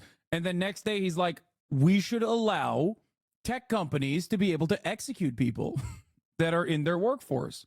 If you code for a tech company, Mark Zuckerberg can kill you after fucking your wife in front of you. Here's the bill. Ro Khanna signed the bill. And then the next day he will sign the I am an anti-communist bill. There's some truth in the idea that there is an ongoing group of people who continue the work of government as administrations come and go. Is it possible for these entities to go rogue? Absolutely. Was the agency involved in the kind of domestic surveillance that has been portrayed in the news reports? My feeling is that it has not. Okay, I'm doing this. The deep state. Is the deep state real? And if so, what is it? Before we do that, I want to take a moment to say thank you to our sponsor. NordVPN is a longtime sponsor of our channel. We couldn't make this work if we didn't have sponsors like Nord. NordVPN is a tool that we use to surf. Dude, you could tell when a former Mormon is getting swagged out when he starts experimenting with one singular pearl necklace. Okay? He's got the pearl choker on, is Jover. He's getting spicy with it lately. His last couple of videos, you can tell. You can tell. This is like Johnny After Dark, okay? This is no longer Johnny Come Lately. This is Johnny After Dark. The internet more securely. A VPN allows you to connect to the internet in more secure ways or to route your connection through a different country, which has all kinds of benefits like being able to watch media that's available in other countries and even get discounts on certain things that are more expensive in the country you live in. But most people use NordVPN as a threat protection tool to block annoying ads, intrusive ads, or invasive trackers. The internet has become very sophisticated and there's a lot of like secret stuff happening when you are surfing the web. Nord helps make that more secure. For how long have you been a CIA agent? And allowing you since to birth, 32 years ago, I joined the CIA. Nord protects you against in a malware, very special password program. Attacks, phishing, QR code scams, ransomware. It is an all-around protection tool that makes life on the internet much safer, in addition to having these other benefits. I use Nord a ton when I travel, and I use it when I'm accessing sort of more sensitive websites. I'm a spy kid, Nord also has other useful tools like NordPass, which is a password manager. You can get this together with NordVPN if you choose the complete plan at checkout. So thank you, NordVPN. There's a link in my description. It's nordvpn.com/Johnny Harris. When you click the link, it helps support the channel, but it also gets you in on a nice big discount. And bro, come on. I'm not extra skipping the ads, man. Free NordVPN. I'm not skipping the ads. We're doing ethical reacts. Start using NordVPN today at a discount. Thank you, NordVPN, for sponsoring today's video. So, we ready, Nick? We're good. Okay, sweet. Haji, are you on board over there? I hear we hear. Okay, if you can hear us. I really want this. Could you start by introducing yourself, who you are, and what you do, and what your relationship to this topic of the history of the CIA is? Yeah, so my name's Jefferson Morley. I'm a journalist in Washington. I've been a journalist in Washington for the last 40 years. In the old days, spy agencies were a war thing. When the U.S. was at war, it would... He's interviewing his old co-workers. Yeah. He's like, yeah, act like you don't know who I am. No, stop calling me John Boy. That's like a office thing. They don't know this. Set up an international spy operation to best wage that war. And then when the war was over, they would pare down or totally get rid of the spy agency. The thinking here was that a spy agency took up a lot of resources and... That's a cool ass sweater. Dude, he is swagged out now. He is a swagged out formie mormie, okay? Full blown. Threatened civil liberties. There's a lot of power concentrated into a bunch of unelected people. Worth it during war, not worth it during peace. But then the biggest war of them all came to America's Pacific doorstep, and it changed everything. And so Roosevelt now has a license, more of a license to do what he wants. And one of the first things he does is consult with a man named Bill Donovan. Wild Bill, a corporate Wall Street lawyer who was obsessed with the power of intelligence. Donovan had very strong opinions, and he said, you need a wartime intelligence service. You're going to war. Wild Bill Donovan would be in charge of the Office of Strategic Services, or OSS. This is another way that you know that, like, we're kind of washed now. Like, we used to have shit like this, like Wild Bill Donovan. The last version of this was in the Iraq War. You got, like, dudes named Spider and shit being generals. Nowadays, we don't have that. This is what the conservatives mean when they say the CIA is now woke and gay, okay? Everyone's got, like, imposter syndrome at the CIA. They don't got them mad dogs no more, okay? We have Mad Dog Mattis. I mean, barely. This is what I'm saying. They're on the way out. It's over. Spider is a recent general, too. That's what I'm saying. Like, the Iraq War and Afghanistan is, like, the last version of these guys. Now they're gone. Now everyone in CIA is bisexual. Centralized intelligence agency that would be given immense power to do bombs away. LeMay was a genocidal freak with a sick-ass nickname. Do whatever it took to keep our people safe and to keep our team on top. This was the birth of modern intelligence, a euphemism for spying and lying and cheating and deceiving and sneaking and breaking, coercing, dividing and conquering. No idea was too crazy for the OSS during this time. Like, one OSS psychologist had this idea that Hitler could be demoralized if they just showed him a vast quantity of porn. Paramilitary operations. Strapping explosives to a bunch of bats and letting them loose over Tokyo. Guys skiing into Nazi-occupied Norway. Making fake companies, recruiting off Wall Street from all of his old colleagues, bringing in bankers and movie directors, fake radio stations, anything to demoralize, divide, or confuse the enemy. The OSS is the first intelligence agency that the United States ever has. Oh, and one of Wild Bill's favorite things to do was to have parties at his house. Hi! Are we the first ones here? It's the big night. Plan and plot his operations with his friends in Georgetown, a neighborhood in Washington, D.C. that is strikingly beautiful. Here is Bill Donovan's house. It's now worth $17 million. It's beautiful, and this is where he would have a drink and chat with other Washington power brokers. He would recruit new agents. It's a good thing we were like, okay, that was wartime. Post-World War II, they're like, let's just stop doing all of that. And certainly not do it domestically to our own people and also globally, because we have a global connection now within the OSS specifically. And that's where the story ends. So, yeah, end of the video, okay? Nothing to look at further here, okay? This is how it worked. The end. Agents from American high society, earning the agency the nickname Oh So Social. Pretty clever. Okay, but remember that spy agencies like this were a war thing only. And the war ended in 1945. And the OSS got dissolved. The forces of Germany have surrendered to the United Nations. What do we do with the OSS now that we're at peace? And Truman says, we don't want to risk having an American Gestapo. A political police. His meaning, especially in the context of having just defeated the Nazis, was, that's what led our enemy astray. They had a secret intelligence agency, the Gestapo, which wound up enforcing political norms and enforcing tyranny. And we don't want to risk that. Here's Harry Truman doing the right thing and signing a piece of paper that says that the OSS can no longer exist. Pussy. I mean, Truman was freaked out. He's like, this was really great to help us win the war, but this is way too much power in the hands of unelected officials holding secret information. But it was kind of too late. Putting the genie back in the bottle would prove to be an impossible task. Is it significant that all these guys live 4 blocks from each other in Georgetown? Yeah, it's very significant because they're the product of this wartime culture. This is one party that just has to turn out right. Here is target number 1 for the Reds. And who's in the bullseye? You are. So there was a brief moment after World War II when the Cold War didn't exist. We were at peace. But then, almost immediately, tension started to rise between these two great empires that had been allies to defeat the Nazis, but were now skeptical of each other. And senators were suddenly declaring that it was impossible to know where war begins and where it ends. The Soviet Union and its agents have destroyed the independence and democratic character of a whole series of nations in Eastern and Central Europe. And this is when all the intel people that had run the OSS, many of them who lived in Georgetown, by the way, start calling. One of the funniest aspects of like the inception of the Cold War is like virtually every American general and politician openly being like, we actually killed the wrong enemies. The real enemy was much larger. They're called communists, and we have to kill them. We have to kill them dead all the time. We have to kill the communists in the country. Like literally, just it's not even like a like it wasn't like a oh man, oh these communist guys, the USSR, they're real scary. I think we got to liberate Eastern Europe. Like that wasn't the fucking perspective at all. Not even a little bit.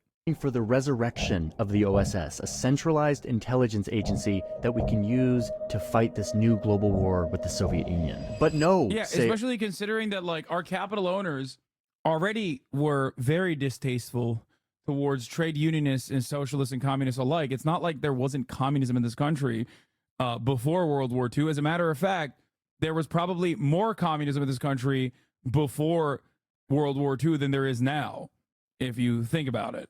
And you know, the 60s put the Cold War basically put an end to all of that. Red Scare, McCarthyism, all of that genuinely destroyed it. But don't forget that we did have a socialist who ran for president from jail, from prison. That's right. His name was Eugene V. Debs. A bunch of other lawmakers. The Constitution wasn't designed for us to put so much power in the hands of men who are doing secret things. Doing this will result in a police state run by power-grabbing bureaucrats. Too much power to military leaders and their insatiable appetite for more money, for more men, and more power, whatever the cost to democracy. Truman's mind changed. And what changed Truman's mind was the growing confrontation with the Soviet Union. And soon the papers were signed and a new agency was formed. The Central...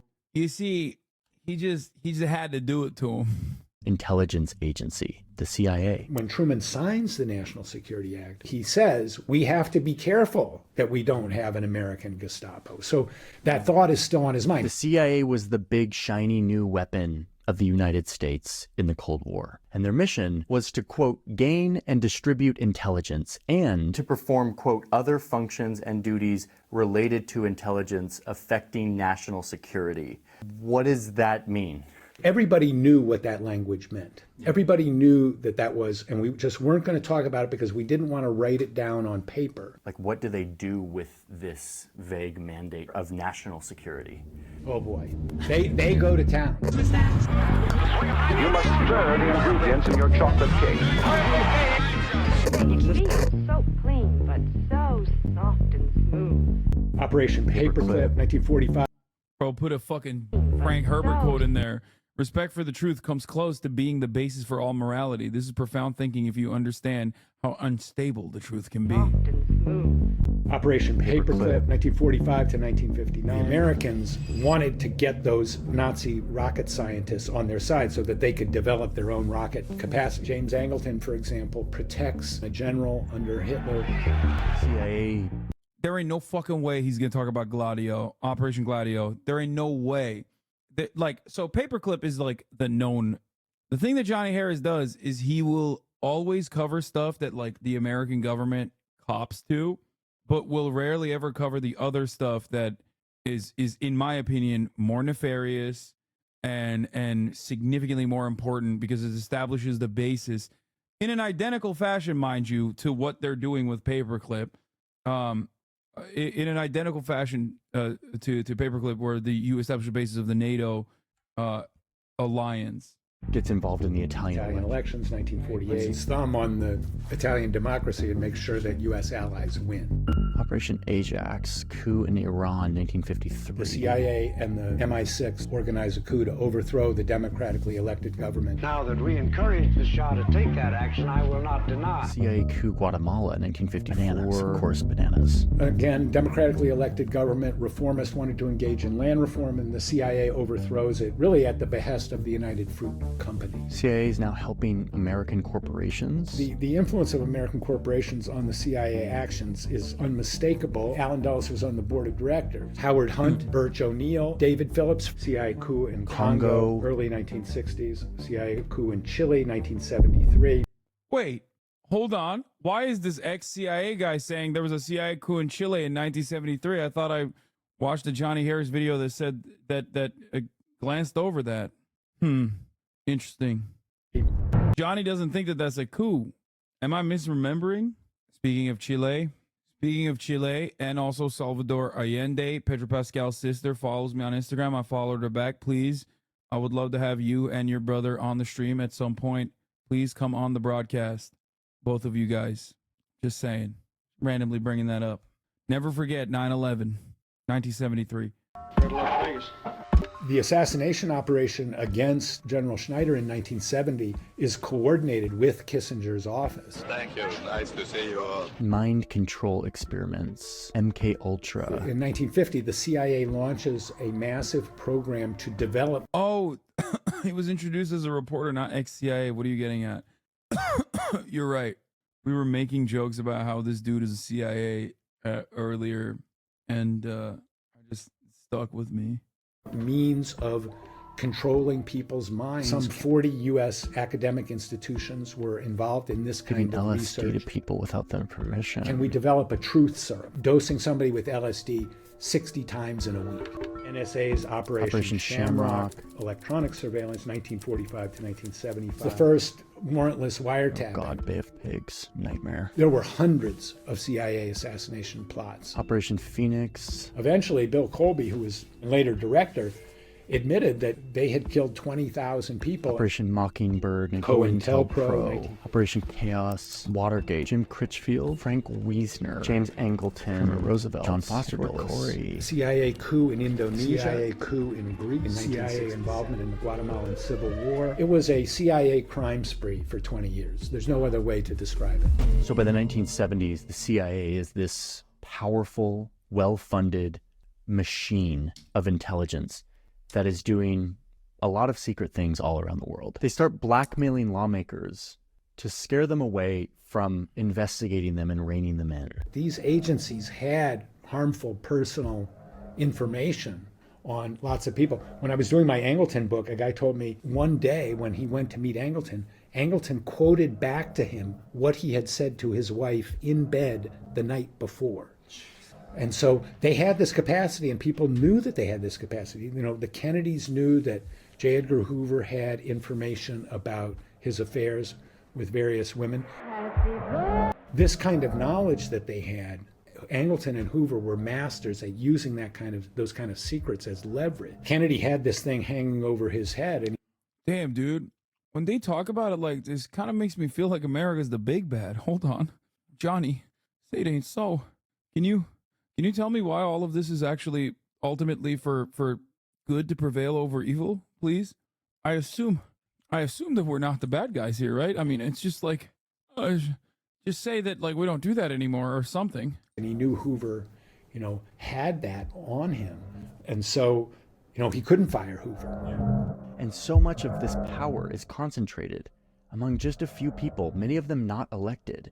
And many of them living right here along these streets in this neighborhood of Georgetown, living in fancy homes, having fancy cocktail parties, and kind of running the Western world. It's exactly the nightmare of the founders of the country and the nightmare of President Truman. And 1 month after the assassination of President Kennedy, Harry Truman publishes an article in the Washington Post and says the CIA should be abolished. And he says it has cast a shadow on the historical reputation of the United States. The man who signed the piece of paper that created the CIA comes out and says he regrets it. Eventually, Americans start to get savvy to the fact that their government is sort of going off the rails. As this war in Vietnam drags on, more and more Americans stand up and say enough, demanding accountability for. I'm not gonna lie, so far this is the most like maybe Johnny is not CIA video I've ever watched. That's the only take I have on it. He is destroying the CIA allegations right now. Has to keep his cover. No, man, I think something changed. I think Johnny got that dog in him, okay? He started wearing the singular choker. I think, I'm telling you, man, maybe his contract ran out. I don't know. Yeah. Or a national security apparatus that had gotten out of control. And what does the government do in response? They start spying on the protesters. Operation Chaos was the CIA spying on the anti-war movement. Johnson calls in Dick Helms and says, what's going on? Communists have to be behind this. And so they start infiltrating the anti-war movement. And they come back in about a year and they say, well, you know, Moscow and the North Vietnamese, they really like this anti-war movement, but it's not controlled by them. It's not.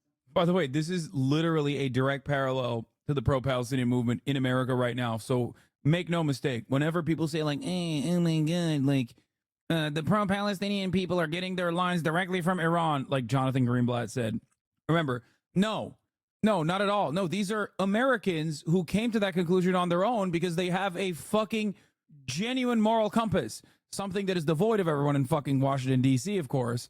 But, you know, it's like unimaginable for them. It's the same principle behind whenever motherfuckers on the internet are like, haha, dude, you must be a grifter for advocating for these things. After all, why would you advocate against things that are beneficial for you personally, dumbass? There's got to be a different financial component associated with this. You know, it's always the same. They're like, oh no, it must be a Marxist infiltration. It must be a communist plot. No one could arrive at the death and destruction is bad angle on their own. It's not funded by them. It's pretty much an American thing, you know, but that doesn't change anything. And chaos continues to grow. And eventually by 1970, Wait, does it imply that America's probably spying on anti-Israel protesters? Bro, Jonathan Greenblatt in leaked audio from the ADL openly fucking stated he has advisors in the pro-Palestinian groups. Remember, the ADL literally used to have advisors in those very same groups in the 90s, and also were openly, or not advisors, sorry, analysts. Those very same groups were abso-fucking-lutely spying on anti-apartheid activists against South Africa. There's 30 officers working on it, hundreds of agents, and, you know, the ostensible purpose of chaos. I do wonder sometimes if there's like a fucking actual like DHS guy watching the stream going, fucking assholes going at it again. Like, not that I'm like important or anything, because you don't have to be important for it to be for someone to be tracking your behavior or the things that you're saying. Just like, come on, dude, move on, come on. It's boring. Move on. Come on, dog, it's boring. Come on. Move on from this. Yo, this is lame. Come on, go gamble. To detect a foreign hand, I mean, Chaos was in existence for 7 years. Every time they were asked to report on it, they came back and said, it's not foreign controlled and it's not foreign funded, which was obvious to anybody who was involved in the anti-war movement. There were a lot of people inside the CIA saying, you know, we're spying on our wives and kids, basically. You know, they're going to the demonstrations and we're reading the reports at night. We shouldn't be doing this. Are we trying to exterminate an entire people? What have we become as a nation? Americans were waking up to the fact that these unelected men were wielding way too much power and spying not only on the entire world, but on Americans themselves. We have been victimized by excessive secrecy, not only with respect to the failure of the Congress in the past to exercise proper surveillance over intelligence activities, but also excessive secrecy has created this kind of mischief within the executive It's Jover. branch. Johnny Harris Senator found the church committee, dude. Oh my God, it's Jover. This is a real vibe shift, dude. That's why he's wearing the fucking pearls. I'm telling you. Frank Church helped lead the charge of taking all of these secrets and excesses and thrusting them onto the national stage and shining a light on them. There has never been a full public accounting of FBI domestic intelligence operations. The American people are learning, for the first time, just how bad this was. 800 witnesses, 10,000 documents. Their secrets were shared. CIA, FBI, NSA, assassination plots. Does this pistol fire the dart? Yes, it does, Mr. Chairman. When it fires silently? Almost silently, yes. Spying on Americans. A wholly comprehensive listing of everything those people thought or did on any subject you can imagine they're having a concern with. Targeting people like Martin Luther King Jr. and other civil rights or feminist activists. Bureau agents were told to attack the New Left by disinformation and misinformation. Anti-war protesters were spied on, intimidated. COINTELPRO is the name for the effort by the Bureau to destroy people and to destroy organizations, or as they use the words, disrupt and neutralize. To be fair, no need for that no more. You know what I'm saying? Every one of us got that dog in them now. We don't need these like deliberate programs to disrupt and destroy. I think you have enough of it. People do it for free. People literally operate like they're little fucking DC wonks on Twitter for free. It's awesome. The Bureau went so far as... Yeah, they're taking the CIA gerbs. You are one of them.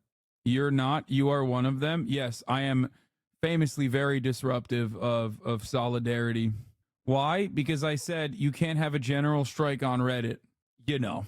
Or wait, I'm famously disruptive of solidarity because I said trying to implement a consumer boycott of Hogwarts Legacy is not going to help you get the message across. You know, famously.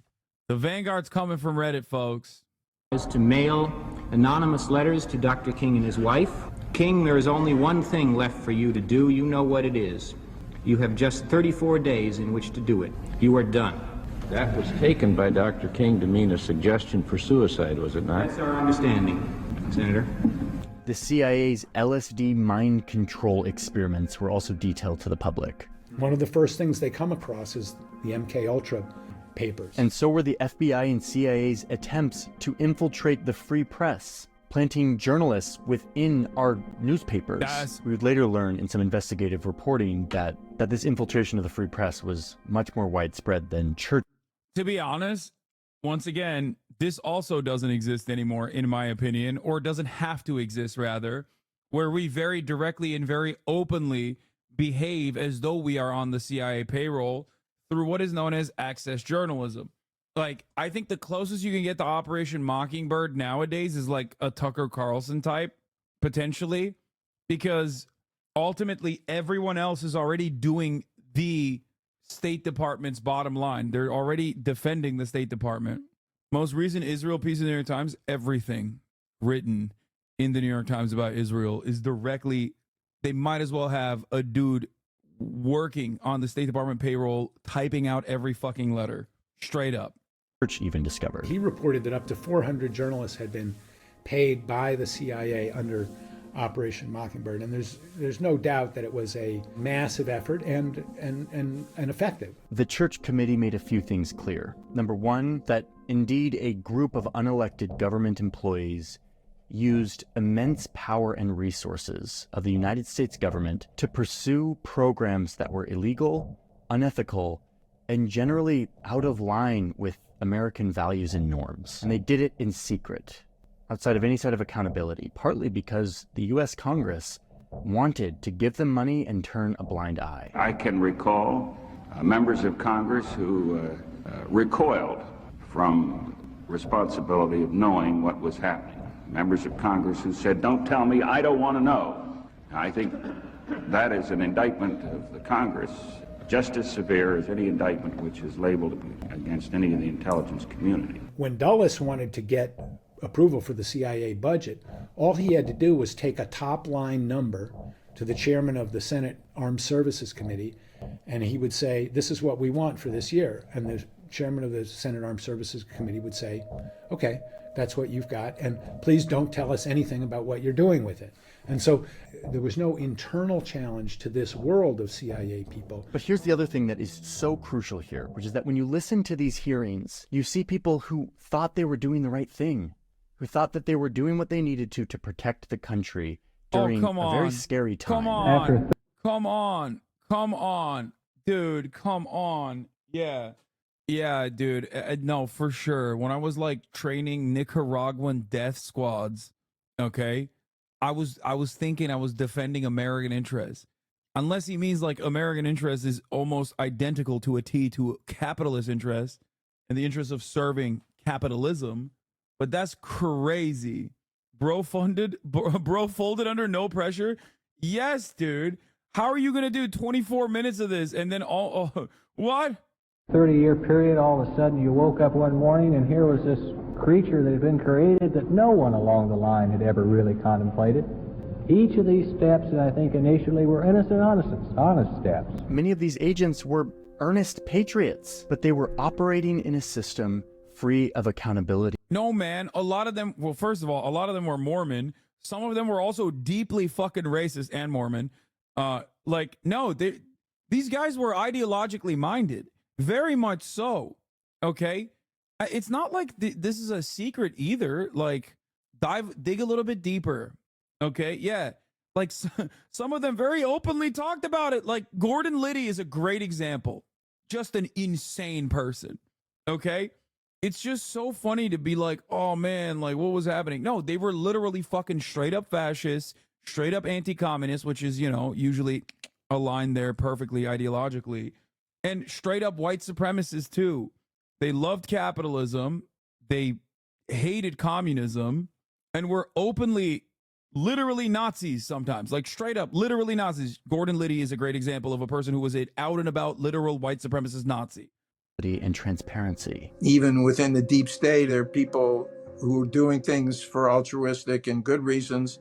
And then there are people who are doing things for their own selfish or bad reasons, and exactly how many are in each category is sort of impossible to delineate. I got sucked in when I should have known. Yeah, they told MLK to kill himself because they really wanted to stop adultery. It was a higher cause. Yeah, they were like, listen, we're gonna tell everybody that you're doing adultery. Please kill yourself kindly. Why? Because we believe you are legitimately doing adultery and we hate that. Not the other stuff. Don't worry about the civil rights movement. We don't care about that. And we don't like that either, but the other thing. Better, and where many other more intelligent, sophisticated people got sucked in. There ain't no way he's gonna turn this into like a few bad apples in the CIA shit, right? Great scene about Gordon Liddy from the Plumbers. Oh, I love this scene. Tonight because Frenny makes a mean roast. Also, friend of the show / my friend, Kiernan Shipka was in this show as well. Is that Hitler? Yes. Do you want to go check the potatoes?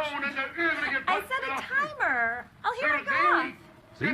Intelligence. Gordon, you don't happen to have any jazz, do you? No. Benny Goodman? What is he yelling? Die Kunst Griechenland. Show tune. Do you have a show tune? Oh, this is better. He's talking. By the way, this is like so loud in the show too. Like they literally, this scene is like deliberately annoying. About art as propaganda. The ancient Greeks. Because he's comparing the Hellenic ideal to the Bolsheviks. Oh, God! Oh, you don't. Well, it's okay. Just eggs, Gordon. Just eggs. And some kids. Sorry, everybody. I'll be right back. I have guests. Easy going upstairs. This whole new house, new school, it's been a bit of an adjustment. Gordon told the boys not to take any guff from the locals, so they've gotten in their share of death stacks. That's Anyway, me playing a song with my normie friend comes to smoke. I mean, he did not mention NATO either. And in other areas. So after the church committee, all kinds of new oversight regulations come in. There's new committees formed, there's new regulations, and suddenly the intelligence community now finally has some kind of oversight. The deep state was reined in. Now, they did fight back. Church was undermined and Oh, yeah. Yeah, no. The bad apples were eliminated and the deep state was totally reined in. Intimidated by these agencies. CIA people, I mean, they hated Frank Church. Jim Angleton would go around and say Frank Church was a KGB agent. Dick Helms raged against him. Kissinger. They couldn't believe that U.S. intelligence was being opened up. On the other hand, Americans were like, oh my God, this is what was being done in our name. But overall, this is a story of American democracy doing what it's supposed to do, rein in the worst impulses of humans with power, and in the process, avoiding disaster. What? At least... No! Dude, no! Bro, what? What? Wait, what? Did he just say we reined it in? Dude, that's crazy. This is like a meme. This is the meme, which is like all the instances that were bad in the past that the CIA acknowledges are gone, far gone. It's just, that's something that we learned from. For a few decades. One of you is never about mind, to be I was elected, wrong. Okay. the leader of the single most powerful nation in the world. Okay, Have you formed any guiding principles for exercising this enormous power? When it comes to foreign policy, that'll be my guiding question. Is it in our nation's interests? Peace in the Middle East is in our nation's interests. Having a hemisphere that is free for trade. Has some very, very sketchy details reaching us here at Sky Central. Important enough to bring. It's kind of crazy because like he just skipped a step. We did not rein in the CIA. Still, for the record, there was no point like between 1975 and like 2001 where the CIA was not in operation. It was very much still not reined in. So I don't know why he would. And for the record, it still could go along with this overall narrative of like, oh, well, we learned from our mistakes. Like you could say Iran-Contra and be like, that actually was bad because that's something that the government acknowledges. You know what I mean? The former head of the CIA was president from 1988 to 1992. This guy's dad, like his dad, you're right. This guy's dad kind of not exactly reined in, I think. I don't you feel like he's over-focused on the CIA to be kind of sensational here, and there are much more boring forms of deep state inside and around government bodies? Yes, but they all fall under the, that's why I always say like State Department. They all fall under the same banner, defending capital interests. East is in our nation's interests. Having a hemisphere that is free for trade. Has some very, very sketchy details reaching us here at Sky Central. Important enough to bring to you now. A new threat. Elon deleted the Stone Toss Twitter thread? What the fuck? Oh my god. Oh my god. Dude, my man loves free speech. That's why he did this. What the fuck? Didn't they do a whole thing about, Hunter Biden's dick pics and how the American people have a right to see it? It's interesting.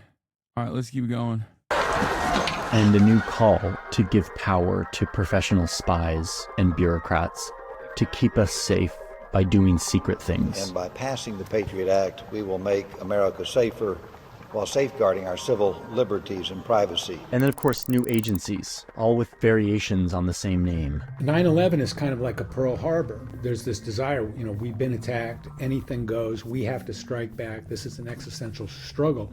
And that same ethos of the early Cold War, anything goes, that returns big time after 9/11. And the CIA seeks or asserts, without being checked, all sorts of powers that they hadn't asserted before. They implement the torture program. They massively expand the warrantless wire. No, we always had a torture program.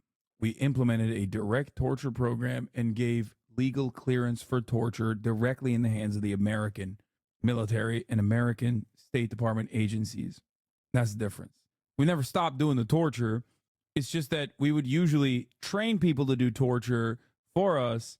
Now we were just doing the torture ourselves. Directly. Tapping, the kind of things that we had seen Angleton do in Chaos. Those exact same techniques are revived and expanded after 9/11. Constitutionally protected torture, on a very large scale. Taxpayers funneling money into millions of new top secret jobs. 22 Capitol buildings worth of new office space that spring up all around this area where I live to house all these new secrets.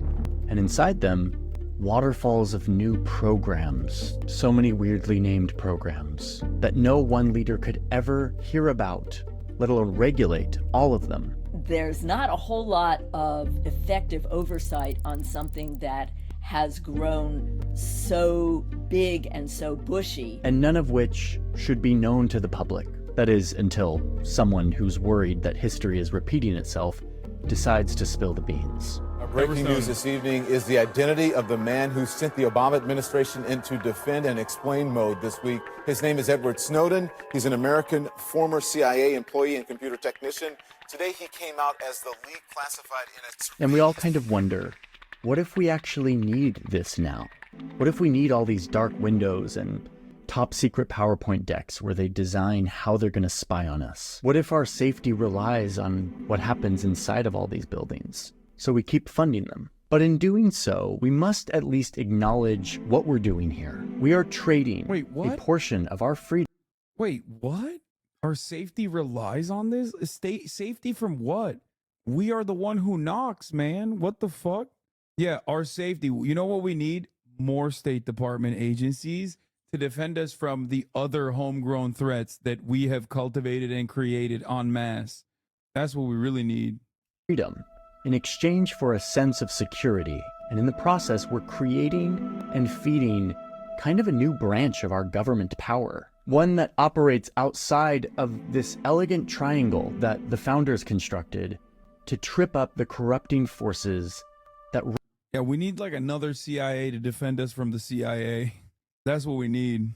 Seriously. Run the risk of always possessing men with secret power.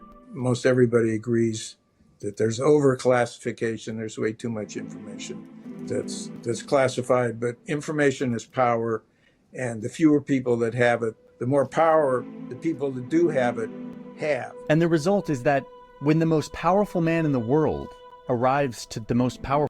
Yeah, bro started the video by saying we were afraid of an American Gestapo and concluded the video by saying we kind of need the American Gestapo, and like with no shred of irony. Like the entirety of this video was like, here's why we have the American Gestapo. Here's why it's bad. And then at the end of it, he's like, well, I guess basically he's trying to say, like, is this a valuable trade-off? Okay. That question is ridiculous. For those of you who are going to say, oh, well, you know, he's just asking a question. Like he's just he's allowing people to form their own opinions. And it's like, no, because the premise is faulty. At no point is this helping American democracy at all. Every step of the way, every single thing that he detailed, mentioned, was helping some Americans, not you, not your parents. It was helping corporations, people at the tippy top, oftentimes hurting you in the process as well, hurting your fellow countrymen.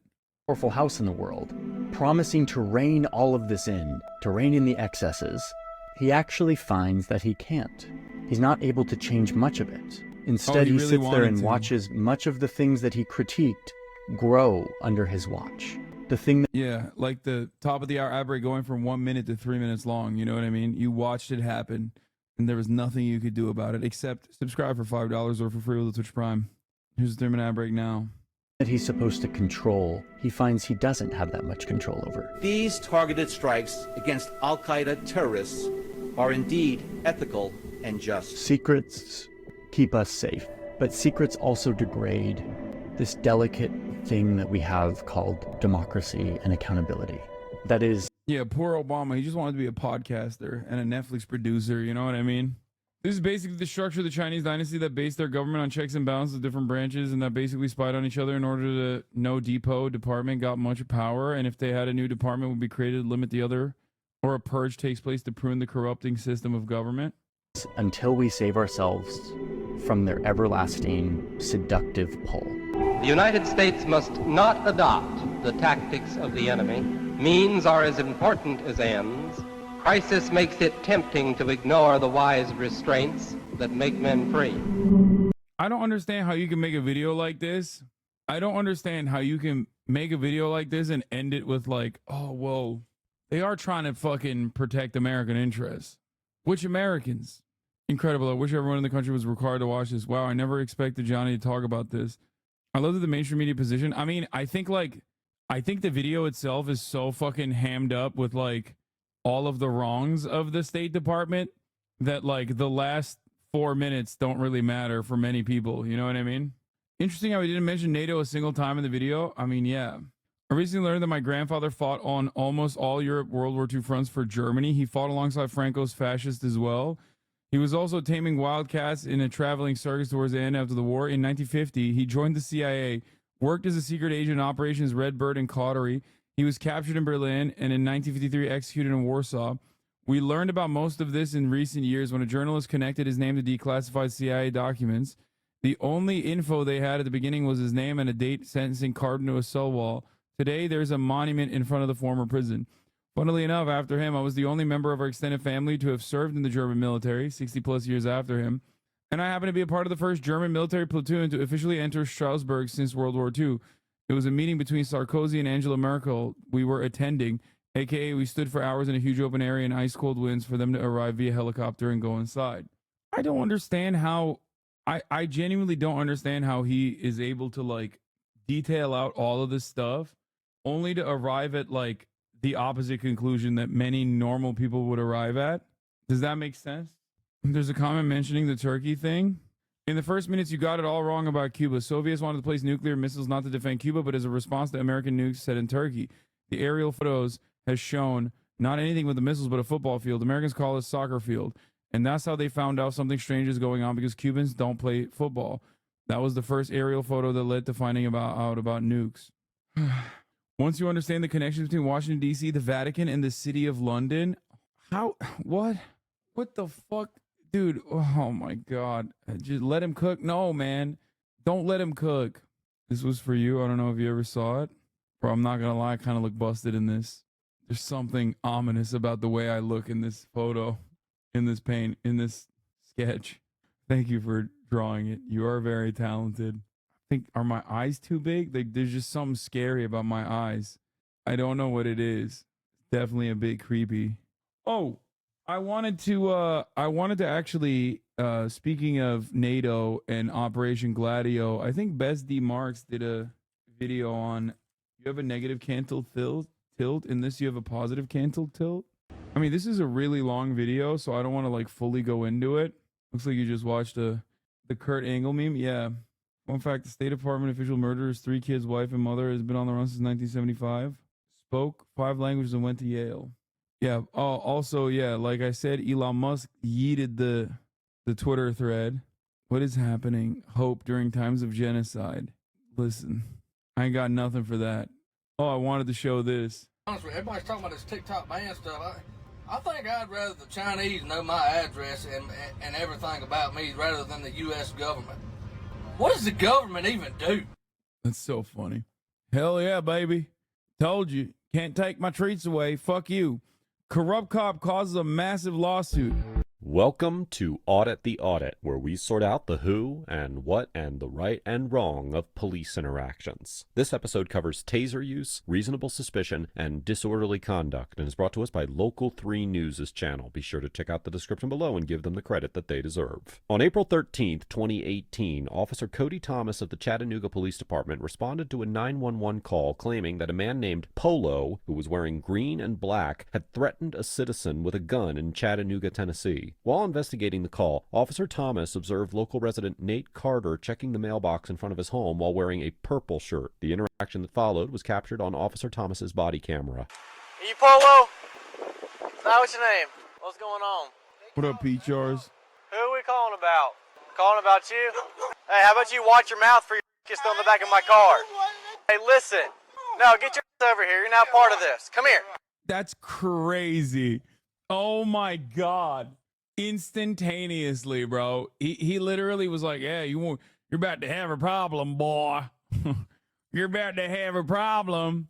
Oh, you're outside of your house? Well, guess what? Now I'm inside of your house. Come here, right now. Come here. For what? I'll shoot your dog. I'll shoot your fucking dog. What? Get over here now. Get over here right now. Taser deployed. Start me at 20. After Officer Thomas attempts to detain Mr. Carter with a verbal command, Mr. Carter refuses to comply and begins to walk back towards his home. Yeah, because he's on his front yard, slowly walking away to his house. Oh my God, please don't tell me he kills the dog. I'm going to lose my fucking mind. Thomas tases him in the back. The Chattanooga Police Department's use of force policy repeatedly requires officers to use only the minimum level of force that is reasonably necessary to achieve certain lawful objectives, such as conducting lawful public safety activities, protecting persons and property, overcoming physical resistance, effecting arrests, maintaining control of an arrested person, preserving the peace, preventing the commission of an offense, and preventing serious physical injury or death. In describing the amount of force that officers are authorized to use against citizens, the policy states that, quote, under no circumstances shall the force used be greater than necessary to achieve lawful objectives. And, now quoting again, officers must always use the minimum amount of force necessary to accomplish these objectives. The policy also explains that, quote, whenever possible, police officers shall employ a progression of force, commonly referred to as the use of force continuum. The continuum is based on the concept of increasing the police officer's level of control in response to the level of resistance of the suspect or violator. If a suspect or violator increases his level of resistance or threat to the officer is justified in increasing his level of control. When determining the amount of force that is appropriate to use in a particular situation, the policy notes that officers should consider the nature of the offense, the behavior of the subject against whom force is to be used, physical size and conditioning, the feasibility or availability of alternative actions, location. Chat's a bunch of snitches, by the way. Kaya, place. But thank you. Thank you for snitching, because I don't want her to have boo-boos on her elbows. What? SFPD is looking for a man that looks like you? Bro, stop. Come on, man. Well, luckily, it don't look like me, okay? We're good. And the availability of additional officers. The policy also includes a chart. Lawyer Kevin made a video about you? I don't even wear that many rings nowadays. Like, what? I wear a normal amount of rings. Y'all are crazy. Y'all are crazy for this one. That lists the type of force that's appropriate for various levels of resistance. In this situation, Mr. Carter's actions would likely be considered quote-unquote passive resistance, which the policy defines as, quote, physical actions that do not attempt to prevent officers' attempt of control, but are not in compliance with an officer's orders or actions. The chart lists the corresponding officer response for passive resistance as quote-unquote soft, empty hand control, which the policy defines as a use of force without the aid of any equipment or weapons that includes, now quoting, empty hand escort controls, pressure points, and come-alongs that have a minimal chance of inflicting injury. The use of a taser, also known as a conducted electrical weapon, or CEW, is not permitted unless the subject is engaged in quote-unquote defensive resistance, which the policy defines as, quote, physical actions which attempt to prevent officers' control, which are non-threatening in nature. Further, the policy specifically limits the use of CEWs to situations where verbal commands have failed to bring about the subject's compliance, the subject has exhibited so-called yeah, this is one of those, hey man, too long, didn't read, okay? Yeah, this would make a lot of sense if I knew how to read type situations, okay? I ain't reading all of that. defensive resistance, and probable cause was established on the subject before they evaded or resisted the officer. Now, it should be noted that the version of the use of force policy that's publicly available was not issued until June of 2020, about 2 years after this encounter occurred. However, assuming that a similar policy was in place at the time of this interaction, it is Wow, they didn't even write this before 2020. They got woke after George Floyd. Yeah. This is what they're talking about, brother. I feel bad. This artist is very talented, and I wish you well in your endeavors, okay? I feel bad that I made fun of them. I didn't make fun of them, but, like, I just said it has ominous energy. I don't know what it is. It is highly likely that Officer Thomas's decision to tase Mr. Carter was a violation of the Chattanooga PD's use of force policy, as Officer Thomas did not have probable cause to arrest Mr. Carter at the time he approached him, and Mr. Carter did not appear to engage in defensive resistance. Hey, show me your hands! Oh my God. The funniest thing is after tasing him, he's just screaming, show me your hands. Oh, he has his, he busted out the lethal. Down here, show me your hands! Oh my God, after he dropped the non-lethal, less than lethal, sorry, and took out the lethal and is like asking for cars to come in. Oh my God. Bro's doing the Israel policy. It's like, oh yeah, if you don't comply, I'm going to start killing things that you love. Okay? Sorry. Okay, I'm in awe of how scared this man is of a situation entirely of his own creation. Like, he literally went Xbox lobby mode for no reason. Like normally you watch cops like escalate, okay? Slowly but surely. Sometimes they go 0 to 90 and then a 100. This dude went 0 to 200 and then cranked it out, bass boosted, maxed out. I don't even know what level he's on right now. Like his microphone is peaking. His body camera microphone is peaking. And beyond the peak. Murat, yemeğin geldi. 4 dakika, 5 dakika önce. Ne yapayım oğlum? We got 2 units up front. Have a unit go to the back of the house. Bro, why would he come out? You're gonna fucking air him out. You're gonna put holes in this man. Bro is literally fucking pointing a gun at the goddamn dude in front of his daughters. What the fuck? In the car. Get in the car. Popped my cherry. Taser. He did. He got popped and then rode it for a minute. And then he slammed the door and the bars popped off. So I don't know if it actually hit him or not. Huh? He got barbs in his back. His info and why I'm here. This guy. Yeah. I'll go talk to him. I need to calm down. I need to calm down? Yeah, bitch, you should have. You called, correct? Yeah. Was this about him, correct? No. He was standing by that telephone pole. He was talking about shooting up me and her. He was talking about shooting up in her. Because when I walked up, you said, yes, that's him. No, I said yes, you did. Because I walked up and I said, who do you hear about? And you said, yeah, that's why I'm here. And so when I started confronting him about going in the house, that's when all this erupted. Because when you started going toward him to the steps, I was hollering, that's not him. Yeah, just grab his info. Thank you. No, he did not. He actually walked up to the guy and was like, are you the guy?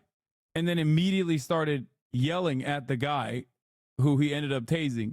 I pulled up here and he was standing out in the middle guessing this guy could be it. What's that? I didn't even... Somebody said they had a gun. They were threatening to shoot this guy. I said, hey, are you Polo? And he was like, I don't know what you're talking about. Leave me alone. Like, he's calling you, shoot. He's like going like this, like, shoot. And I was like, well, I'm trying to figure out why I'm here. And he's like, he called you, not me. Now go deal with him. Wow, this conversation was so amicable and so different in his mind as he is directly lying to this other cop. He made some comment, said, what? And he said, how about you open up your ears and shut ID? And he was like, leave me alone. Well, in my mind, that's the guy who has the gun. I said, how about you come over here? We're going back in my house. And he kind of stepped towards me and started walking back in the house. So I'm thinking he's going to go get either do something with the gun. So I tased him right in the back. Yeah, dude, he was going into his house to grab his gun that is supposedly on him at this moment. He rode it for a solid 3. So I didn't know if he was going to come back out and try to shoot. And then he came back out, but he was like still hiding behind the door. So I was like, he has a gun in his hand and something bad's about to go down. That's when he kept going in and out. Y'all walked up and his girls walked out.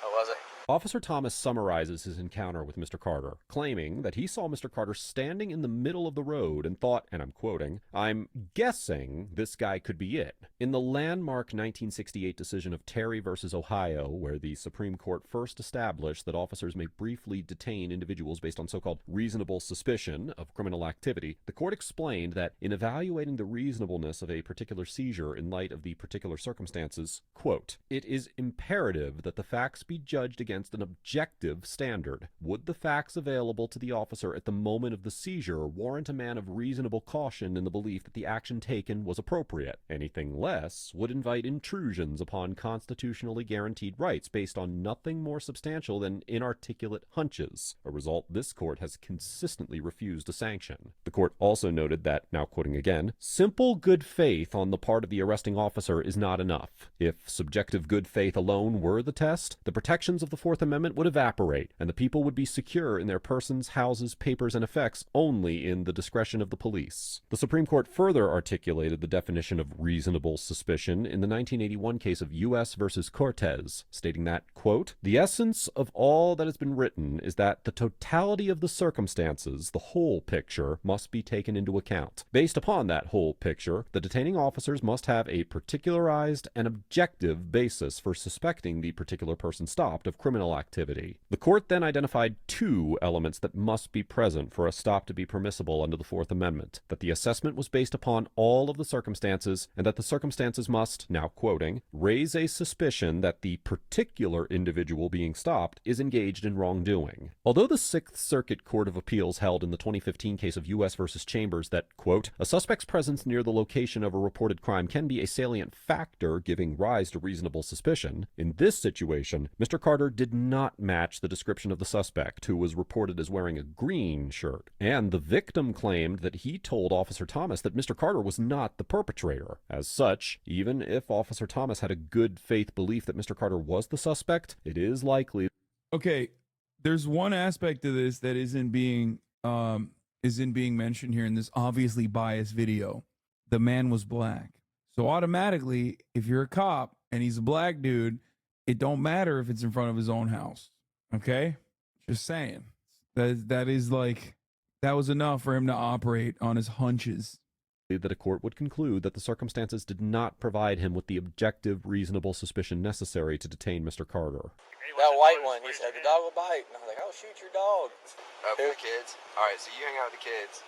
Because we had Adam count as a medical professional look at him here. Okay. But the hospital needs to clear him before he can do anything. Talk to Oh my Van Ness about God. how to write it. He does look like H Bomber guy. What the fuck? That's fucked, chat. It feared for my life. The way you described it is fine, but make sure you, exactly how you described it to me, it needs to be written down. So what are you charging him with so I can tell his wife? Disorderly and resisting. And if Van Ness can help me make up anything else. What? Bro, does this guy not know that he's on body camera? Like, every part of this altercation is recorded. Even his superior, his supervisor literally was like, what you said is fine, but it needs to be in, like, if the events unfolded in the way that you're saying it, like, it needs to be written down. That's what I have right now is disorderly resisting. Officer Thomas states that he will be charging Mr. Carter with disorderly and resisting, according to Section 39-17-305 of the Tennessee Code, which defines the offense of disorderly conduct. Quote, a person commits an offense who, in a public place and with intent to cause public annoyance or alarm, engages in fighting or in violent or threatening behavior, refuses to obey an official order to disperse issued to maintain public safety in dangerous proximity to a fire, hazard, or other emergency, or creates a hazardous or physically offensive condition by any act that serves no legitimate purpose. Bro was in his front while yard. The Supreme Court of Tennessee determined in the 2011 case of State versus Mitchell that an individual's quote-unquote loud and belligerent confrontation of officers, coupled with a challenge to an officer's authority, qualified as threatening behavior designed to annoy or alarm, that was sufficient to support a disorderly conduct conviction. For this subsection of the statute to apply, an individual must be in a public place, which Section 39-11-106 of the Tennessee Code defines as, quote, a place to which the public or a group of persons has access, such as highways, transportation facilities, and schools. As such, it is likely that a court would conclude Mr. Carter was not in a public place on his own front lawn. However, the disorderly conduct statute includes another subsection which states that, quote, a person also violates this section who makes unreasonable noise that prevents others from carrying on lawful activities. Now, while this subsection of the statute does not include a public place requirement, in the 2009 case of State versus Throneberry, the Court of Criminal Appeals of Tennessee determined that the fact that an individual repeatedly yelled at a police officer was insufficient to sustain a disorderly conduct conviction because there was no evidence showing that the yelling interfered with the officer's ability to conduct an investigation or any other lawful activities. As we discussed earlier in this episode, Officer Thomas likely did not have reasonable suspicion to detain Mr. Carter, and he would have been able to continue his investigation of Polo if he chose to do so. As such, it seems improbable that a court would determine that Mr. Carter could be convicted of disorderly conduct under either subsection of the statute. As for the resisting charge, under Section 39-16-602 of the Tennessee... Okay, but what's the section of the Tennessee rule book that states that a hurt fifi of a cop overrides all of these previous protections? Because honestly, it seems to me like that should be a law if it's not. But judging by the activity of cops, you would think that that is like the most important rule. First Amendment in the Constitution is not free speech or nothing like that. It's you cannot ever hurt the feelings of a law enforcement officer. You think it's like the first thing that they talk about. Tennessee Code, quote, "It is an offense for a person to intentionally prevent or obstruct anyone known to the person to be a law enforcement officer, or anyone acting in a law enforcement officer's presence and at the officer's direction, from effecting a stop, frisk, halt, arrest, or search by using force against the law enforcement officer or another." The statute also clarifies that, now quoting again, "It is no defense to prosecution under this section that the stop, frisk, halt, arrest, or search was unlawful." And Section 39-11-106 of the Tennessee Code states that, quote, "Force means compulsion by the use of physical power or violence, and shall be broadly construed to accomplish the purposes of this title." It is highly unlikely that a court would conclude that Mr. Carter's conduct in disregarding Officer Thomas's orders and retreating into his home would constitute a use of force under this statute, as the Tennessee Court of Criminal Appeals noted in the 2013 case of State versus Martin that the force element for a resisting charge was not met when an individual ignored several commands to stop and continued to walk away from an officer. Likewise, Mr. Carter did not appear to actively resist handcuffing in body camera footage, but if he did make any movements that could be construed as struggling against handcuffing, Section 39-11-611 of the Tennessee Code permits individuals to use force in self-defense if, now quoting, "the law enforcement officer uses or attempts to use greater force than necessary to make the arrest, search, stop." There is 0% chance any black person in the history of Tennessee has ever been able to use this. I mean, it makes sense. This is the most German-ass fucking legal rule I've ever heard in my life, okay? It's like the thing I talk about in Germany, that it's like not illegal technically to escape prison because every human yearns for freedom. So if you do escape prison, if you do somehow do a prison escape, it's like, you know, you'll be charged with additional penalties only if you like steal the clothing, like state's clothing. Stop and frisk or halt. Accordingly, Mr. Carter would be able to attempt to defend himself against the charge by arguing that the officers were using excessive force to detain him. I didn't figure out. Do you have any of this information? Could you pull that up? I have it. Harbin will? Because he did it. Hey, he didn't have his wallet on him. I have no idea who this guy is. We're going to take you to Erlanger. Mama's coming to take him. Because you got tased.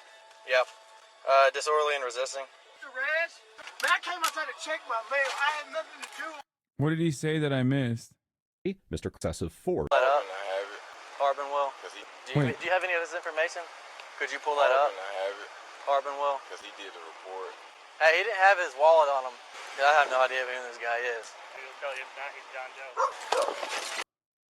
I feel like any other place on the planet, any other country on the planet, this happens, any other OECD nation, this would be in the news every single day for a month, and it would lead to like the abolition of this entire fucking group. Like they would literally be like, no, we got to hire new cops. Like we are firing every single person. This would be national outrage straight up. Like if this I'm thinking of like Germany. Remember like when they fucking went after like entire brigades in Germany, like the special police or the military had like Nazis and shit, and they just had to pack it all up. I'd get banned if I spoke my truths right now, so I will instead just think it. Wait till the big liberal government, the nanny state, makes it so that it's illegal to think it too, brother. He said, the other cop said, well, if you can't find his name, then he'll just die in prison, I guess. We're going to take you to Erlanger. Mama's coming to take him. Because you got tased. Yep. Disorderly and resisting. I had to check my mail. I had what's going on over. I had to check my mail. Serious? I'm serious. Has a heart attack. You don't care about nothing but your personal agenda. Trying to save your you had no reason to even talk to me. You were called to my address. You had no right to stop or detain me. What law was I breaking? What nothing? You did not give me any statute code of my Fourth Amendment right to tell me why you were stopping me. I mean, go on, bro. So take me to jail. I will. Make sure you come to court. I will. He's pissed, too. He's so excited. He's pissed, too. Fuck you.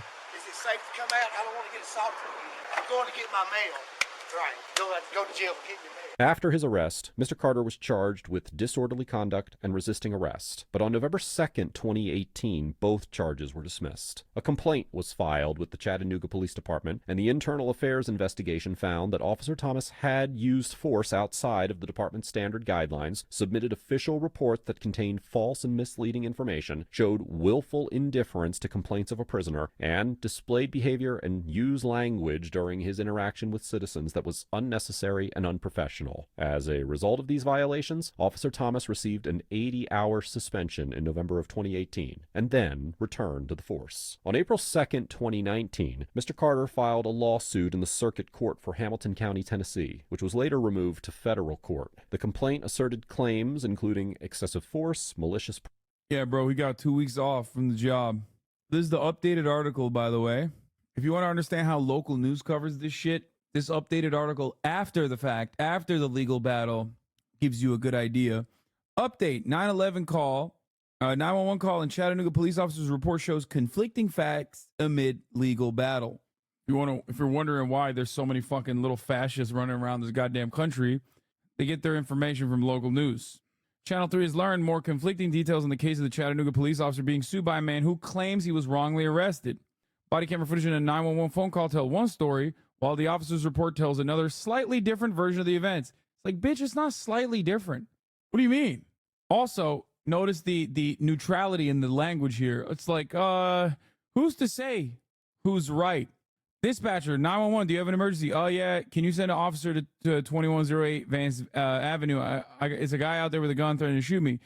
This 911 call placed a year ago, Saturday, landed one man in jail. Uncuff me. I'm not doing nothing, Carter told Officer Cody Thomas. But according to claims inside a $3 million lawsuit in the original 911 call that came in, it wasn't the right man. He's wearing green and black pants. He's out front row, the neighbor told the dispatcher. Officer Thomas with the Chattanooga Police Department responded to the scene on Vance Avenue, searching for a man named Polo wearing green and black. Are you Polo? What's your name? Officer Thomas asked Carter. Don't be coming to my house. That's over there. Gone over there, Carter responded. The officer then used his stun gun on Carter, who's seen in the video wearing purple, eventually arresting him. I was checking my mailbox. What are you putting me on the ground for? Carter questioned. The use of force report Thomas completed after the incident claims the caller identified Carter as the suspect. On the scene, the caller tells Officer Thomas, that's not true. You're the one who called, correct? Was this about him? Officer Thomas asked the neighbor. Nah, it was about another guy, but he ran through the yard, the neighbor replied.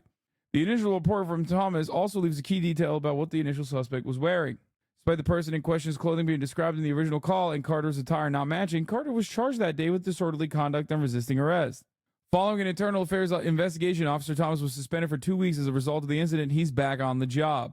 Interesting that the other guy saying he can just die in jail is not mentioned in this. Prosecution, false arrest, assault, and battery, and requested $1 million in compensatory damages and $2 million in punitive damages. On November 19th, 2019, the case was dismissed after the claims were settled for an undisclosed amount. Overall, Officer Thomas gets an F for unreasonably deploying a taser on Mr. Carter in likely violation of department policy, maintaining an aggressive and belligerent demeanor throughout the encounter, and misrepresenting essential details regarding the incident, such as claiming that Mr. Carter was in the middle of the road when he was clearly at his mailbox when the body camera footage began. Although Officer Thomas claimed to believe that Mr. Carter was the suspect reported in the 911 call, I find this contention dubious, particularly given that Mr. Carter was wearing a purple shirt rather than a green one, and both Mr. Carter and the victim informed Officer Thomas that Mr. Carter was not the perpetrator. Rather, it seems more likely that Officer Thomas reacted to perceived disrespect from Mr. Carter, as evidenced by the fact that he told Mr. Carter, and I'm quoting, "You're now part of this," after he made comments that Officer Thomas did not seem to appreciate. The truly unhinged behavior exhibited by Officer Thomas during this encounter demonstrated a propensity for both violence and dishonesty, and I seriously question whether a 2-week suspension was sufficient to address these underlying issues. Mr. Carter gets an A-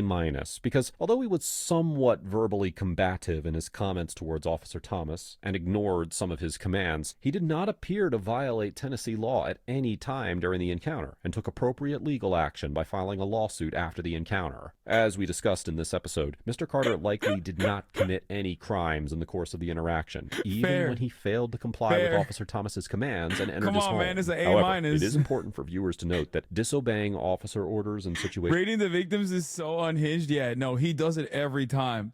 I think there was like one instance where he didn't actually do it. No, he's saying A- because he did say, get the fuck out of here or some shit, which is totally valid to say, except you can't really say it in America. That's the point. Does the cop get a grade? Oh, yeah, he already hit him with the F. Dog gets an A+ for being a good boy. Situations like this may be considered resisting or obstructing in states that do not recognize the right of citizens to resist unlawful orders and do not require the use of force to sustain a resisting conviction. That being said, Officer... He didn't raise someone once because it wouldn't be fair considering how awful the cops were? Yeah, I remember that. Thomas's use of a taser against Mr. Carter was clearly unjustified, particularly given the legality of Mr. Carter's actions in Tennessee, and I commend Mr. Carter for pursuing accountability against Officer Thomas for this violation. Let us know if there is an interaction or legal topic that you would like us to discuss in the comments below. Thank you for watching, and don't forget to check out my second channel for even more. It is pretty crazy that in the United States of America, if you like piss off a cop, they can kill you. Like they can just at least tase you from the back on your front porch and only get fucking 2 weeks off. What is this? You're a bitch ass motherfucker. I slapped the shit out of you, pussy. You're 30 years old, bitching and complaining. I'd beat the fuck out of you. You're an absolute pussy. Fuck you and all your fans. You're all sissy ass bitches who bitch and moan all day. Get a grip. You're 30 years old for real. I suspect that the person that is writing this, considering that they're using like you're 30 years old as a negative here, is probably like 14, which is pretty funny. Like there's no way there ain't no fucking way this person is like older than the age of 14, I think, unless he's the child of the cop that we just watched or the cop himself. Not gonna lie, if you hate him, why even watch the stream, bro? Excitement, someone recognizing their existence for the first time. Calling you out, Unc. What are you gonna do? Dude, I don't know.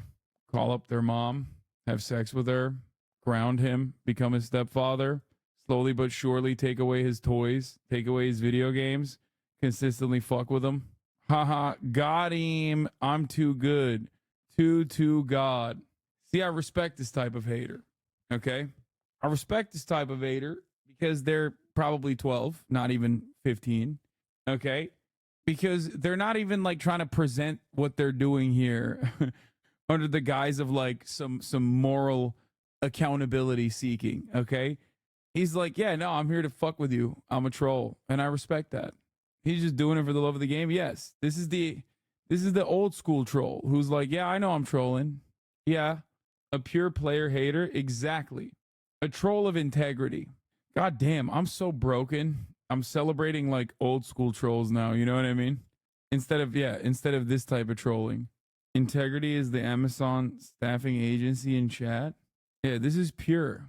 I respect this guy. Will you be talking about Ukraine losing the war currently? What? I'm losing more than anybody else here. Maybe it's an accurate social critique, like you're supposed to be a mindless automaton by 30. Okay, you don't need to like try and derive any additional commentary out of this. He already very openly acknowledged that he was just fucking around. All right, let's see this. Afcon invited me out to Turkey to hang out and get some self-care. But he also wanted to test my Turkish out on the locals. Would I crash and burn or actually impress them? In addition to learning with Afcon, it was also great to be able to practice with the language learning tool I co-created called Teacher AI before coming, so I would have a bit of preparation in different scenarios. Bir kahve. What? Co-created called Teacher AI before coming, so I would have a... Bir kahve izlerim lütfen. What? No, that's bad. Bit of preparation in different scenarios. Bir kahve isterim lütfen. Bir kahve isterim lütfen. It's still weird. Şeker seviyorum. Make sure to go to yourteacher.ai if you too want to get unlimited... Bro, is he like this with other languages? And I just had no idea because I like, this is the only time, because I'm a native speaker. So like I can tell when he is like very clearly not a native speaker at all.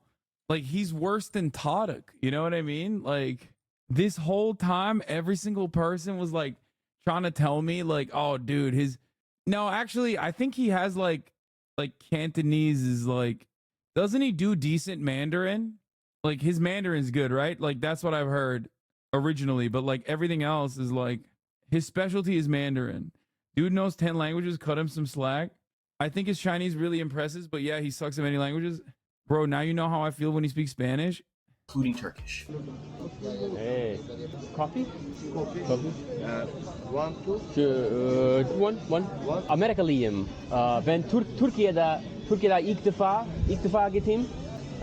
Türkçe biraz yaşıyorum. Yeah. So Türk kahvesi çok güzel diye duydum. Çok güzel. Şekerli ve süt. Oh no. I mean, I respect him for trying. I think this is when I find out something about Xiaoma that like maybe I didn't know about.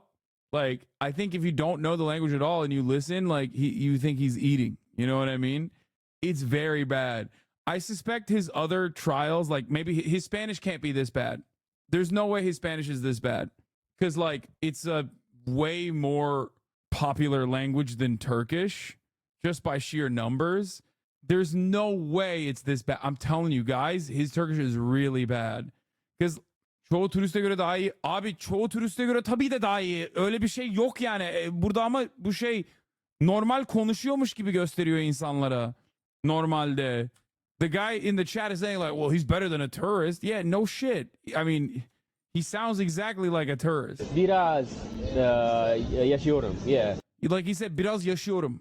So he said, he's trying to say, I speak a little bit of Turkish, but he actually ends up saying, I live a little bit, which I don't even know why he said that because those two words don't sound like one another at all. But so Türk kahvesi çok güzel. Bana ana dil gibi geliyor. Ana dili. Okay, shut the fuck up. He sounds authentic Turk to me. Shut the fuck up. Diye duydum. Çok güzel. Şekerli. Çok güzel. Şekerli. Ve süt. Yok. Okay. Süt yok. There's no milk in Turkish coffee. So the guy goes süt yok. Şekerli. All right. Sen Türkçeyi nereden öğrendin abi? Türkçe öğreniyorum. İstanbul'da ilk defa gittim. Bugün ilk defa. Bugün geldin. Yeah. Nereden geldin? Ankara'dan mı? Ankara ya. The coffee guy is so funny. He went, nereden geldin? Ankara'dan mı? Niye Ankara'dan gelsin? Dallama. Ankara'dan geldi amına koyayım. Nereden geldin? Ankara'dan mı?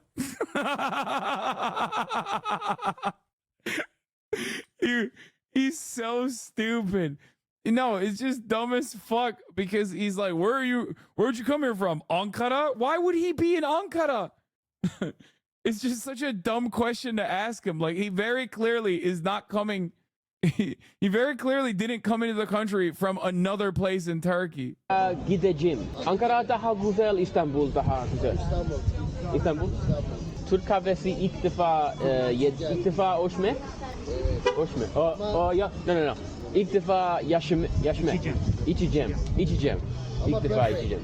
Denemek istiyorum. Good? Çok güzel. Loki Flaming Your City, bro, Ankara sucks is a meme. He's even probably saying, nereden geldin Ankara'dan mı diye. He's probably memeing. Do you think these logos are cringing inside or impressed? No, because no fucking Western dude ever gives a shit about learning the language. So, yes, automatically, everyone in Turkey is going to be like, oh, that shit's sick. And I still think it's sick, by the way. I'm not being like, it's a sociological critique of the Ankara dialect. Okay, abartıyorsunuz. Yani yeter. Okay? Tamam, Ankara bebesi. O kadar da değişik değil yani Ankara'dakilerin konuşma şekli. Turks in the chat fucking gaslighting me. He's making an effort which most tourists, especially Americans, don't do. Exactly. So I respect him for even learning a little bit of Turkish.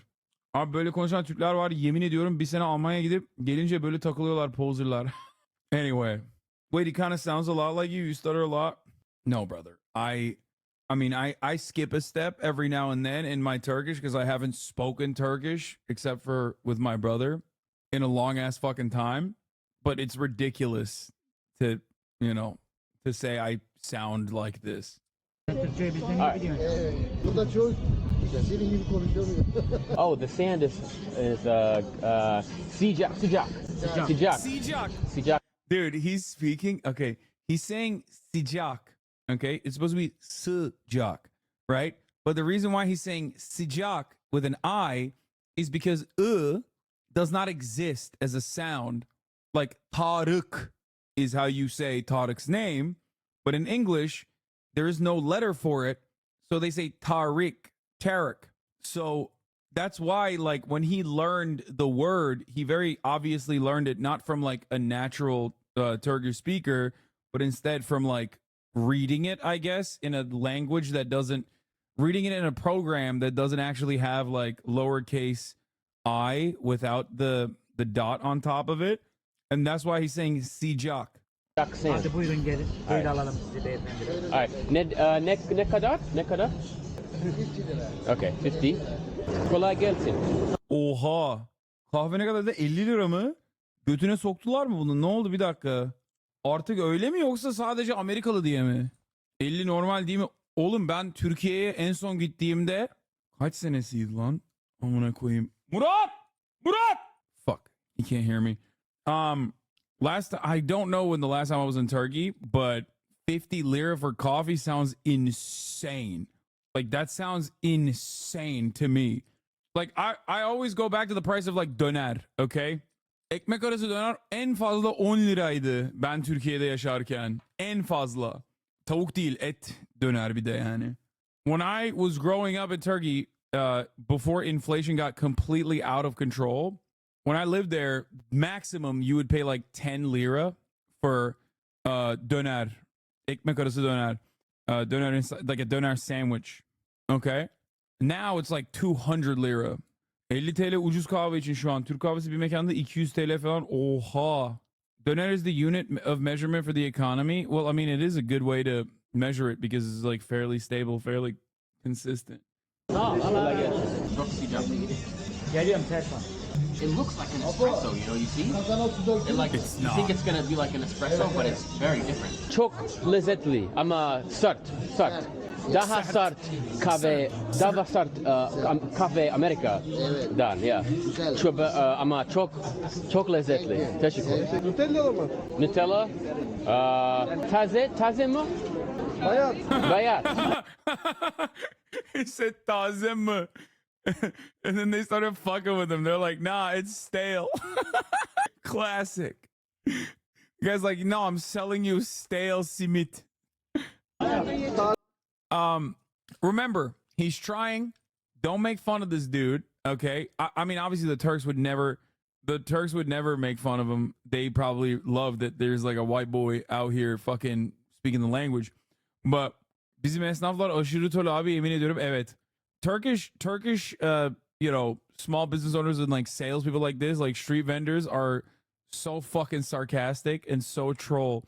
But anyway, what I was gonna say is like they're cooking him, but like in a friendly way. They're cooking him, but in a friendly way.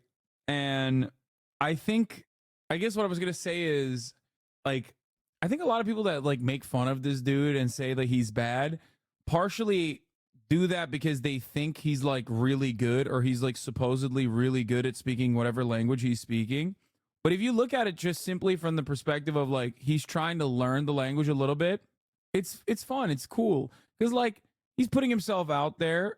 He's trying to learn the language. Like I respect it. It's fine to want to learn it's fine to want to learn a different language, and when you're trying it at first, like it's really bad. Can I get away with saying Allah canım alsa da ölmüşlerini siksem as a crazy white boy if I have good pronunciation? It goes so hard for shit talking. That is the most insane statement I've ever heard. I didn't even know this. I've never heard this in my 32 years of being alive. Allah canım alsa da ölmüşlerini siksem. May Allah take my life so I can fuck your dead relatives, basically, and your dead friends. I've never even heard that before. Ananı sikeyim, ben bile bilmiyordum. Emhad bu manyak amına koyayım, CIA mi gerçekten? Benim bilmediğim bir şey çıkardı. Evet. Oğlum senden benden daha fazla Türkçe biliyor adam. Abi bunlara kolay gelsin nasıl çevirirsin? Kolay gelsin. May it come easy to you. That's like a very common phrase in Turkish. Kolay gelsin. You say that when you're like entering a place or exiting a place, where you say may it come easy to you. Taze değil. Okay. New York'ta simit yok ama bagel var. Simit is like bagel. It's şimdi denemek istiyorum. Of. Simit yapacağız gelip Amerika'ya. Orada dükkan yapacağız Amerika'ya. He will come to America and he will open simit. Oh, and you have simit short. Yeah. Hoş geldin. Hoş geldin. Teşekkür. Yeah. Kaç? 25. That's why. 25. All right. Abi İngilizce biliyor. 25 lira simit. Sokak simiti 25 lira. Amına koymuş Erdoğan ekonominin. Yuh. Abi simit tadını özledim mi? Doğru söyle, çok özledim abi. I miss this so much. It's one of my favorite things to eat. Kazıkladı 25 lira değildir herhalde. Yapmayın etmeyin arkadaşlar. 25 lira simide olur mu ya? Anasının amını sikeyim yani. Oha. Abi kazıkladı ne diyorsun? 25 lira değil lan. Okey, bilmiyorum ki, anlamıyorum ki abi. Kahve 50 lira diyorsunuz. Ucuz diyorsunuz 50 lira. 25 lira simit olur mu ya? 1 liraydı lan. 1 liraydı. Ben Türkiye'de yaşarken 1 liralık simit amına koyayım. 25. Simit is supposed to be like the cheapest form of food that you can get from a street vendor. It is supposed to be 1 lira. It was 1 lira when I was in Turkey. Normal simit 10 lira, böyle bir şeyler olunca 25-30. Okay, they're saying simit normally is like 10 lira, but he's cooking him a little bit right now. English, biliyorsun. Oh yeah. Wait, bro. I think it literally says right. Oh my God. Dog, it says it right here is 10 lira. Oh my God, he's fucking him raw. Bro, I see it. It literally says simit 10 lira right here. He hit him with a 2.5x, dude. The paper right in front of him. Belki Nutellalı. Lan ne Nutellası amına koyayım, baksana. Oh, very good. Yes, better than me. All right. Teşekkür. All right, simit ve Nutella. Oh, it is. Oh, never mind. It is with Nutella. Abi Nutellalı aldı o yüzden galiba. Ulan simite Nutella mı koyuyorlar lan? Simite Nutella konur mu abi? Neler yapıyorlar ya. Türkiye'de kafayı yediniz galiba siz. I've never in my life seen Nutella in simit. Nutella is obviously a staple, but like not in simit. Simit is supposed to be eaten with simit is supposed to be eaten with like cheese. Like there's a triangle cheese that you can have it with. Cream cheese is really good with cream cheese. The triangle cheese is basically like cream cheese. Beyaz peynir is the most goated version of it, obviously. Yeah, vaşkirit, exactly. La vaşkiri. Gevrek Ankara simidiyle bir yerde Nutella delirirsin. Bokumuzu yiyoruz burada, gel. It's for the tourists, Nutella on everything. It's weird, dude. Okay, wait, we're gonna try. Oh yeah, çok güzel. Ben geliyorum. Wait, what did he say? The guy? Okay, wait, we're gonna try. Oh yeah, çok güzel. Ben geliyorum Amerika diyor. Fırın yapıyoruz orada, simit çıkarıyoruz. Please. Amerikalılar simit. Yeah, they have simit sarayı out here, by the way, for the Turks that don't know. There's one in New York. He actually, I remember Shauma went to the New York simit sarayı. Seviyor. Simit çıkarıyoruz. Please. Amerikalılar simit seviyor. Çok seviyor. Yes. Wow. Yeah. So great. I love it. My fucking silly ass countryman, bro. Yes. Is it like a bagel? No, it's not. It's the sesame taste is way more prominent, and not in the way that you could taste it in a sesame bagel. It's more like the mouth feel is closer to a pretzel without the sesame seeds, but the sesame is very, very prominent. It's like it's salty. I don't know how to describe it. It's like crustier. It's like a little bit harder than a pretzel. It's really good. It is really, really, really good. Here's a girl. Wow. This is like a bagel. It's true what I said. In New York, it's the same thing. Here we are feeding the birds. Merhabalar, hoş geldiniz. Merhaba. Okay.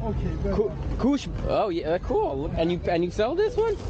Okay. Kuş beslemek istiyorum. Yeah. İstanbul'da kuş beslemek istiyorum. Oh, he's. I mean, he sounds. It sounds like he's a massive tourist, like who's just learned a couple words in the language, because that is what it is doing. Hasanabi is so easily amused. I mean, it makes me happy to see a dude who's like trying to speak Turkish, but like this is definitely not like. It's because for me personally, I've always thought that he just like pops off. If I said this is you in Japan, would you be offended? No, not at all. No, that's what I've been thinking of. Like, I'm realizing that I probably come across to the fucking locals in Japan. Like, that's literally what it's like making me cringe a little bit about my own behavior, which is like, I never thought that I was good at speaking Japanese at all. You're much louder than this guy. Adam kalenin önünde okçu kulesi çekmiş, yapmış kendine İstanbul Defender AK. Someone said this is the Xiaoman New York City experience. When you see him speak your native language, I wouldn't know, but others agreed. Yeah, I had no idea because I don't speak any of the other fucking languages that he speaks. So I personally have always thought he's just popping off, the most swagged out white boy out there, the most swagged out white boy to ever do it. You know what I mean? So like, when I hear him speak my native language, I'm like, oh my God, is this how he sounds to everyone else in their own native tongues? Now, of course, for the record, like I said, I still think it's cool that he's trying to learn the language, but I'm also recognizing that like he maybe isn't as good as I thought he was. He also might just be bad at Turkish. Maybe. That is also true. His Cantonese is perfect, though. He explains on his channel he lived in China and also his wife is Chinese. I guess he pops off in Mandarin because he won that Jubilee game. His Chinese is really good. He has strengths and weaknesses. Wait, you're Turkish? What's next, bro? You're going to be shocked when I tell you at the top of the hour there's a fucking 3-minute ad break? Come on, dog. Don't come at me at the top of the hour with a weak-ass bait like that. His Mandarin is fluent. His Cantonese is also very good. That's what I've heard. That's what like everyone was saying. İstiyorum. Buyur. Okay. Kuşlar tok. Kuşlar tok. Çok kuş, çok yemek var. Too much. Me eat? Okay. Oh, they went away. Kuşlar gitti. Yedin mi hepsini yoksa ne yaptın? Yedim. Bro, everybody's fucking with him. Literally everyone is constantly fucking with him. It's so funny. I forgot how trolled the fucking Turkish esnaf is. Angry seller. Everyone knows he's just shouting all the customers. Can you understand his pronunciation, or is it bad? No, it's really bad. But it doesn't matter. It's like the attempt is what matters. Sells chiköfte, which is spicy food. It doesn't have a meat. Okay. With other spicy. Yeah. That's it. This is one of my favorite foods. Artık şey değil mi? Çiğ köfte yasak diyorlardı. Ya da gerçek çiğ köfte yasak değil mi? So çiğ köfte is raw meatballs. And originally it was done with actual meat, raw meat. And the meat is actually cooked with the spices.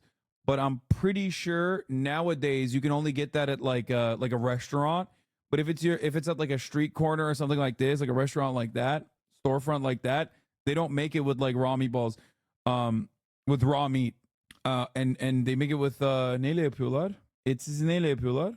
New food is shown. Okay, so this is one of my favorite foods.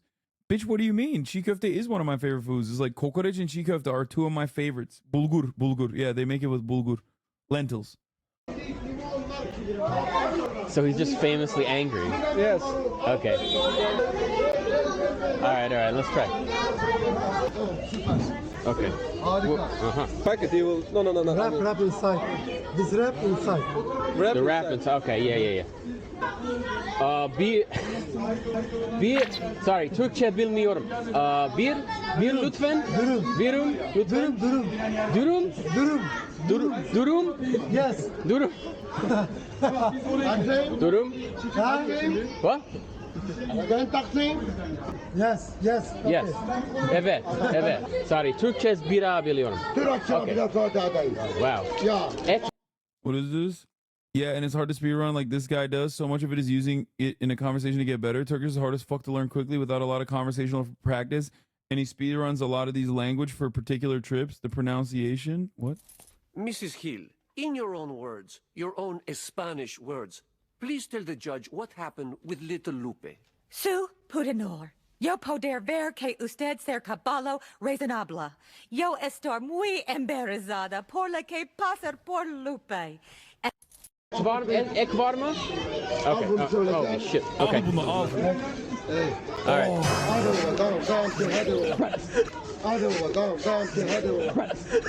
Okay. Teşekkür. But now we'll try. Wow. All right. He definitely has an attitude. I'll say that for sure. Oh, he's so good. That shit is gonna be so bomb. Wow. Hey. Nar ekşisine dayadı mı? Dayayacaksın kardeş, dayayacaksın. Bir de özel sos koyuyorlar. Of. Ama I've never had this particular, guys. Was that guy actually pissed? No, that's his whole shtick. Abi yiyorsunuz mu orada? Hayır, bizde yok çiğ köfte, mi köfte Amerika'da. Oğlum saçmalamayın lan. We have no raw meatballs in America, unfortunately. Çok güzel. Teşekkür. I'm soaked with lemon, this guy. Merhaba. Okay, this guy is taking him to all the trolls, dude. Come on. This is a dangerous element, dog. You can't do that. These guys are... Amerika geldiğim Türk'ten durma içmek. Denemek. He said, I want to drink Turkish ice cream. İçim. Yeah. Hangisi vanilla? The funniest part is whenever like Turkish people, because he's trying to speak Turkish, will just straight up talk back to him in Turkish without even like maybe trying to slow it down at all. Hangisinden vereyim? How is he gonna pick that up, dog? What the fuck are you doing? They didn't even he is acting like the dude in front of him is a native speaker when he knows the dude is not a native speaker. Bu vanilya. Sen Türkçe de çözmüşsün. Limon. Türkçe biraz biliyorum. Limon. Okay, yeah, biraz. Güzel. Ayıp bak. Batı sonra ne? Türk yemek çok güzel. Çok güzel. Çok güzel. Adana kebap, Turkish kebap. Turkish kebab. Adana kebab. This is so awesome, dude. God. I miss Turkey a lot. I didn't know you guys were such trolls. Oh my God, are you kidding me? The worst. To be fair though, his tour guide is taking him to like the maxed out biggest trolls. Yes, handsome. Come on, handsome. What? Handsome.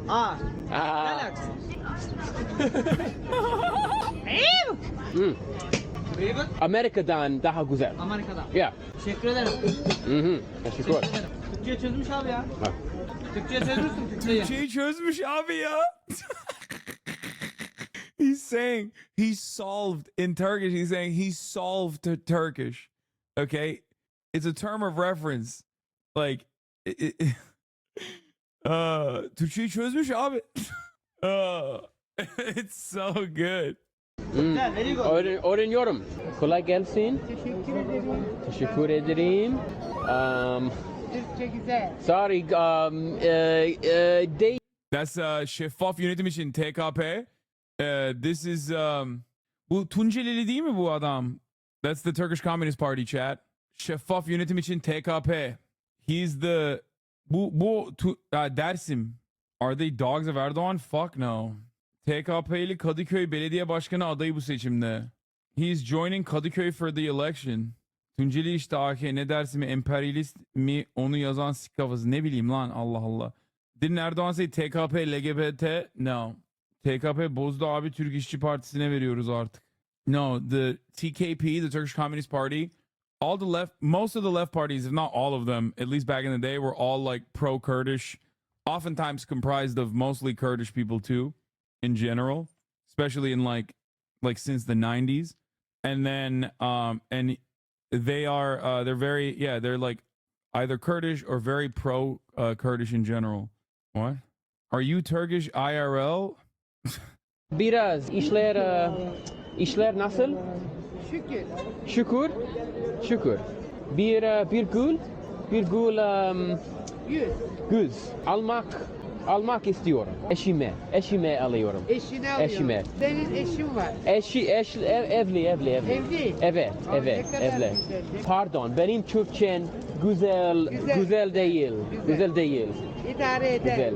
Öğreniyor yavaş. İdare eder. Okay. It gets the job done. Teşekkür. Teşekkürler. Okay. Güle. This is a Gene bookmark, huh? Kolay gelsin.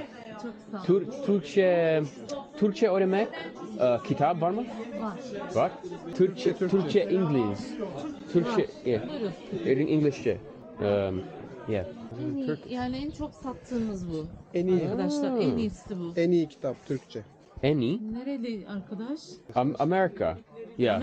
Amerikalıyım. You got it right. Amerikalıyım. New Yorkluyum. Bak ben New Yorkluyum. Oh yeah. Ben İstanbul'da Nereden bildin ilk ki? defa geldim. Nereden bildin? Ha, biliyor. Nereden bildin New Yorklu olduğunu? Ne farkı var Los Angeles'lı ile New York'lu arasında? Hemen illa bir şey diyecek. Bildim. Yapma ya. Texaslı olsaydı. She's like, oh yeah, totally. I'm just making fun of her for being like, oh yeah, no, definitely, I knew it. that you're from New York. It's like, you did not know that. You did not know that at all. It's because you only know New York. That's why you're saying, oh, I knew it. Aksan kasmış. İlk defa. Türkçeyi Evet. nasıl öğrendin? Türkçe'de She is very internette Gerçekten. yaşıyorum. Hadi ya. Yaşıyorum. Öğreniyorum. Ya öğreniyorum. Oh yeah, he said he lives in Turkey on accident. İlk defa geldim. İlk defa. İlk defa. Türkçeyi Evet. nasıl öğrendin? Türkçe'de internette Gerçekten. yaşıyorum. Hadi ya. İnternette yaşıyorum is what he was trying to say, which is still wrong. He's saying like I lived on the internet, which doesn't translate to anything in Turkish. Öğreniyorum. Ya öğreniyorum. Gerçekten. Yeah, but he got it right. Öğreniyorum. Sadece internette New York'ta Türkçe öğreniyorum. AI. Like AI program. Yani yapay zeka. AI öğreniyorum. Şekilde. Yeah. Anladım. Yeah. Çok iyi. Bedava mı? Hassan, any Turkish food wrecks in New York City? Help a brother out. I think there's a place called like Istanbul, Cafe Istanbul. There's a couple. Just look up Turkish food. It'll be good. It'll be decent. It will never be as good as Turkey though. Like the Turkish food in America, I've never had Turkish food in the United States of America that ever comes near the taste of Turkish food in Turkey. What other languages do you speak? I speak Chinese. Yeah. Spanish. A little bit. Yoruba? Yeah. My Yoruba's not kind of rusty though. And your interest in Turkish is because? I like learning languages. How to say? Dil öğrenmek çok istiyorum. Çok seviyorum. Kolay gelsin. Alright. Kolay gelsin. Bu ne? He knows kolay gelsin. Respect. Respect bro. Respect. İstiyorum is Azeri. What the fuck? İstiyorum. What do you mean? İstiyorum is Azeri. Ben de istiyorum. Kestane. Güzel mi? It's Turkish too. Okay. Turkish food. Kestane. Alright. İstanbul'da ilk defa geldim. Ya bilmiyorum. Bu ne? Amerika. New Yorkluyum. Türkçe yemek çok lezzetli. Çok lezzetli. Türkçe yemek çok lezzetli. Lezzetli. Denemek Türkçe yemek. It's like kestane falan ama herkes sevmez, vardır orada da. It's roasted chestnuts. So he's saying like Türkçe yemek istiyorum, but I feel like it doesn't make sense because he's saying like he wants Turkish food. Turkish as when you say Türkçe, it means Turkish as the language. So he's basically saying like, I want to try the Turkish language food. İstiyorum. Çok güzel. Çok güzel. Oh, chestnut? Kestane. Kestane. Kestane. Blueberry. Böyle koparıyorsun. Okay, that one. Oh yeah. Beğendin mi? Yep, good. Beğendin mi? Güzel, güzel. Okay, more of that. Yanında 2 tane. Yeah. Bira kestane bu. Bira. Bira. Süper. Oh, bira. Bira çek. Bira, okay. Şimdi bira. I don't fuck with chestnuts. I've never had like I've had chestnuts, but I'm not like a big fan. Bira içmek. İçmek istiyorum. Yeah. Gideceğim. It's good. It's good. Çok güzel. Kaçak var. Kolay gelsin. Then I left Efkan behind and flew to the capital city of Turkey, Ankara, to meet the world's weirdest barber, subject for another video. But some very interesting things happened before then. Yo, Sharma. Huh? Wait, how are you in Turkey, bro? What? You know me? Yeah, bro. I watch you all the time on YouTube, bro. That's crazy. Do you know wait, I'm shaking, bro. What? Do you know you're the first Turkish person to actually recognize me in Turkey? No way. Okay, bro, I would have fucking recognized them. Come on, man.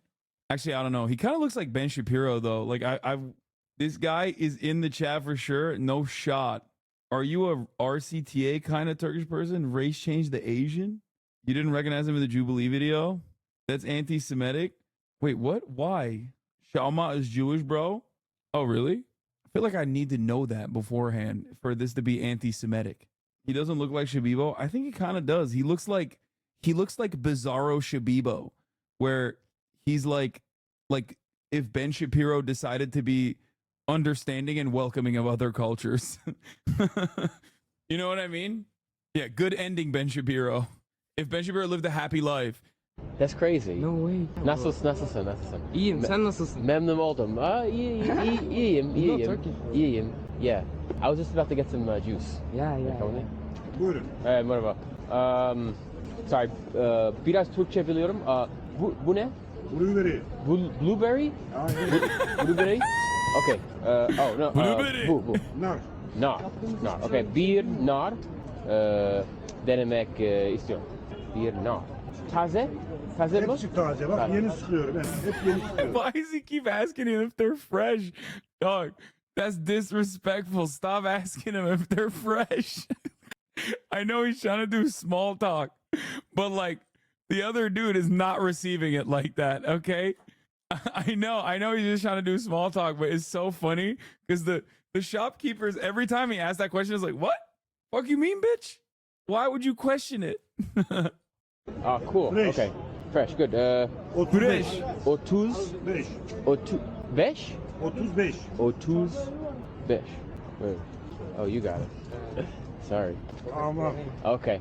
Erikli, by the way, is the Poland Springs of Turkey, the most decadent.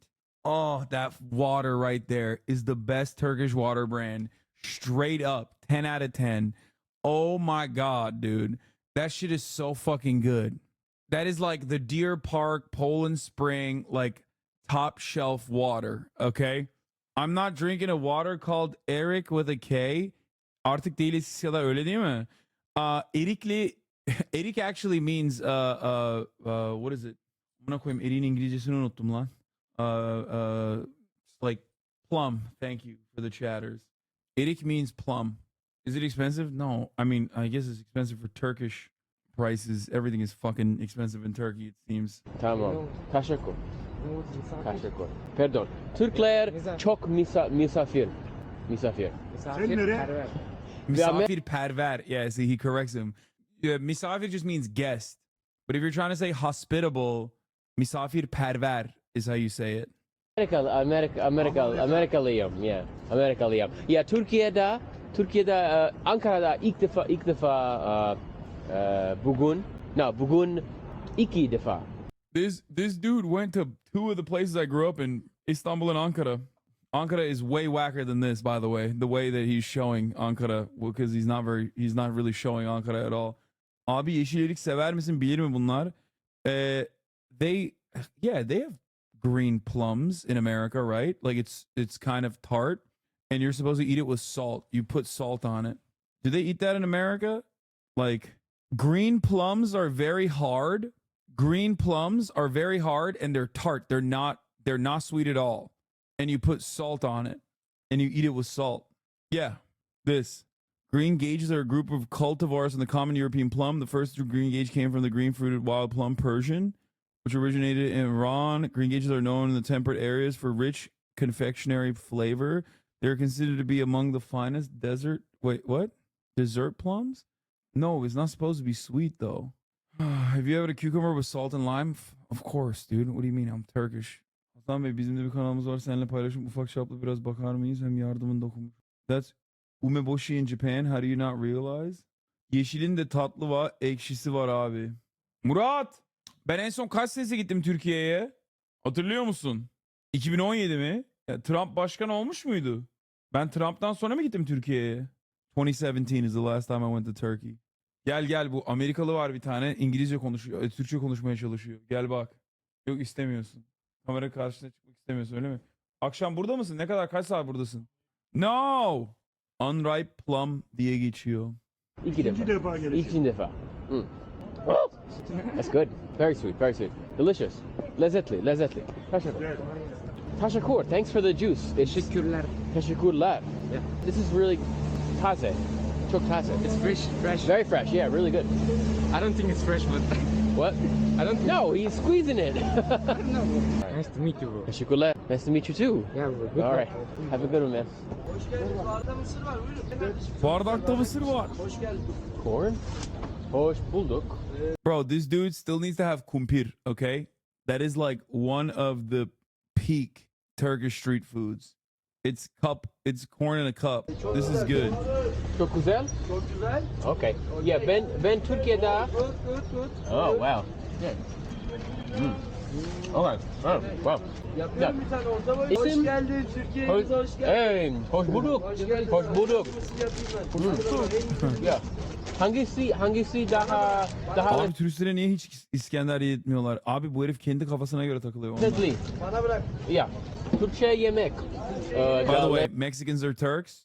Proof is in the pudding. Street corn. I'm just saying. Turkish people have street corn. Mexicans have street corn. Turkish people are Flexican. Flexicans are Turks. Lezzetli. En iyi lezzetli. Amerikalıyım. Yeah. Ağacının aradan abi. Hoş geldin. Hoş bulduk. Lavabo ihtiyacım var. Tamam. Oh my god. Woo! Çok iyi. Hey. Çok iyi. Ha? Güzel. Lezzetli. Gazlandırma oğlum. Gaza getirme. En lezzetli. Benim YouTuber'ım. Hadi eyvallah. YouTuber. Geç çıktınız ya amacına geç. Ne haber? Nasıl gidiyor ya? Hoş geldin Ya. Türkiye'mize. Merhaba Allah. Teşekkür. Yeah. Hangi bir şey değil o ya? Ha? Şama.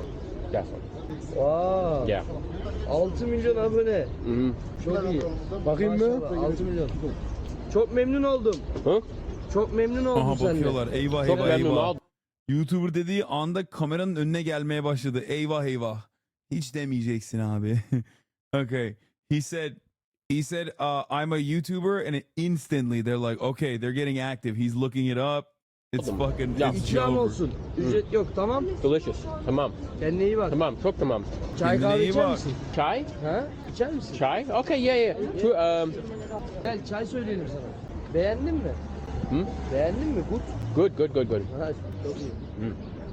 Türkiye'de bir derdin, bir sıkıntın olur, her türlü arayabilirsin Allah'ın izniyle. Kardeşim. Wait, what is he saying? What? Ne dedi? Türkiye'de bir derdin, bir sıkıntın olur, her türlü arayabilirsin Allah'ın izniyle. Bir derdin olursa hemen arayabilirsin. Oh god damn dude. Oh my god bro. Murat, Toyota'yı geri mi getirdin? Yok. Okay peki. Arkadaşım burada, bu saatte sonra merak etme. Üçümüzü No, you çeker look great. misin? You guys are funny. Çekiyorum, gülümseyin. Memnun oldum. Ben de memnun oldum. Memnun oldum. Ciao. Great to meet you. Memnun oldum. Ekmek var mı? Oh, ekmek. Oh my god, brother. Listen. There are very few things that I miss as much as fucking beyaz ekmek. Ne var bunda amına koyayım? Oğlum yok öyle Allah Allah. Siktirin gidin. Gidip sabahın sabah 6'da 7'de gidip ekmek alıp sıcak sıcak eve getirmek, bunun böyle bir şey paraleli yok yani Amerika'da. Hasan is so homesick that he's missing little water. Dude, the Turkish bread is so good. Ama taze mi? Okay. Sorry, benim Türkçe Amerikalıyım. Türkçe Ya da benim. Ramazan pidesi. Of sıcak sıcak. Vay amına koyayım. Sıcak sıcak sokarım yani. Biz de şimdi Ramazan'da pide yiyorlar ekmekten değil. Biraz yaşıyorum. güzel. Biliyorum. Değil. Güzel. Türk ekmek, taze ekmek. There's a restaurant in Samsun called Hasan Abi Gözleme Mantı Keşkek. This is one of the reviews. Our brother Hasan seems to think that he is a place overlooking the Bosphorus. For God's sakes, what are these prices? Okay, the market is booming. It's a pancake or phyllo dough and a piece of cheese inside. Don't exaggerate so much. The taste is not the same as before. It's very ordinary, even bad. Seems to think that he has a place overlooking the Bosphorus. Denemek istiyorum. Oğlum şöyle düzgünle güzelle bir tane gel bakalım. Hangisi daha lezzetli? So this is literally the greatest Turkish invention of all time. I know it sounds so basic to say, but ekmek, like this kind of bread is just bread. Don't say it's just bread. It's not just bread. This kind of bread is, weirdly enough, there's never really like were cannons invented in Turkey? No, Chinese, but Turks were the first to use it in a battle situation against a castle or a fortress in Istanbul, in Constantinople in 1453, like a siege cannon. That part is actually true. So I don't know why in America I feel like I've never seen this kind of bread. Like I've never been able to have this exact same type of bread. And artık kötü yapılar tadı aynı değil. Okay, every Turk in the chat is gaslighting me, telling me everything that I miss from Turkey is no longer the same and it sucks. Abi güzel de senin eski halini şişko Hasan yapan bu beyaz ekmekler yedikçe yediriyor amına koyduğum ekmeği valla. Evet.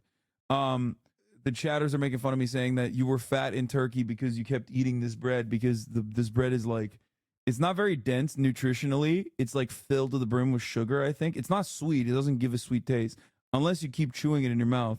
We did this in science class when we were younger, where if you keep the bread in your mouth and you keep chewing it over and over and over again without swallowing it, it becomes sweet because it's basically breaking down. That's just how carbohydrates work. I mean, sure, because your saliva is breaking it down. But anyway, regardless, it's not technically sweet when you first eat it, but it does get sweet pretty quick. It's like a bolillo in Mexico. Onu ver. Oh, okay. All right, sure. Ne kadar? 8 lira. 8 lira. 8 lira. 8 bilmiyorum 8. O değil. Onu ver. Kaç? 8. 8? Okay. Dur bir dakika bir saniye. Aha. Bu 10. 10. 200. Oh no. 10.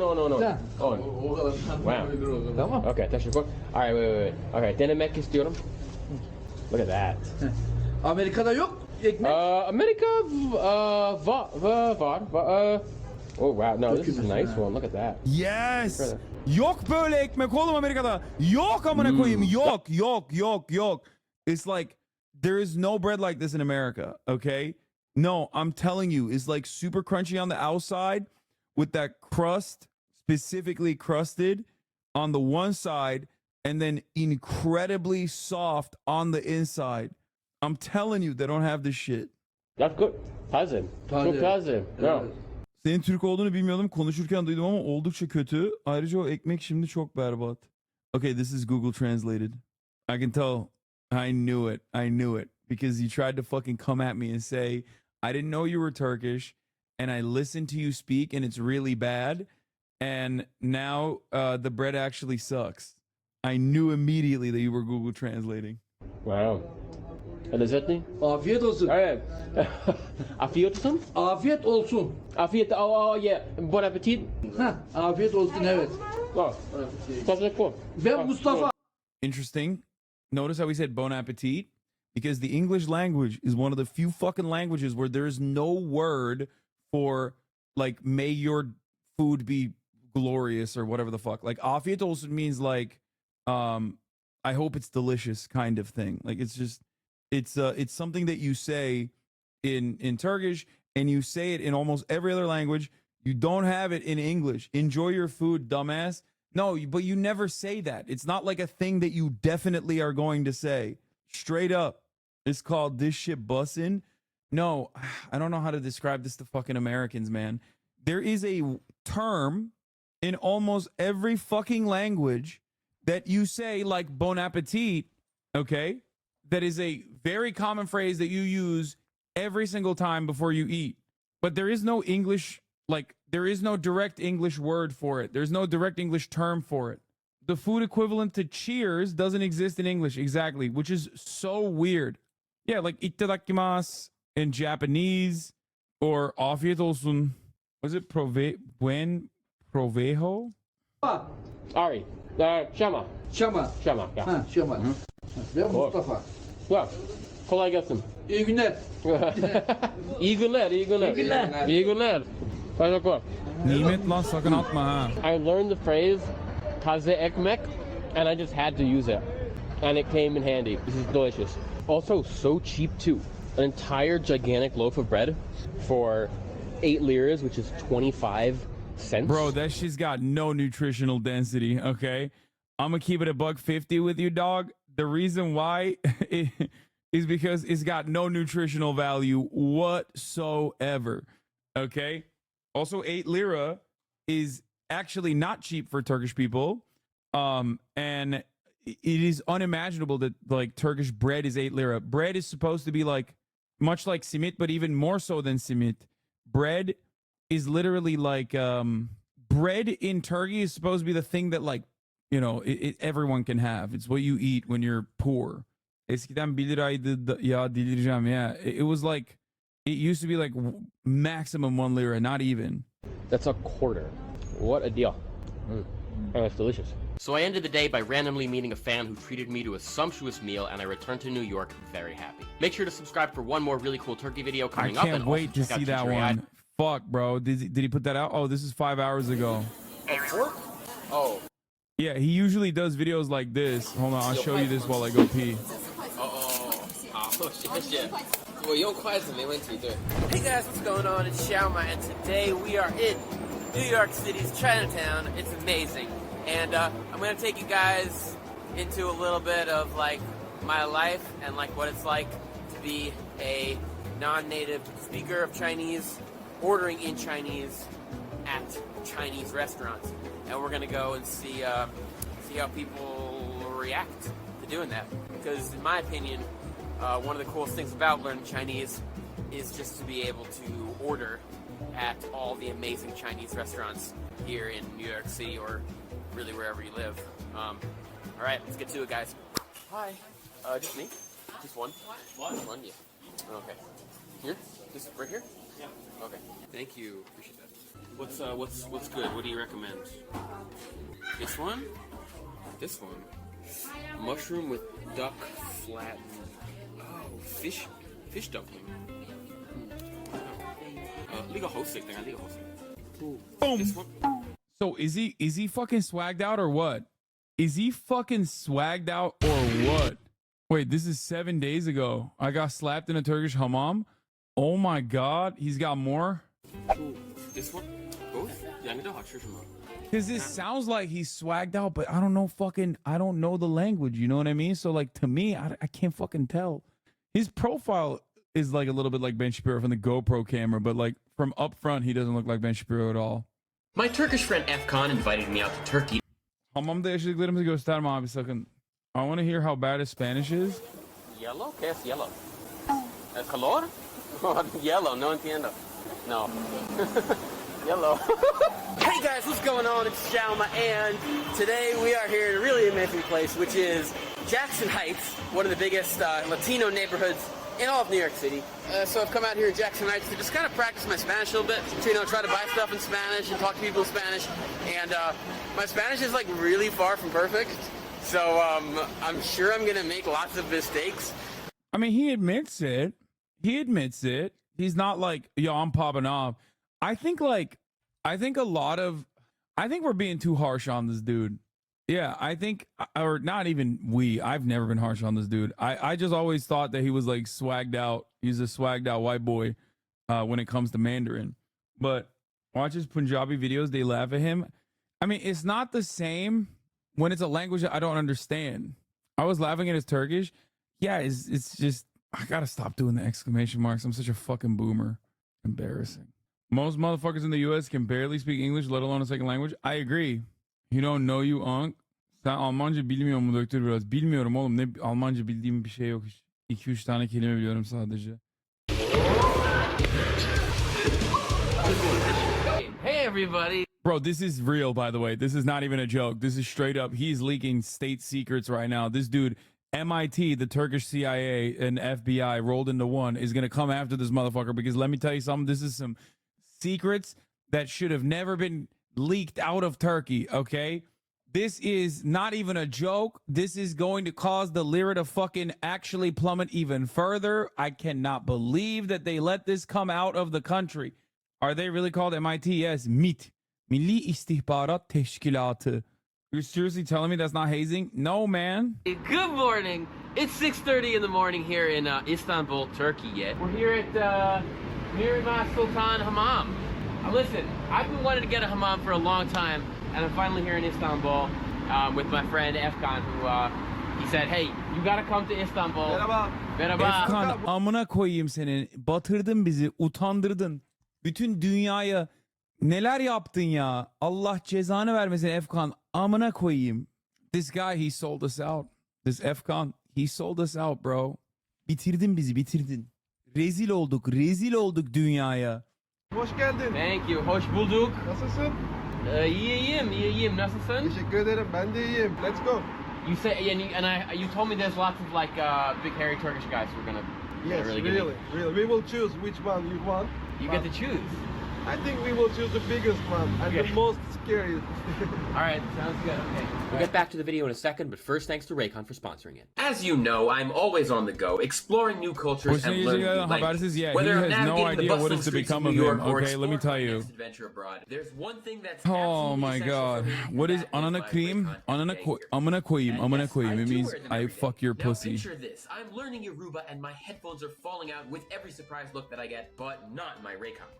They stay snug no matter how much I move, thanks to their optimized gel tips. And when I'm deep into my language learning sessions, the noise isolation feature is an absolute game changer, allowing me to immerse fully without any distractions. Keep the jabroni? No, I'm doing ethical reacts, bro. Shut up. With 8 hours of playtime and 32 hours of battery life with the included case, my Raycons are always ready, keeping me company with my favorite tunes or the latest language podcasts I'm hooked on. But don't just take my word for it. These earbuds have thousands of 5-star reviews for a reason. They offer premium quality audio at half the price of other brands. And the best part? Click the link in the description box below or go to buyraycon.com/YamaNYC to get 20% of your Raycon purchase plus free shipping. Thanks Bu for adam supporting Türkiye my channel benzemiyor and mu? back. Benziyor.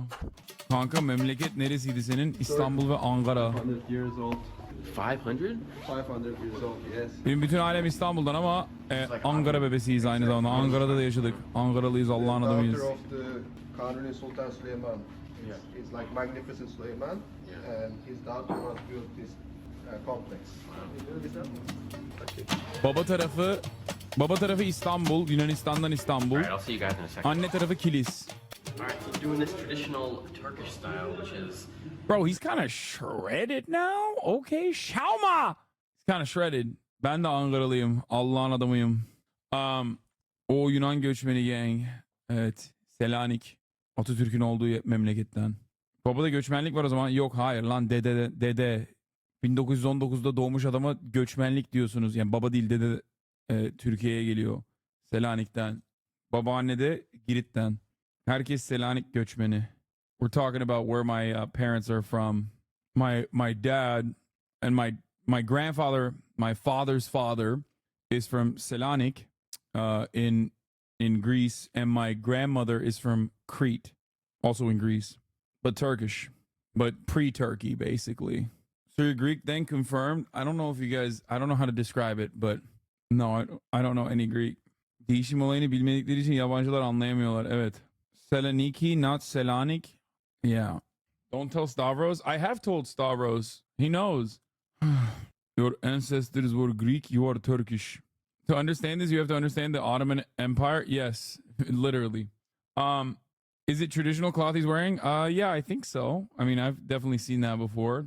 What you haven't seen before is the top of the hour ad break, though, which I forgot to run. Oh no, I didn't. Okay, I'm running it now.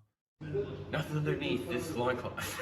So Efcon, you're right. No underwear over here. No, nothing. You're totally. Okay. Efcon. Anamızı siktin Efcon. I've never heard the name Efcon before. That's got to be a new variant. Hiç duymadım ama ben Efcon diye bir isim. New değil la eski isim. Hiç duymadım hayatımda. Merhaba. Yeah, Süleyman. Oh, Beni Ari. Ari. Yeah. İlk defa Türkiye'de. I know Efe John. In Turkey, we put John after every fucking name. Okay? Like pretty much every goddamn name. Or John in and of itself. C-A-N. That's how it's spelled. And you read it like John. Okay? Ali John. Baba John. Well, Baba John is the last name. No, Hassan John. Hassan John doesn't. I don't think there's a Hassan John. John, Efe, Cem, Berk John.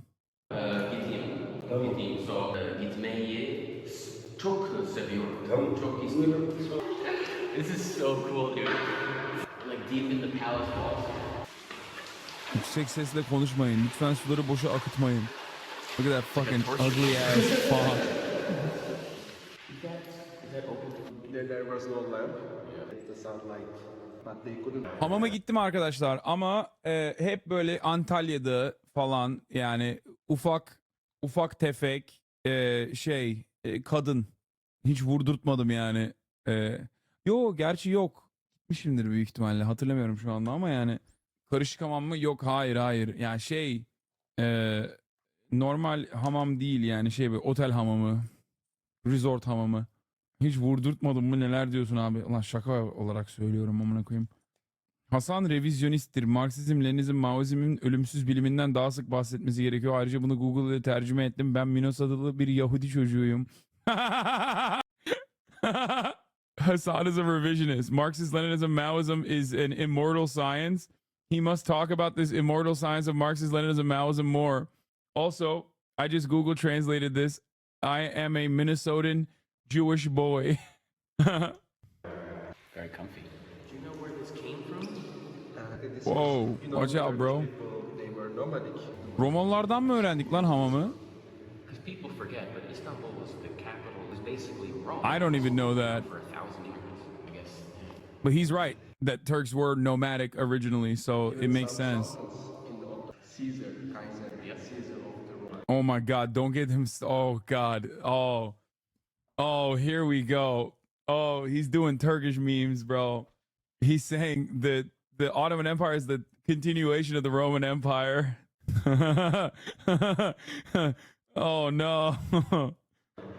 In the 1500s, the Ottomans refer to themselves as Romans. Yeah, good luck explaining that to anyone west of fucking Istanbul, okay? Absolutely zero people west of Istanbul is ever going to Kayseri. I listen, it don't matter, okay? Guys, I don't think a lot of people understand. Turks being Muslim is like, that's it. That's that. They will never be considered European for this reason.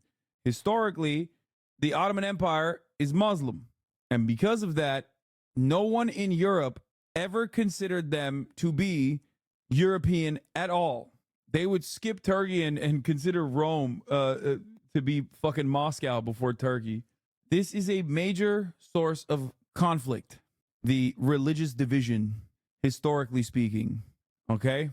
They never let go of the whole Moors, and they never let go of the whole Ottoman Empire going all the way to the gates of Vienna. They will never let go of that. They never thought of it as like, oh, we're just fighting amongst ourselves like the fucking French and the British did, right? They were like, no, this is a completely separate demon.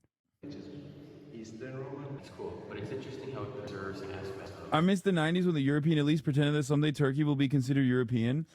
Listen, as a person whose father has like written books on the subject matter of Turkey's like entrance into the European Union, let me tell you something, okay? That shit was never happening from the jump.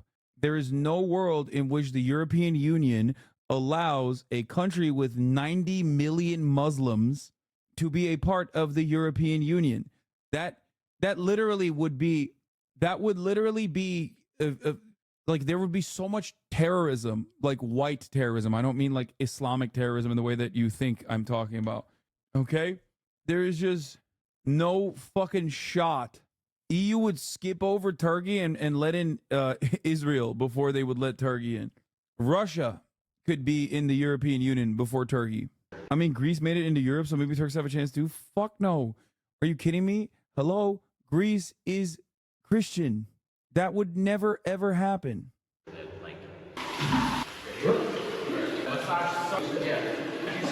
Keep on. Oh. Good. Imagine being bathed by another man. Listen, Turks have a lot of gay-ass, homoerotic traditions, okay? Literally oil wrestling, our national pastime. Are you fucking joking? Yes. This is not gay at all. This is the straightest thing you can do, okay? The straightest thing you can do is have a massive, hairy, normally, old guy exfoliate your skin and slap the living shit out of you. Çok güzel. It's like getting yourself. It's like someone taking a bath for you. He wants to show the dead skin. Do you pay for this? Is my man doing it for the fun of it? No, you pay for it, bro. He's like, yes, this is what he does. This is his job, bro. You think they found a random old guy to fucking bathe him? No, man. He's just the pervert. He's the hammam pervert. They have one in every hammam. No, he like works there. I just got off a plane. And you know the best part is like you don't know when that's coming. I don't know. Kid. That's his skin, by the way. That's literally his fucking dead skin. Yeah, you're supposed to get slapped. They hit you hard as fuck, too. Yeah. Very dirty. Yeah, he's been a dirty boy. No, but I like it. The only other thing I've had is Korean scrub that's kind of similar to this. I'm just so nervous now. I'm like, oh,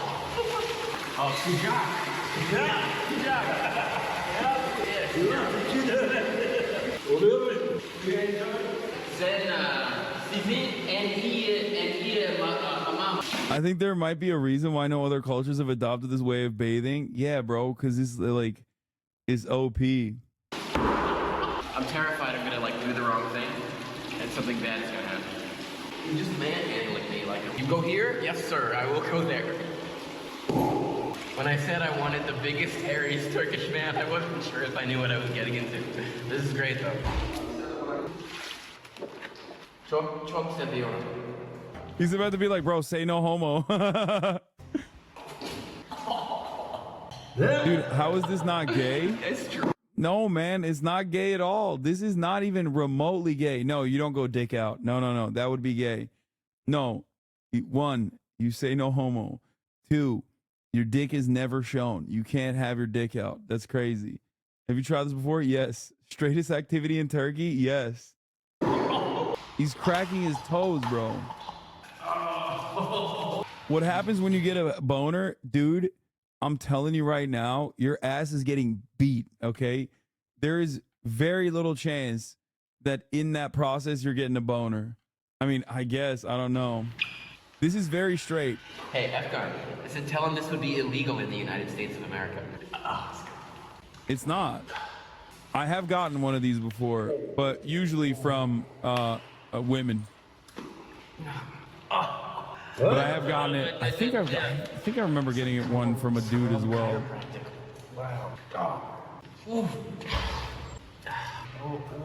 Okay, bro, chill. Yo, chill, dude. How many bodies is this? This is 10 bodies. Did you hear that crack?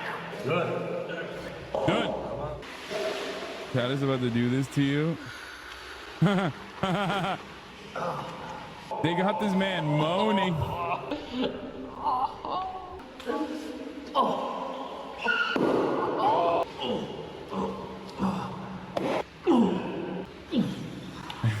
Big homie is biting the covers, man. They have a whole chiropractor TikTok lane that is wild. Dude. This is wild, yes. It's like combination Korean body scrub and like Thai massage and chiropractic. All the best things in one. Oh man. He's taking literal back shots. Can you ask him where he learned to do this?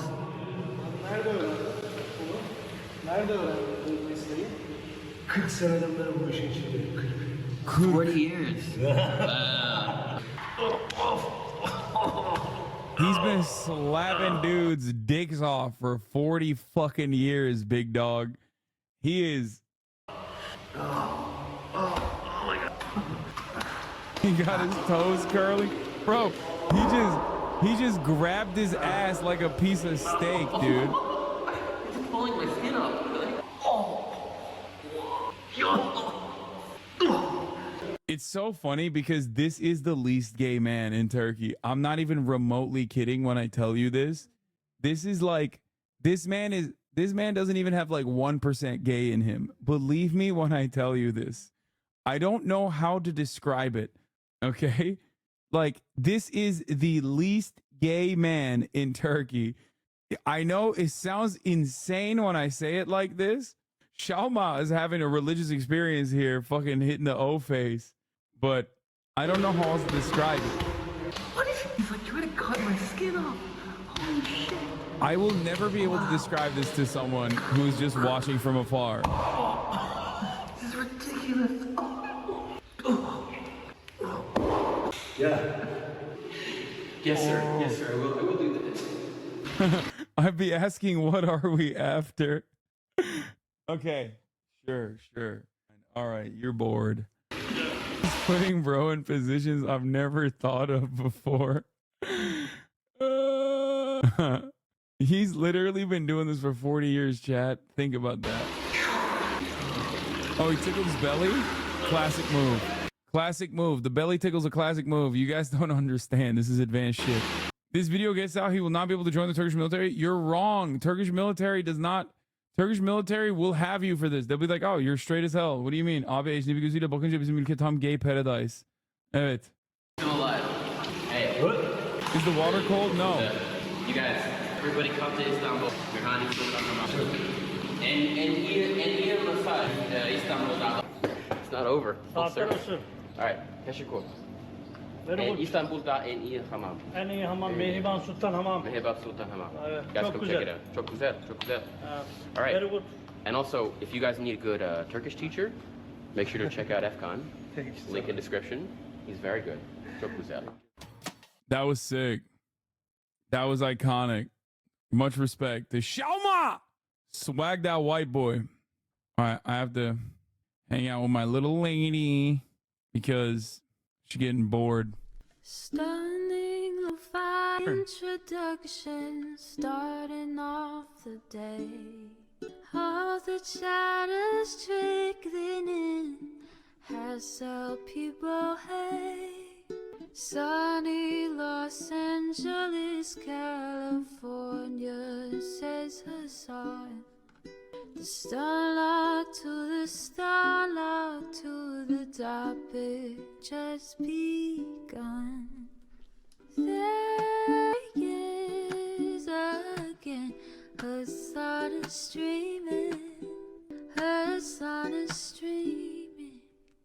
There he is again, her sun is streaming, her sun is streaming.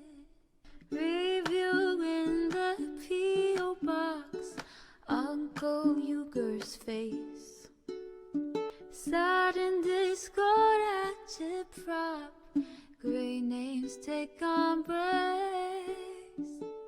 Tiny Bernie Sanders, LGBTQ Air Force. The whole left at your fingertips, Ane at your door. H3 crowded debate, the Young Turks online show. 3 full fucking years of this, plenty more to go. 90-day fiance, talks of champagne bourgeoisie. A Trump rally live reaction, a mass riot. All right, everybody, bye. There he is again, her sun is streaming, her sun is streaming. There he is again, her sun is streaming, her sun is streaming. Reading live stream fair comments, Austin show chat advice.